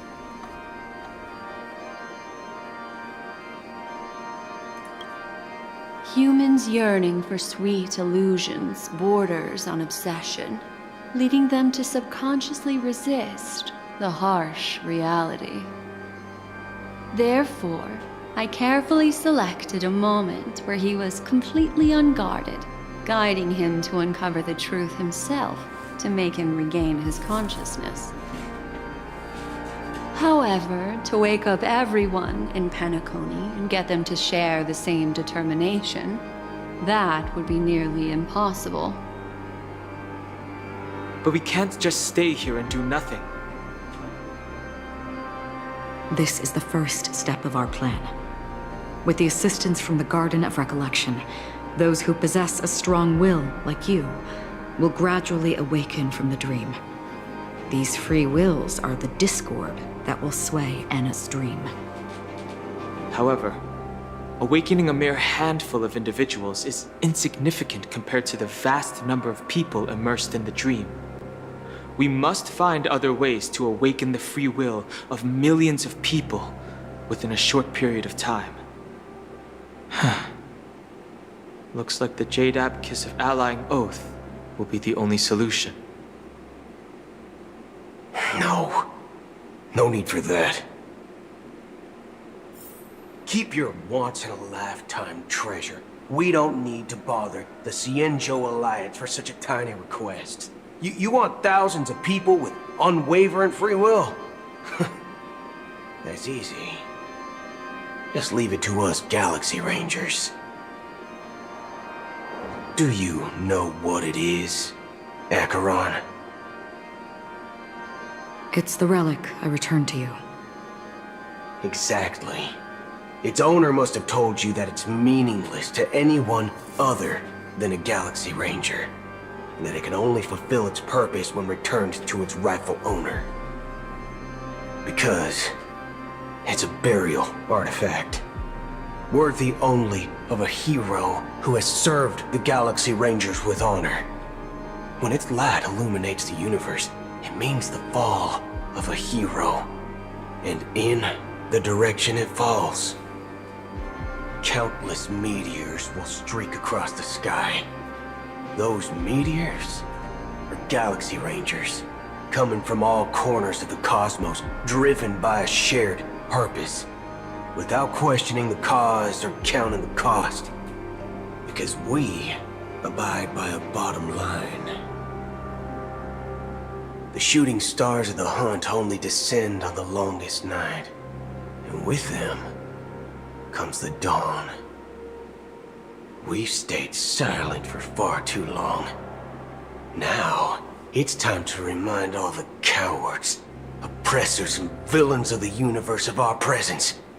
I'll be the one to ignite the first spark. This should be enough to delay his ascension to godhood.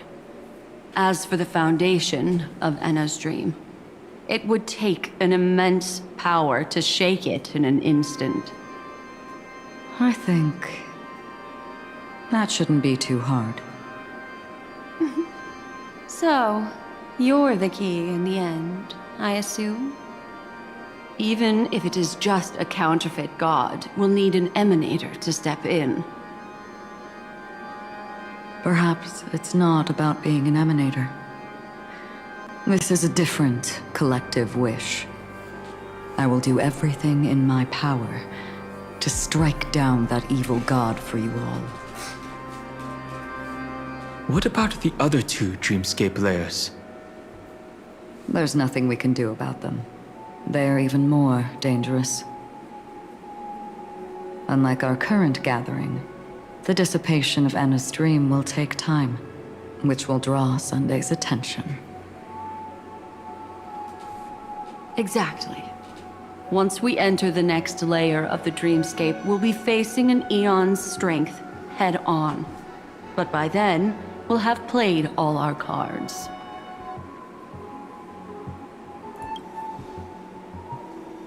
Enna's dream is no ordinary matter.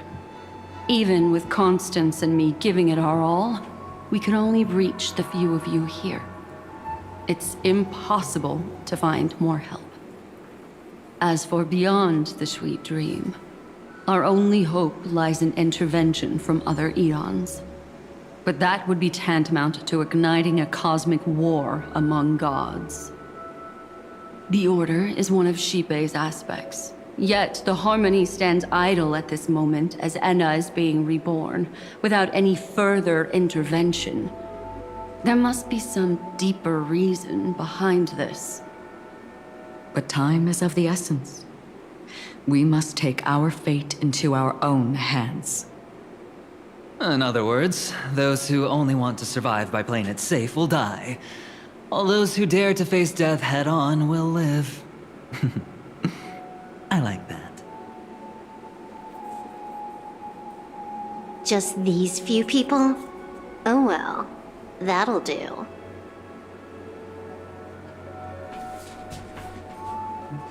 Yo. It's not just Penacony. The entire Asdana system is done for. A Stellaron hunter? She was at the edge of the Asdana system, but she still got dragged into this mess. Just finding her nearly wiped me out. Quite a bold investment strategy. Tell me, with such a huge risk, what kind of payoff are we talking about? The other two layers of the dreamscape will be handled by the Stellaron hunters. One of our associates is searching in the 12 hours for the other person chosen by the Harmony.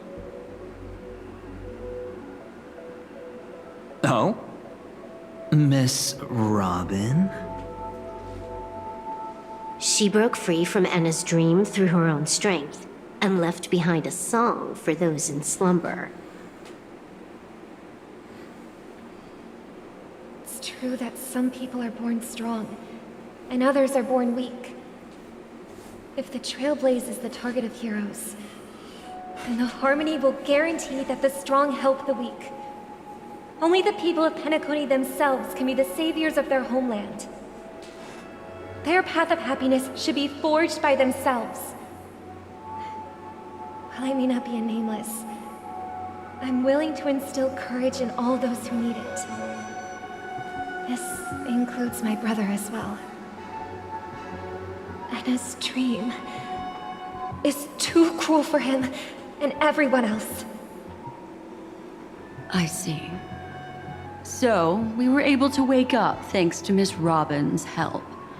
But the flaws rooted in human nature can't be eradicated overnight. Do you believe that these efforts alone are enough to convince everyone to choose the right path? I agree with you, Black Swan. That's why the most critical aspect of this plan is not to convince everyone to choose the right path, but to inspire them to save themselves. They'll stir up something big to help break you free from the 12 hours. As for the primordial dreamscape, Sam is standing by, just waiting for you to break free from Enna's dream.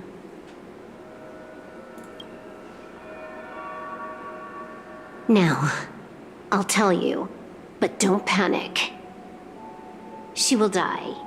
She will die a second time, facing everything she wants to run away from. But her fate will be determined by you. She will help you break through the second layer of the dreamscape. Then, she'll fall into Enna's dream, which hasn't fully dissipated yet. If you defeat Sunday and wake her from that dream, then her second death, too, will become nothing but an illusion. But if you fail, the dreamscape will ultimately merge completely with reality, and her death will become a fact. But that still doesn't solve the fundamental problem. What about Sunday? He could wipe out all our efforts with no more than a glance the moment we cross the 3 dreamscape layers. Oh, Miss Memo Keeper. It's time for a game of recall. I once said something to you lot back in the Oak Dream. So long as my trump card remains unplayed, none will dare see the hand through to the end. And now, it's time to reveal that ace. Let me point out 2 mistakes. One of them is yours. Having personally been to the heartland of the Dream Master's plans, wouldn't I have already found a way to inform the IPC? The fleet's deployment was never meant for a direct confrontation. It was to seed the preservation's heart into the dream. The other mistake was Sunday's, and it was a fatal one. He should never have confiscated my cornerstone. He should have kicked me out right from the start. That's how every gamble with me goes. The moment you sat down at my table, you've already lost. A jade-colored light still sleeps deep within the dreamscape, and it does not require the presence of its owner to unleash its powers. So what?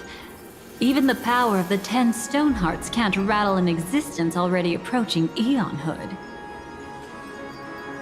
That's why I said the cosmos no longer needs a second order. The Dream Master's plan is indeed flawless. However, when faced with the terror of the swarm disaster, how is calling for the preservation any different from calling for the order? The release of the Cornerstone's powers will absorb the Dreamer's desires and offer them the preservation's promise instead, guiding them to cry out these words. All for the Amber Lord.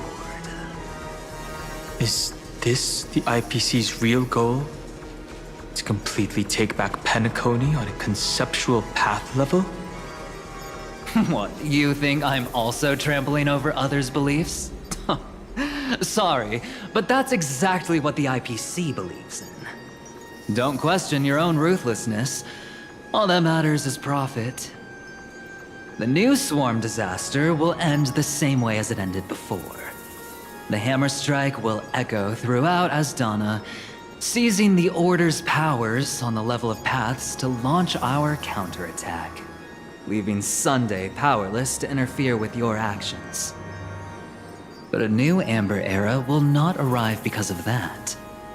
Today's hammer strike is not the wrath of an eon, but humanity's battle cry of defiance. I'll hold my breath and listen for that moment. Once our plan succeeds, we can strip Sunday of his godhood, but we'll be too drained to join the battle afterward. So...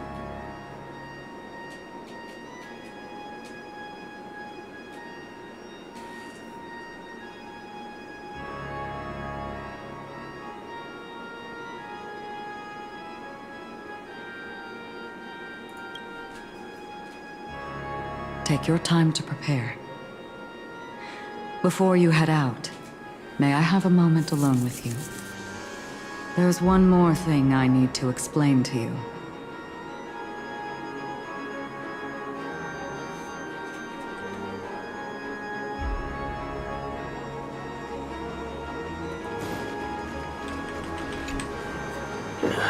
Now that our roles are assigned, let's get to our battlefields and pose a grand finale.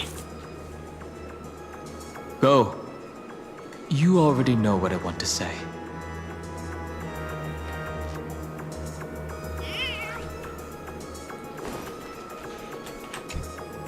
It's you. I've been wanting to meet you. I'm curious, why does she value your existence so much? Not now. This is not the time. I used to wonder about destiny, about where it's heading. But you can decide its destination, at least for today. The bigger the stage, the more you need to be composed when stepping onto it.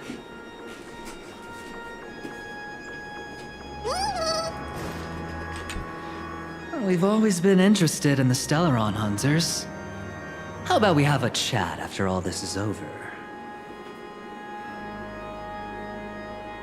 A chat? You're just after my bounty, aren't you? Stay in your lane. No way I'm just after that. If you're worried about the bounty, how about I add another billion to that number?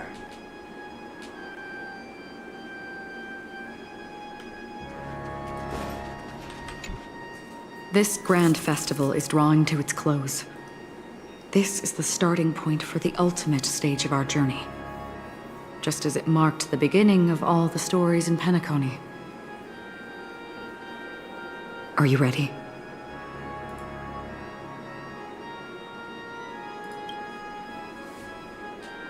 Very well. Now, please close your eyes. A glimmer of fireflies. A sigh of regret. It is because life dares to slumber that they can awaken.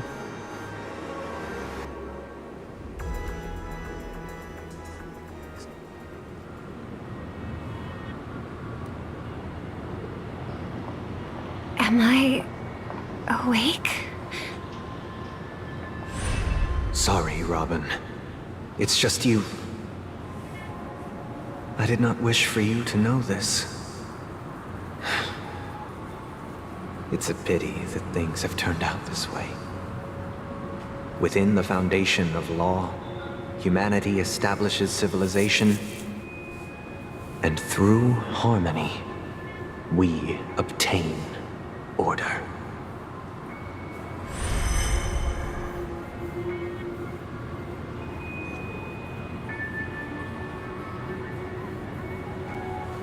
My brother. Did you still bring the Order's sweet dream into our paradise? Ow! You're still trying to play the family card at this hour? Your brother doesn't exist anymore.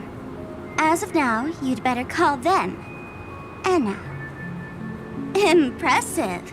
You really woke up on your own. Let me reiterate. If you've had your fill, it'd be wise to leave before it's too late. The music of the Harmony doesn't tolerate discord.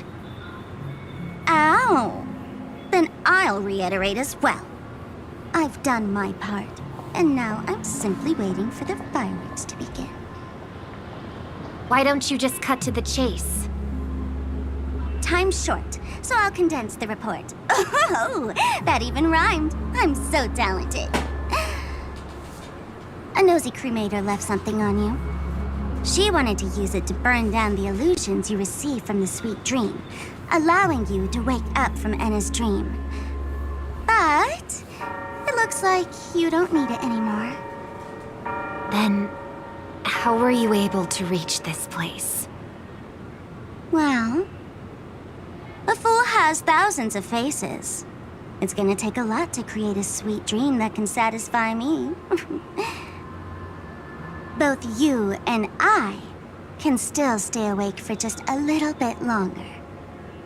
Just a little bit? Honestly, I don't even need to find you. But I am just so kind. I've already killed you once to give you a chance to regain your home field advantage. You're the last festival host awake in Penacony. So, do you want to play a round of roulette?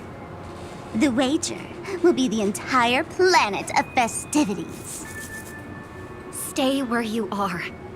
What are you trying to do by showing up in front of me? I want you to watch me blow up all of Penacony.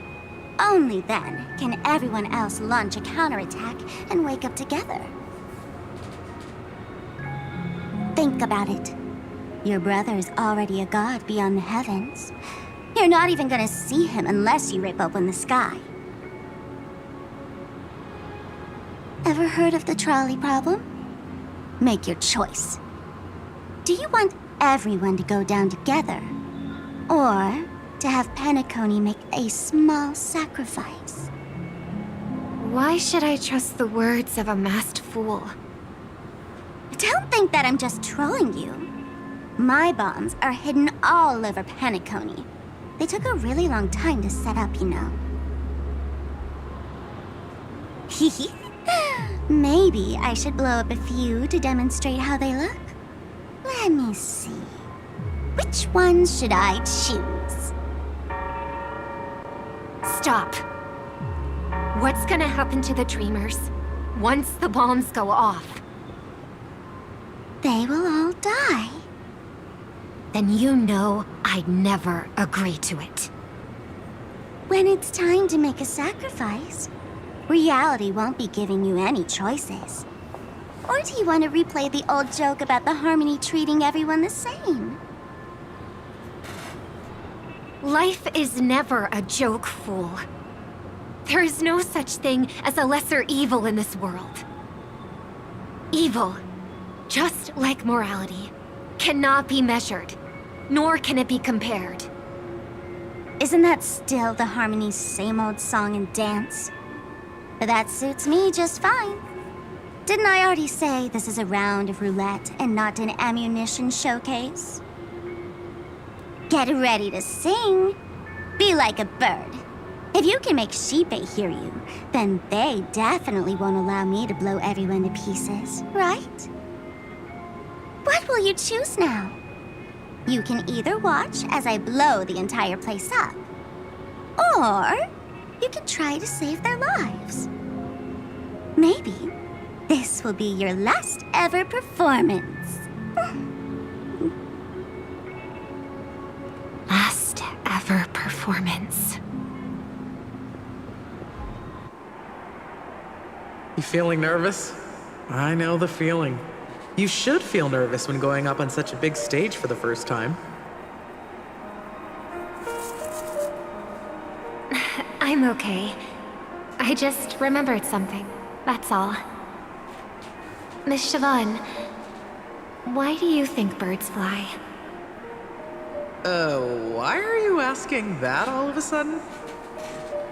That was my response as well the first time I heard that question. It's what my brother asked me before I left Penacony. I keep finding myself thinking about it. I don't know. I fly when it's time to fly, and I stop when I don't want to fly anymore.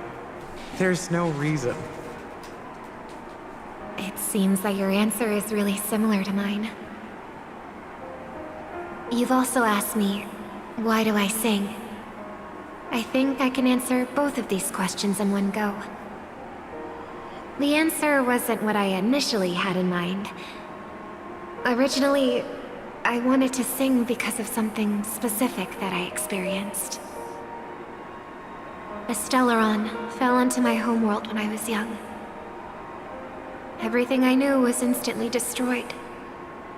We didn't even get a chance to react to it.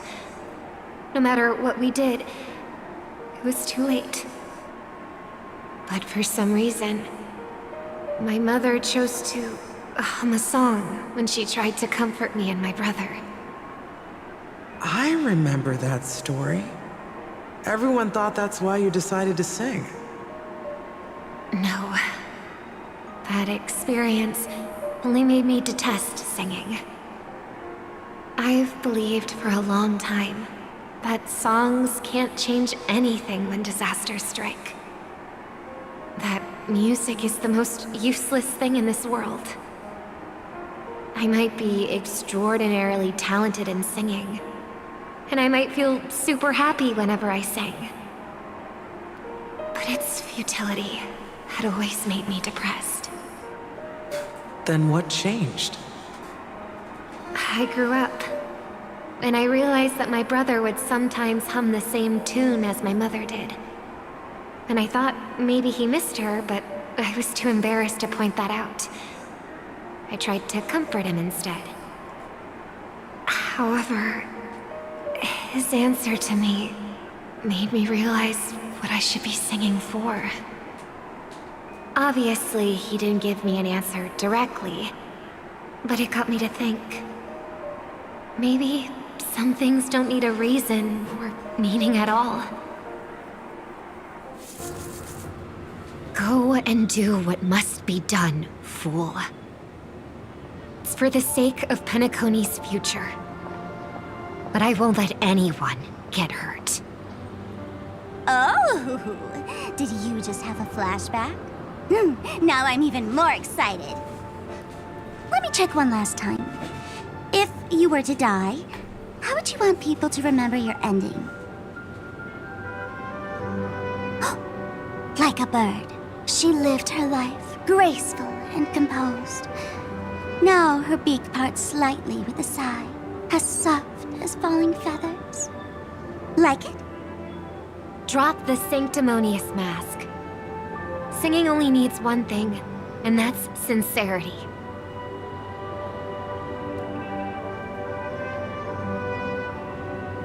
My brother.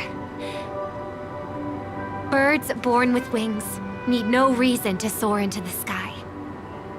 And those forced to fall back to Earth don't need anyone's condescending sympathy. The sky and Earth are each other's proof and aspiration. When a soaring bird looks down below, it discovers that even after falling, life still holds hope to continue. And when a fallen bird looks up to the sky, it discovers that the possibility of soaring once again still exists in this world. Perhaps they'll never truly understand each other. But what people need is an understanding. It's showing a little more compassion for the way others choose to live. And, when necessary, extending a helping hand. Even if you become the only star and prevent everyone from soaring into the sky, they'll still be inspired by your radiance, flap their wings with all their might, regardless of whether they've been hurt in their fall. Thus, the Order's sweet dream will eventually fall. Oh, triple-faced god. If I manage to step onto the path of harmony, then please extend your hand and shelter those who believe in you. And if I am a bird destined to fall, doomed to never sing again, then while the sound of me hitting the ground may be my last note for the harmony, it will never be this world's swan song. In the name of the sweet dream, the Charmony Festival now begins!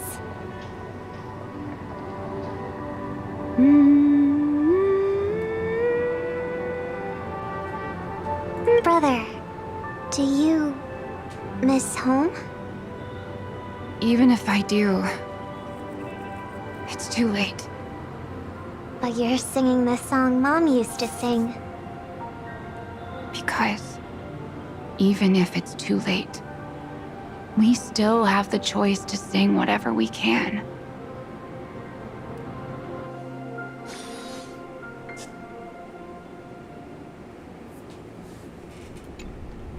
Welcome to the horizon of existence. This place is one of the thousands of manifestations belonging to the sleeping and shapeless. And it's also an exit out of the nihility for the awake ones. Let's bid our final farewells here. Remember your name. I'll be waiting for you at the end.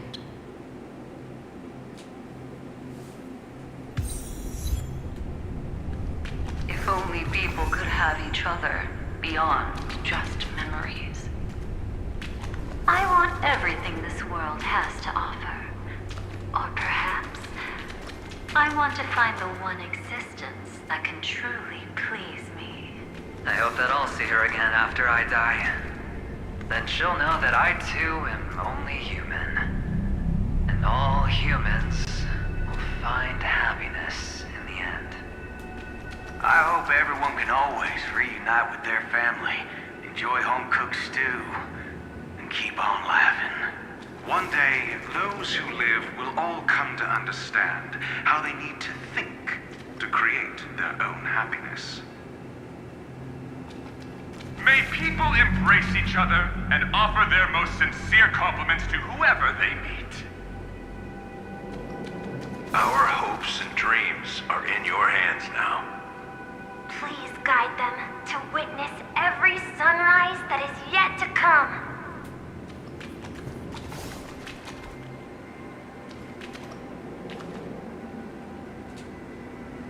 Hey, I've read the script. Why are you asking me?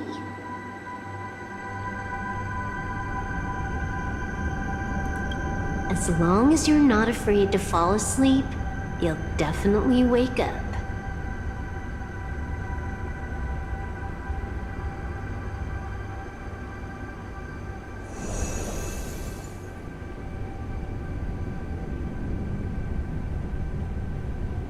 It's not the time to leave your final words yet. We all believe in you. You need to believe in us, too. We'll wake up together.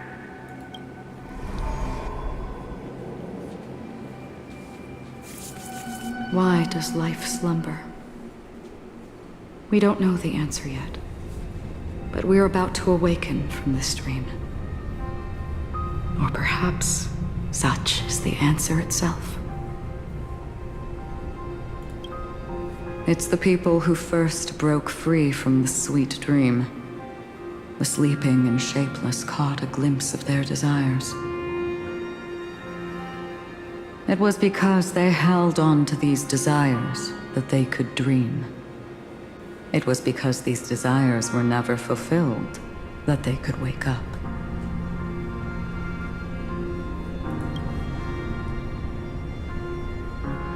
I think that's not entirely true. I wish people could find happiness but I've been tainted by too much nihilism. Sometimes I can't help but think that the nihility is a proud and terrifying dream. It's brought forth not by gain or loss, but by the severing of roads, or even the loss of desire itself. Fulfilling a wish can certainly make people feel the joy of being alive.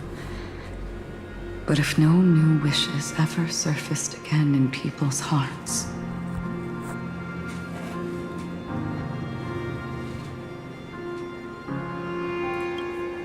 indeed, behind the shadow of the nihility, there must exist the most blazing source of light in the world. Just as every life that edges closer to death fervently approaches the end of the nihility, we must pursue that primordial light. Before you go, would you tell me your wish?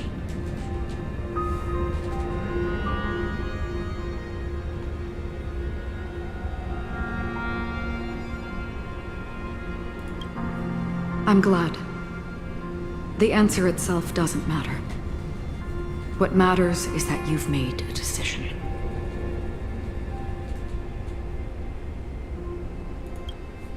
Only a name remains.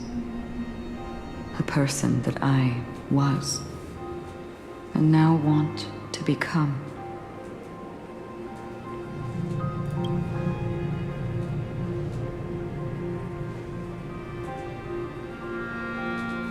You're looking right at it. She is a hunter who treads upon the finality, destined to sacrifice her own wishes to defy destiny.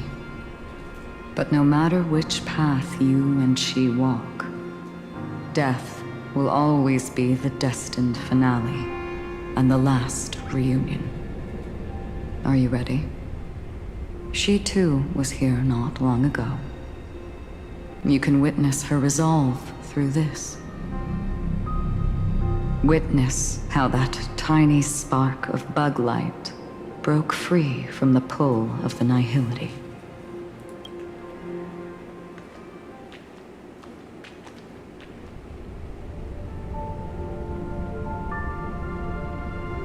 Who were you in the past? This scenery. Am I dead? Really dead? Death is one step away from here. Step over this place, and you will truly embrace death. Or you can turn back. Tell me, who were you in the past? The Moth's Iron Cavalry. And who are you now? A Stellaron hunter. Then who will you become in the future? Just an ordinary girl. Well then, keep walking forward. Death would suit you better. Never. I fought tooth and nail to get where I am today, and this isn't over yet. Even if everything burns to ashes, I won't give up. You should know that's a wish that can never come true. You couldn't become an ordinary girl, even in the last sweet dream. Why do you think that? Entangled in the family's conspiracy, facing the mimetic entity's blades head-on, while challenging the resurrected swarm disaster alone, armed only with the script that can peer into the future. That's more than enough cards stacked against you. Do you really think that the time you spent with him proved anything? For an ordinary girl, simple happiness shouldn't just be a matter of chance. But who's to say all of this isn't what an ordinary girl would do? What? Perhaps the Dream Master was right. All the past we've left behind has already determined our future. All my experiences so far will still make me choose to step into danger when I face it in the future. But you misunderstood my answer. I guess it's my fault too. Always talking about wanting a normal life. As if the past that shaped me is some heavy burden weighing me down. Being a Glamoth's Iron Cavalry and having entropy loss syndrome are more than just scars. They are a past that taught me to cherish, urged me to seek, and showed me how to love. All the things you listed are quite extraordinary indeed, but I believe any ordinary girl would make the same choice I did. When faced with everything I have faced.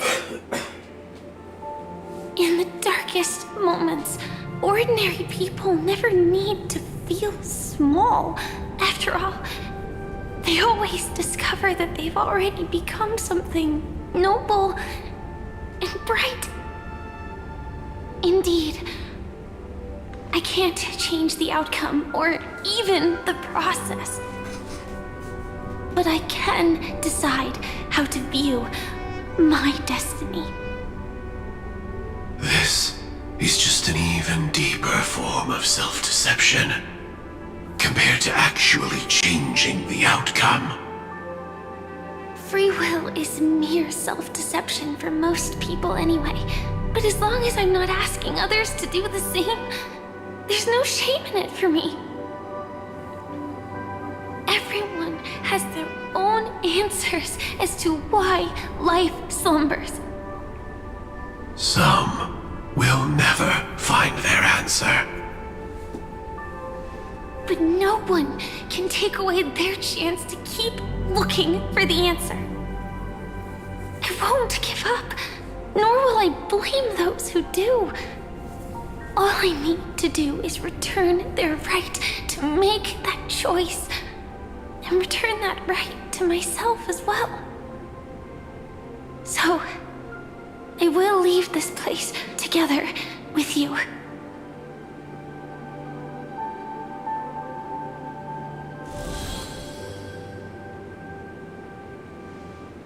Even if embracing my former strength means speeding towards my death.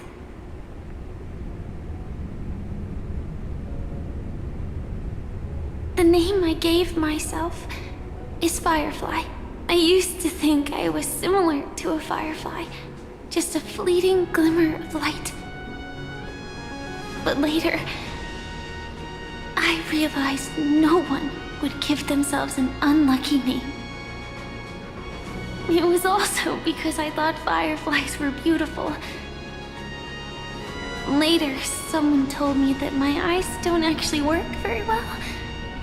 Otherwise, I would have figured out that those insects aren't beautiful at all. Beauty, love, all our feelings stem from the flaws we were born with. And that's what makes each of us unique. Yet, I can't help but love these little things. Even though I'm sensitive to cold and can't stand the night wind, I still go stargazing. Even though baking cakes is really troublesome, I'll still keep trying. Because I love giving them to people who matter to me and seeing those people smile. I love going around looking for cute dresses, not to show off to others, but because it makes me feel good. So, I won't mind any flaws anymore. I won't fear any new scars. I'll give it my all to find what I love, and I won't let destiny take them away. So...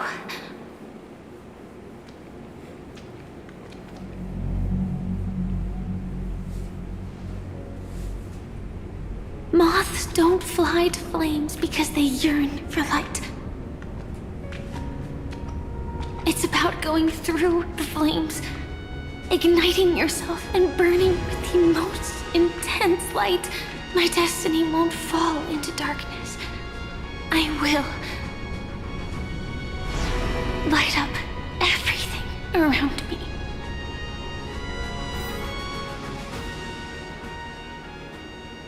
As long as the clock keeps ticking, death comes for us all eventually.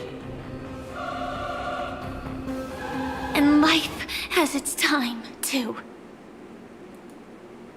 If my world always ends up being burned to ashes, then let it burn!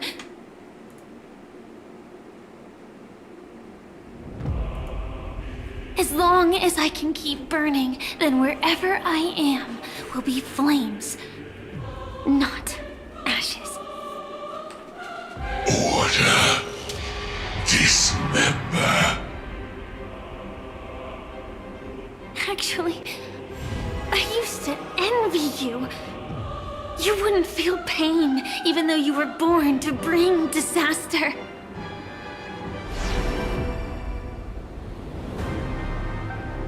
But you should be envious of me now.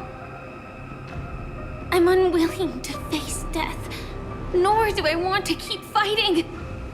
But when faced with destiny,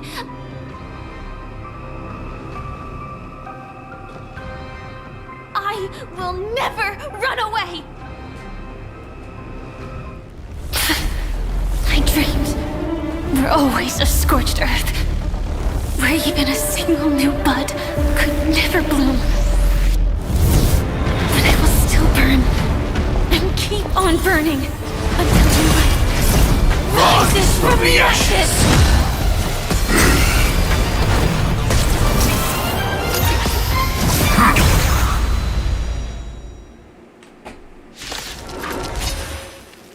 If you are the Dream Master's answer, then listen to my reply in his stead. People hold on to hope not because they have never faced inevitable death. It's precisely because we are destined to die that we hold on to the hope of wanting to change something. This music! Do not let this moment slip away.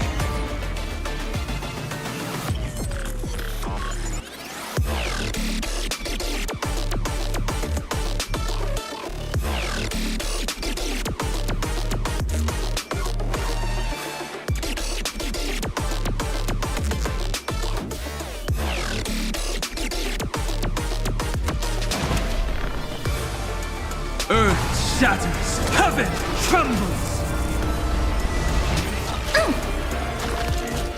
Order, replicate.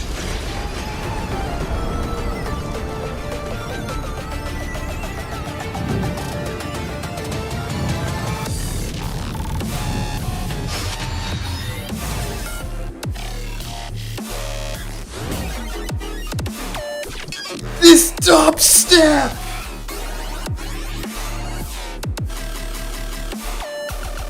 Let's get started. Countless stars, please shine for the heroes. I'm fine. The weight of victory now rests in my...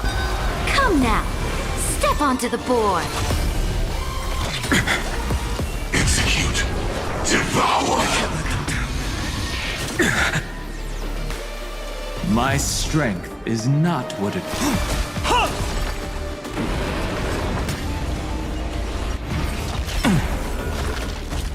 Preparing to feed. I can't let them down. Endless flowers. Please bloom for tomorrow. I'm fine. No other choice but forward. If all is black or white, there'd be no charm. Innumerable core flames consume me.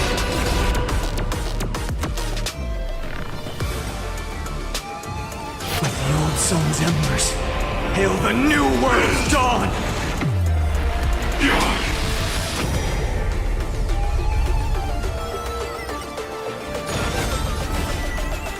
Empty shell. Capturing initiating bite. Mutation. Is that all? Execute. Devour. Soul without substance.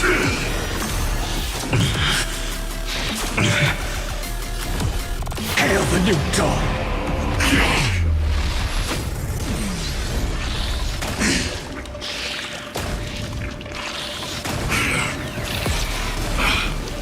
Sun, tear the sky! Adjusting organic biomass.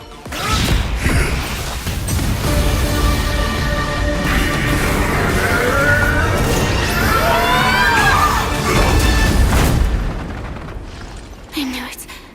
Everything's far from over. If embracing fate is also a form of resistance, this time.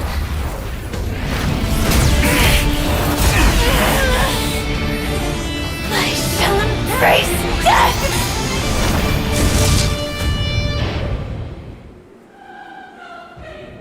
To live is to imagine a future version of yourself. But fate is never fair. The choices people make are almost completely dictated by their past. No matter how much they try to move forward, there's no guarantee they'll see the future they've imagined.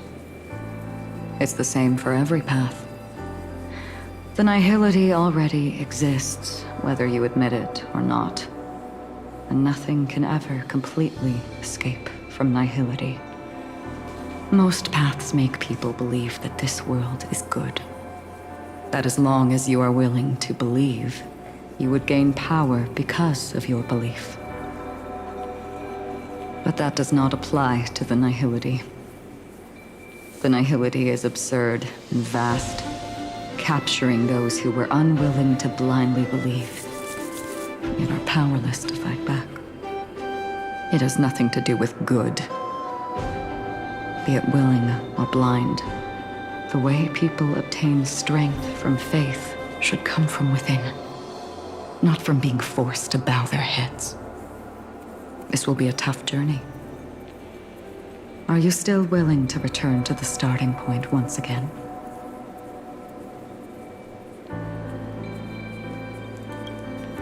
In this way, you will reunite in the warmth of the sunlight.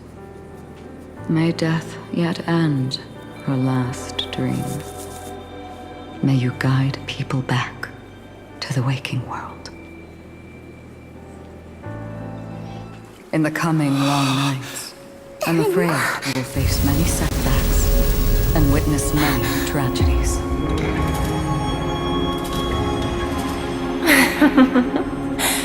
I come to greet, I come to whine, I come to claim. I grant poison for nectar, sow in spring to reap in fall. Await wizened fruit to fill livened boughs. All for the Amber Lord. But when you make a choice, there will be a fleeting red that reappears before you once more in that monochrome world.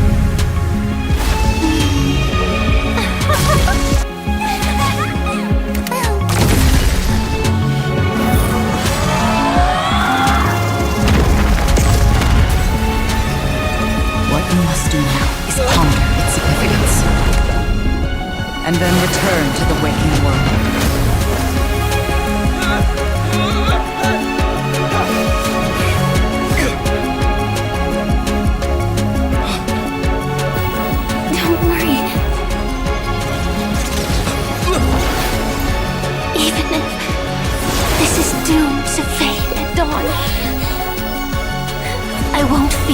waking up from this dream. Go. Take back the right to Trailblaze.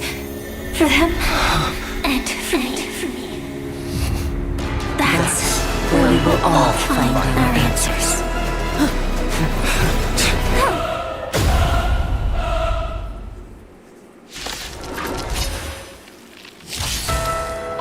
Mr. Sunday, it's time for you to wake up from your dream. The future of Penacony won't belong to the Order, but will be determined by human will. The divine power of Enna, actually. So be it. It wasn't my intention anyway. Let us discern in human form the final conclusion. Did the gods create this world? Do the gods love all beings? Oh gods, you only need to hold your tongue here and silently hearken. All life shall grow as nature intended and reach its end. This mortal world should rest in mortal hands. All the work of creation has been completed. The inevitable day has arrived. The embryo of philosophy will reshape for us all of reality.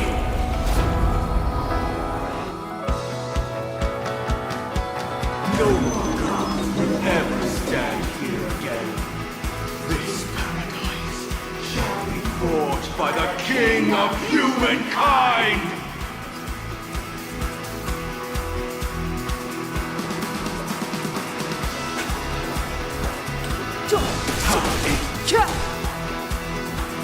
The Order is ultimately flawed.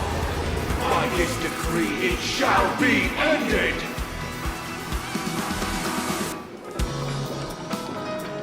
Calm your body and mind.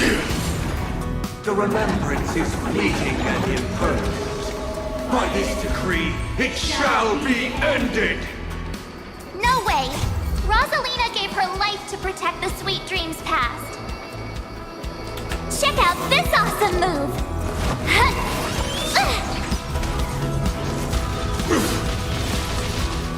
You have the worst luck running into me.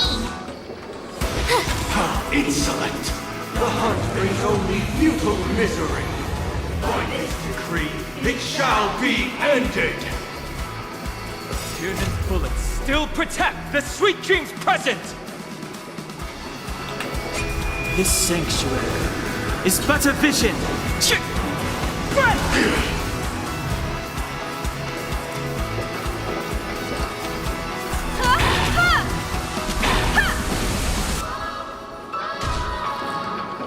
The nihility leaves no light unextinguished.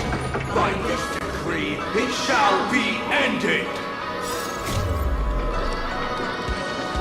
Witness the stars shatter before you. Survive or be destroyed. There is no other choice.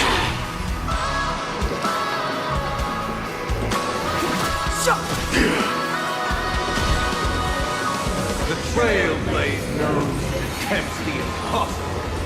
By this decree, it shall be ended!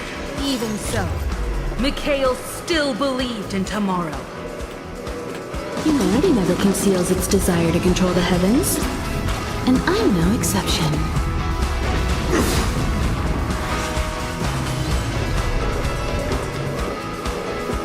I won't go easy on you. With this perfect melody I command, recreate paradise anew! Robin, is that you singing? Now, it's time to become the new Watchmaker.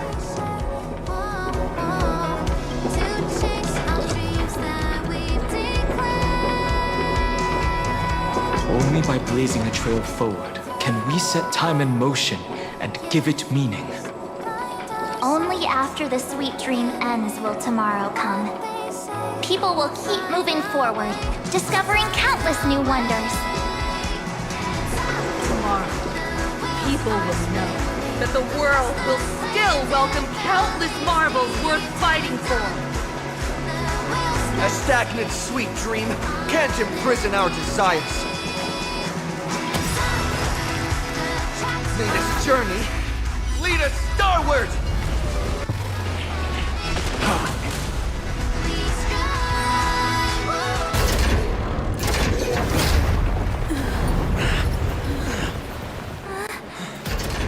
So, why does life slumber?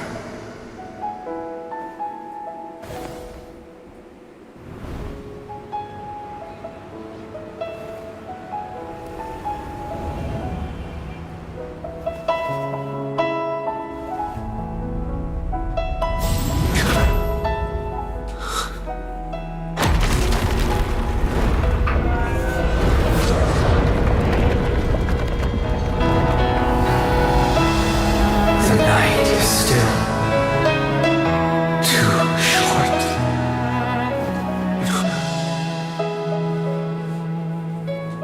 Brother, the dream is over.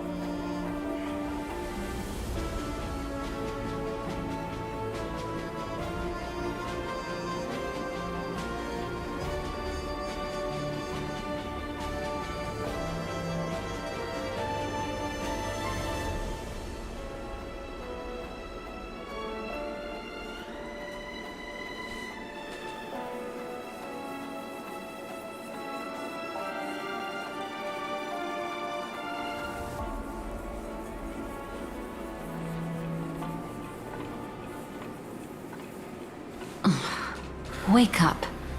It's time for this dream to end.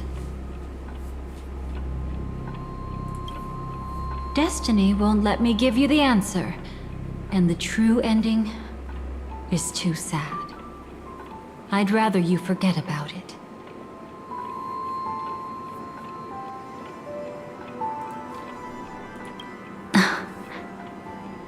Well then, I must come clean about my final lie.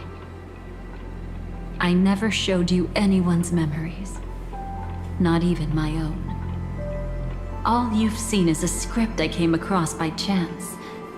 It recorded everything that had happened, and using its stimulation, you actually managed to enter the memories from your own perspective and remember everything anew.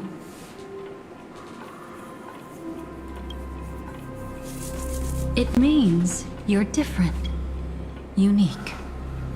You've done something no one has ever done before. Even though your memories were cremated to ashes, you were able to recall them once more, treasuring them once again in your heart. The Stellaron Hunters say you are the one who can turn the wheels of time and give it meaning. That you are the one who can alter destiny and make whole what is incomplete. Come, I want to show you something. Elio?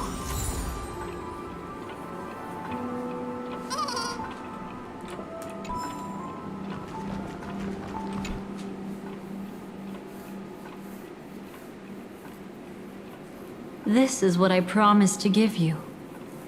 The truth about the finality. This cat is not Elio, but a strand of Terminus's divine corpus.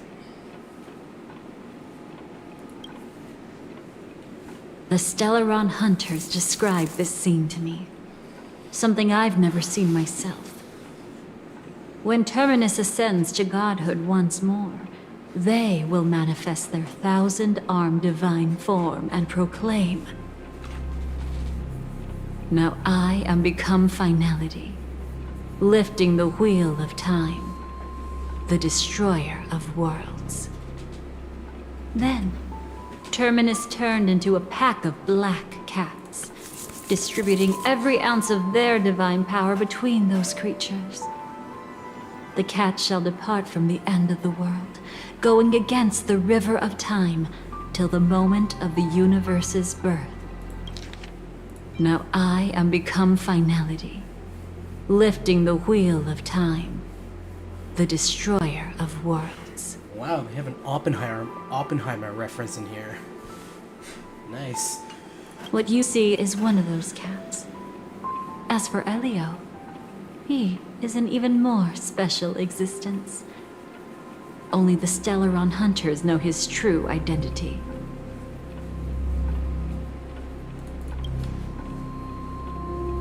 It will tell you the truth regarding the ending you haven't yet remembered.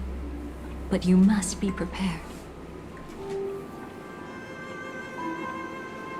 What really happened is that Firefly didn't meet with anyone between the fall of the Great Septimus and when she left Penacony. Not even you. She knew how tragic her third death would be.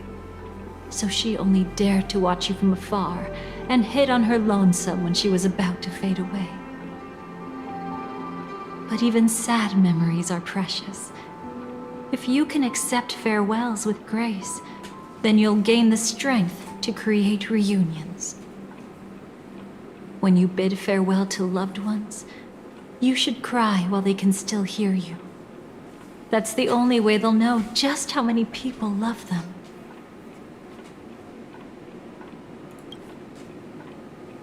You know, I often wonder if everything I'm doing right now is just a whimsical gift from destiny.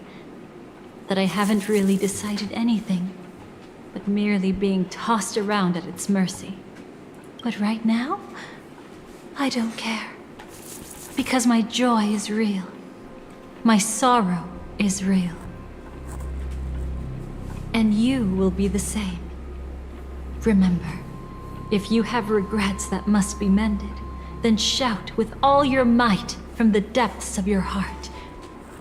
Let it be passed to the end of time, and make Terminus, who was about to set off, hear your call. The fact that you can see this black cat means Terminus is in the process of passing by you. The power of only one black cat cannot change much, but your past is Terminus's future. If it remembers your voice and decides to change something in its own future, your past will change accordingly. Perhaps it is because the world is destined to shatter that an ordinary girl can obtain the bouquet she yearns for.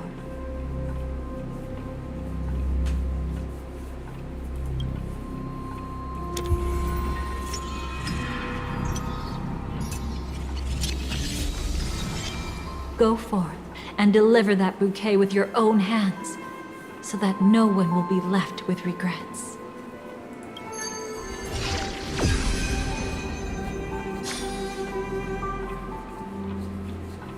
I hope we'll meet again. The only one who could ever please me. Father, destruction is not just a single glorious moment.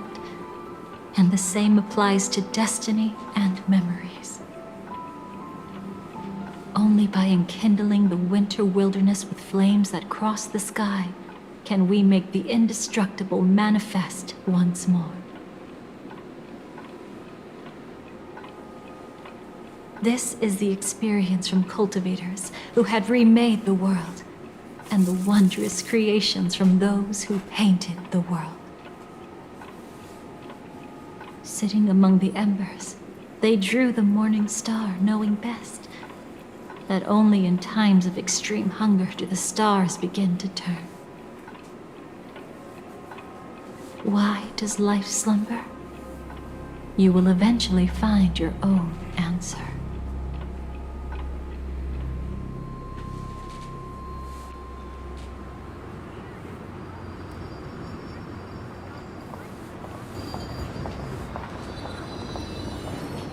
Then, let's go reclaim everything that was forgotten.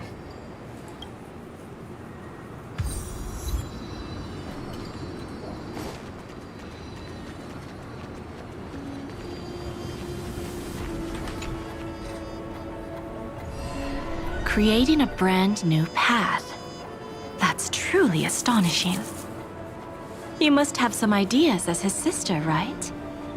If he really managed to do it, what kind of path would that be? I think it must have been a battle between different kinds of the Trailblaze. However, my brother came to the wrong conclusion. His original aspiration was similar to the Trailblaze, yet the road he walked was one named the Domination, or the Conquest. Even if someone wishes for everyone's happiness, that's still a selfish wish. There will always be those who don't want to be saved, who want to save themselves. Do you also think that there shouldn't be any god in this world? No. Even a god who does nothing can at least give people something to believe in and find comfort in. This world definitely no longer needs a king of humankind. That's why I believe my brother will come to understand all of this one day as well. He made mistakes, but he was stopped. I don't want him to spend the rest of his life in prison. I want him to also have a chance to save himself. No wonder you came looking for me. Yes. I want to make a deal with you. And after that, we'll talk about what position Penacony will hold before the IPC.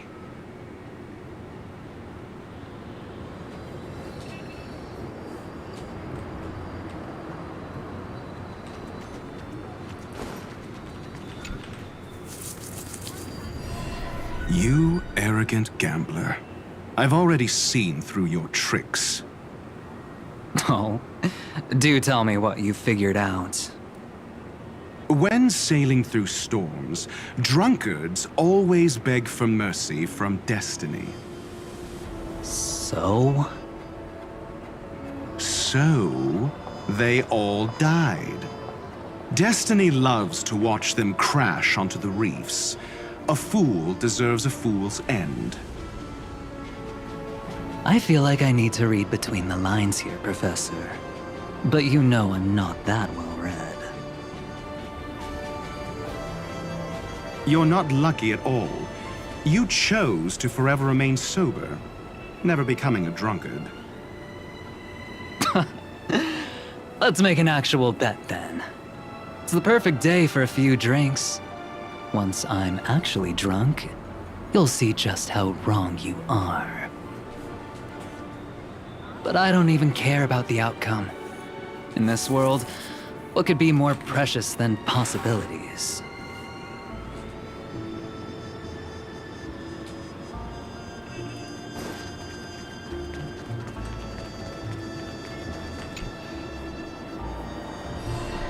So, you still don't want me to join?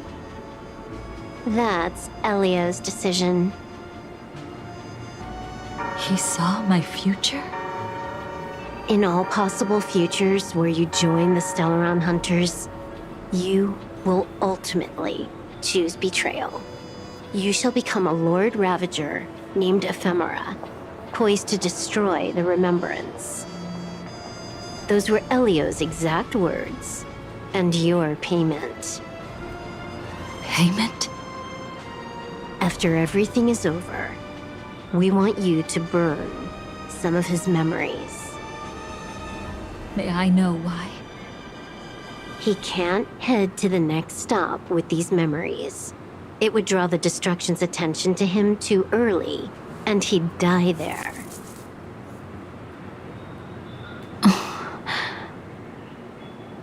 I can do that. But I'll give the memories back to him sooner or later. In my own way. whether you try to stop me or not. No one will stop you.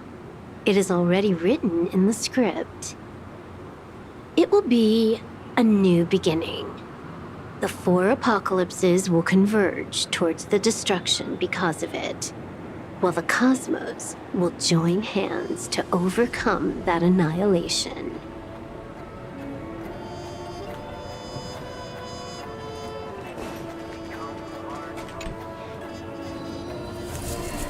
Burnt. Yes. Just like with Mr. Aventurine back then. Nihility infected the dreamscape the moment you drew your blade. Thankfully, this is the world within the dreamscape. Constance took all the knot upon herself and burnt it away completely. Perhaps she won't be able to fully recover for a long time. I'm very sorry. Don't be. She's got other pressing matters right now. That's why she asked me to meet you. She really wants to thank you. She's betrayed too many people, facing death threats from Avengers at every moment. She used to delight in dancing with death. But at the moment she burned away the nihility, she said she was blooming. She said that, for the first time, she felt the joy of being alive. Come to think of it, people all believe that the Dahlia's floriography means betrayal. But on the planet where it was first discovered, the locals saw it as a symbol of life and prosperity.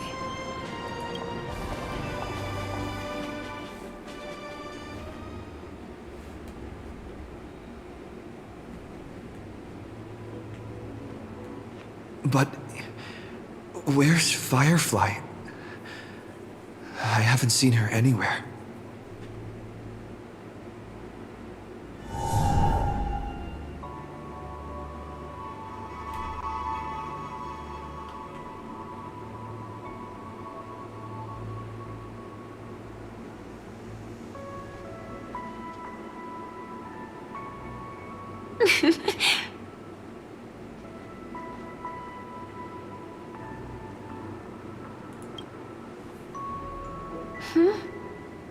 How did you know I was here?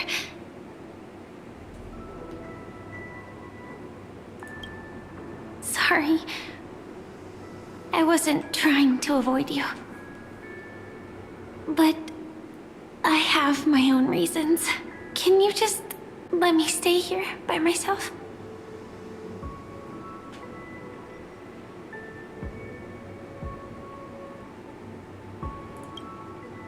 How did you know about the promise? I never mentioned it.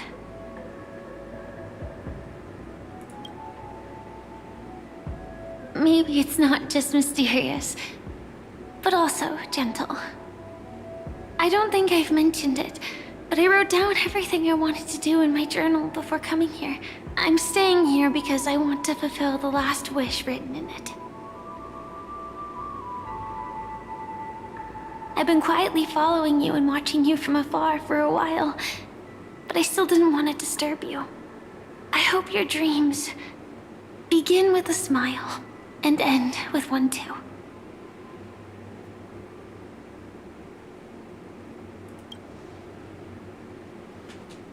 To see the fireworks, of course. I heard there's this huge airship in Penacony where you can get an absolutely photo-worthy view of the fireworks. So? Let's go watch the fireworks.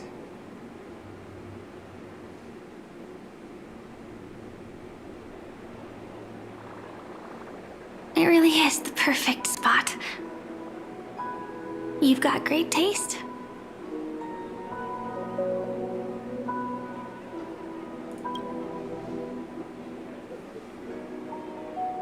Either way, thank you. Looks like it hasn't started yet. Let's sit for a while.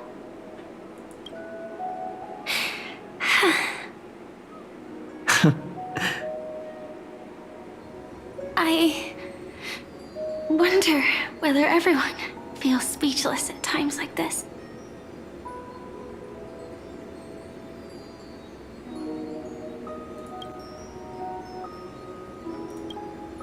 Maybe it's neither. There's a saying that I always liked. When it comes to someone we want to meet, we always imagine the scene before it happens. Imagine the words we'll say that would make them smile.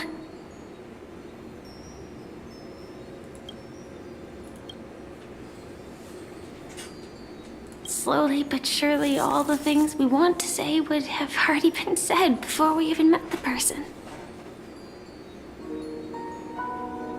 And when we finally meet again, we realize they're even more beautiful than anything we could have imagined. Yet, at that moment, we find ourselves at a loss for words to express just how amazing they really are.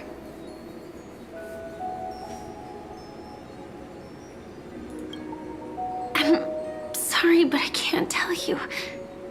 Elio told me that it would lead to a terrible future.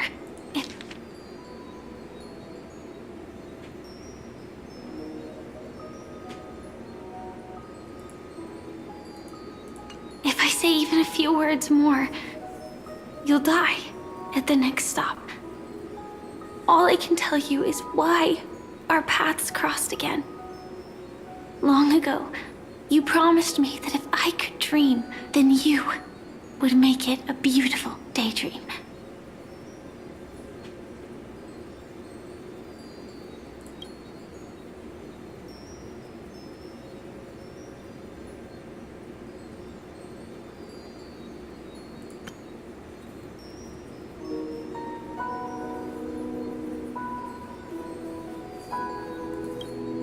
What matters isn't how they've changed, but that you still hold those same genuine feelings for them.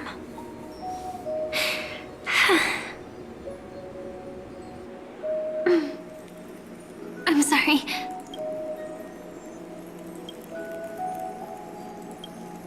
Yeah, actually, I still haven't experienced one of the 3 deaths written in the script.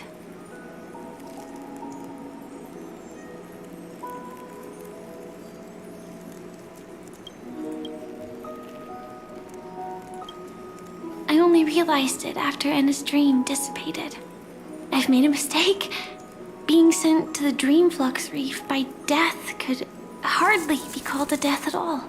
That would have been way too easy. As for the true 3 deaths, the first one, I have known its true form for a long time. I can't dream. After I woke up, I would never dream again. In other words, the me that exists in this dream would completely cease to exist. The second time, I was killed by the swarm disaster. I activated my true power and came back from death. But that power would inevitably lead me to the 3rd death. My symptoms would accelerate uncontrollably until I die of entropy loss. The dreamscape had already started merging with reality when we arrived in Penacony. I thought I was dreaming, but I was actually also living in waking reality. It was causing my entropy loss syndrome to worsen. But don't worry, I asked Silver Wolf about it, and she said things won't get that serious in real life. Let's not talk about this anymore. I just don't want to see you looking sad. This is our most beautiful daydream. And we should see it through with smiles on our faces. After all, we never know when we will use up all the moments we have with someone across all space and time. Hey, could you close your eyes? If this is my only chance to dream, then I want you to see the best version of me. as we near the end, let me indulge in a bit of perfectionism. Just like what I used to do. Let's close our eyes and imagine ourselves being together. Even if you can't see me, you'll still know that we've never been far apart.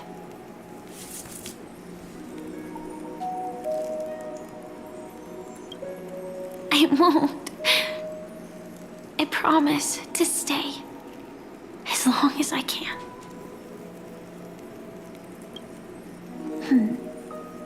Let me think. Where should we start? Right. We should start where everything began, of course.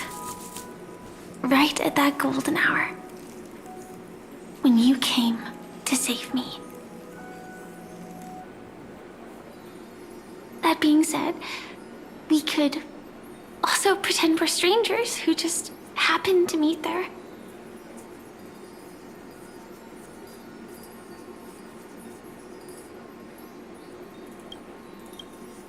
Me, I'm a student traveling to the golden hour, and it'd be nice if I had a bit more pocket money. Oh, and when I show up there, I should dress up a little fancier. And you're a student too, but you came here from a really, really distant planet, completely unfamiliar with your surroundings. Then, a bunch of mean-looking thugs jumped out, trying to pick on you. When that happens, I'll step up to the plate. Yeah. Let me be the one to save you this time.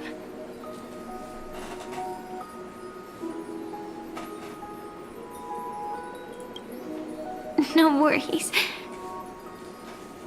That's exactly what I'm going to do. The result doesn't matter. And even the process isn't important. What matters is how we take part in this journey and how we choose to view it. So, grant me one more wish.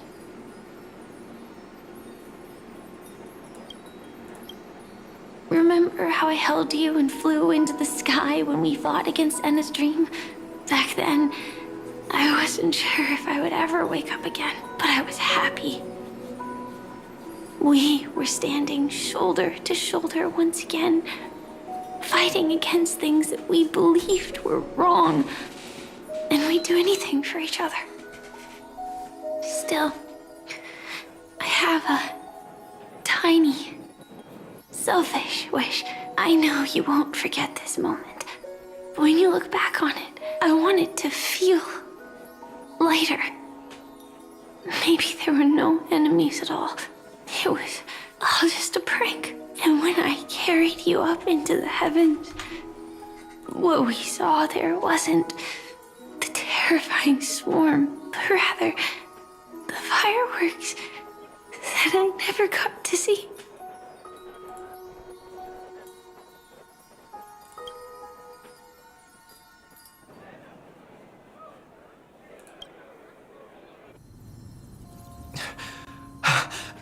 Firefly? Elio said we're destined to head to different finalities, that we can't have a future. Oh, not this music.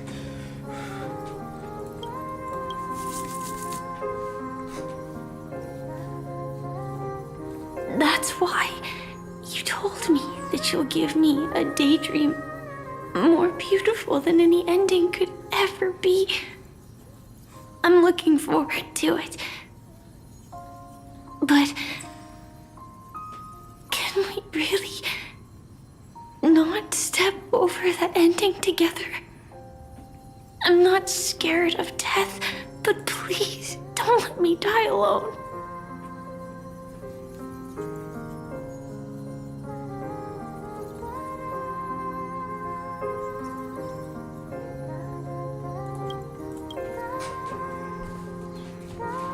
They say you're destined to bring about the finality.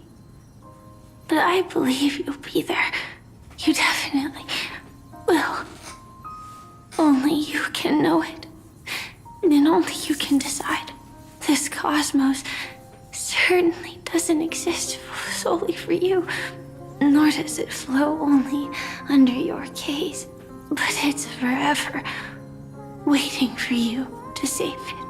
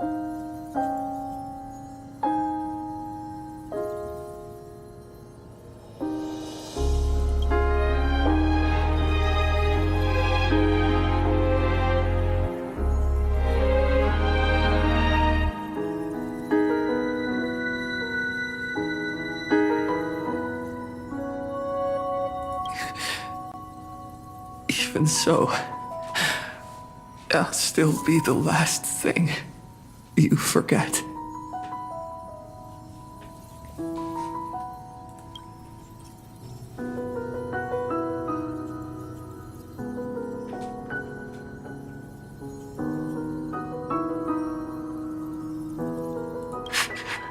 Fireworks.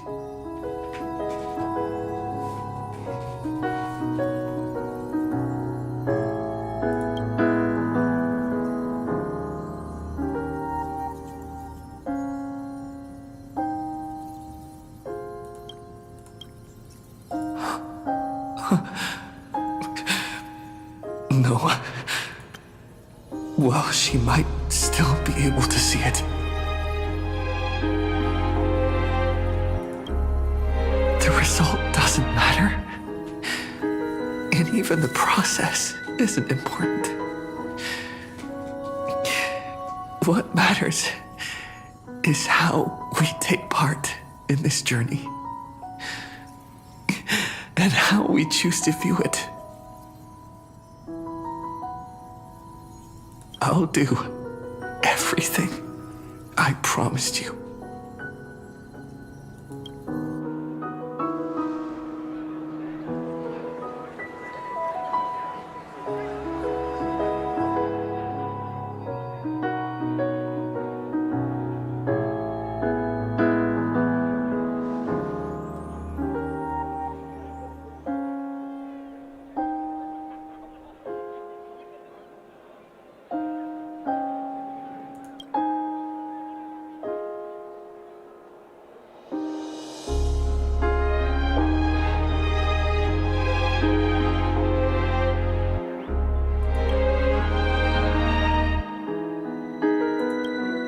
Am I still one step too late?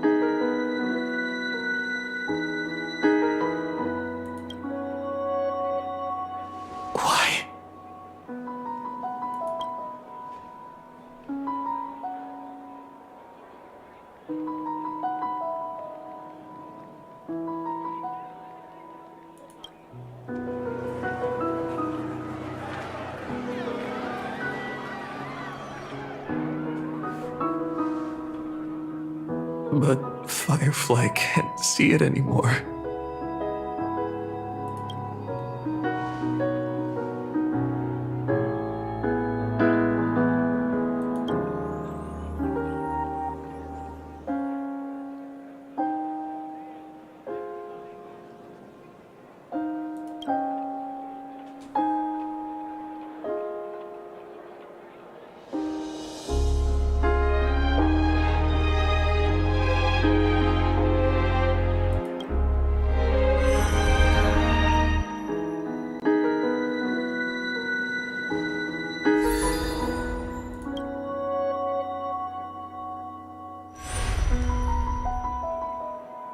No. It's not beyond saving. I can change the course of destiny and make up for what's missing. If the world has set an endpoint for our destiny, then at the very least, it owes Firefly the bouquet she wanted.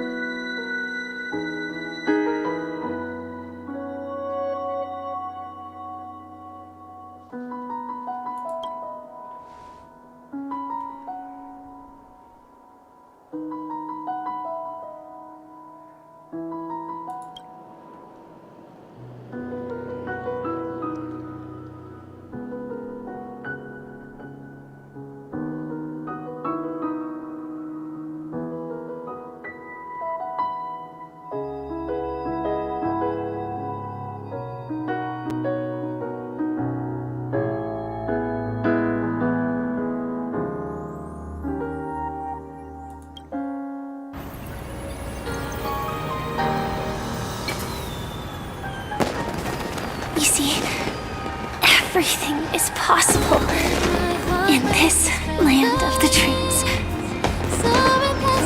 We each came here with our own goals and realized them in unimaginable ways.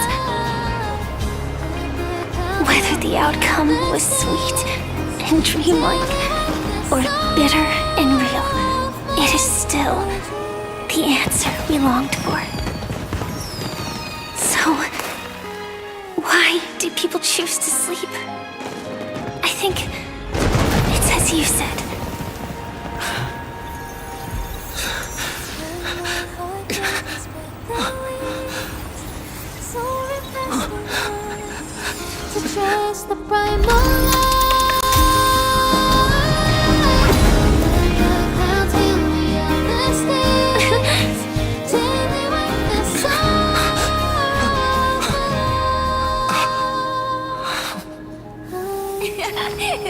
So when tomorrow comes, we'll wake from our dreams, smiling.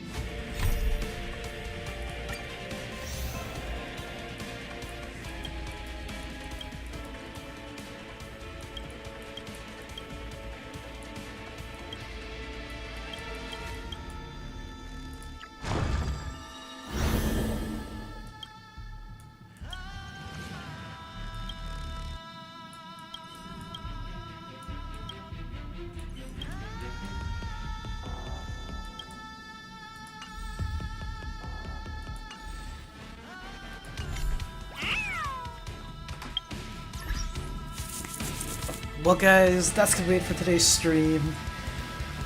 Wow, like, what a roller coaster of emotions. Like, I legit almost cried at the end.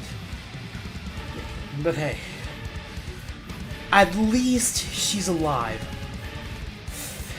I'm really thankful that they kept her alive. Hope you guys enjoyed the ride just as much as I did. Like, subscribe, use the hype system, it helps with the algorithm, and I'll see you guys in the next stream, or video, depending on what I do.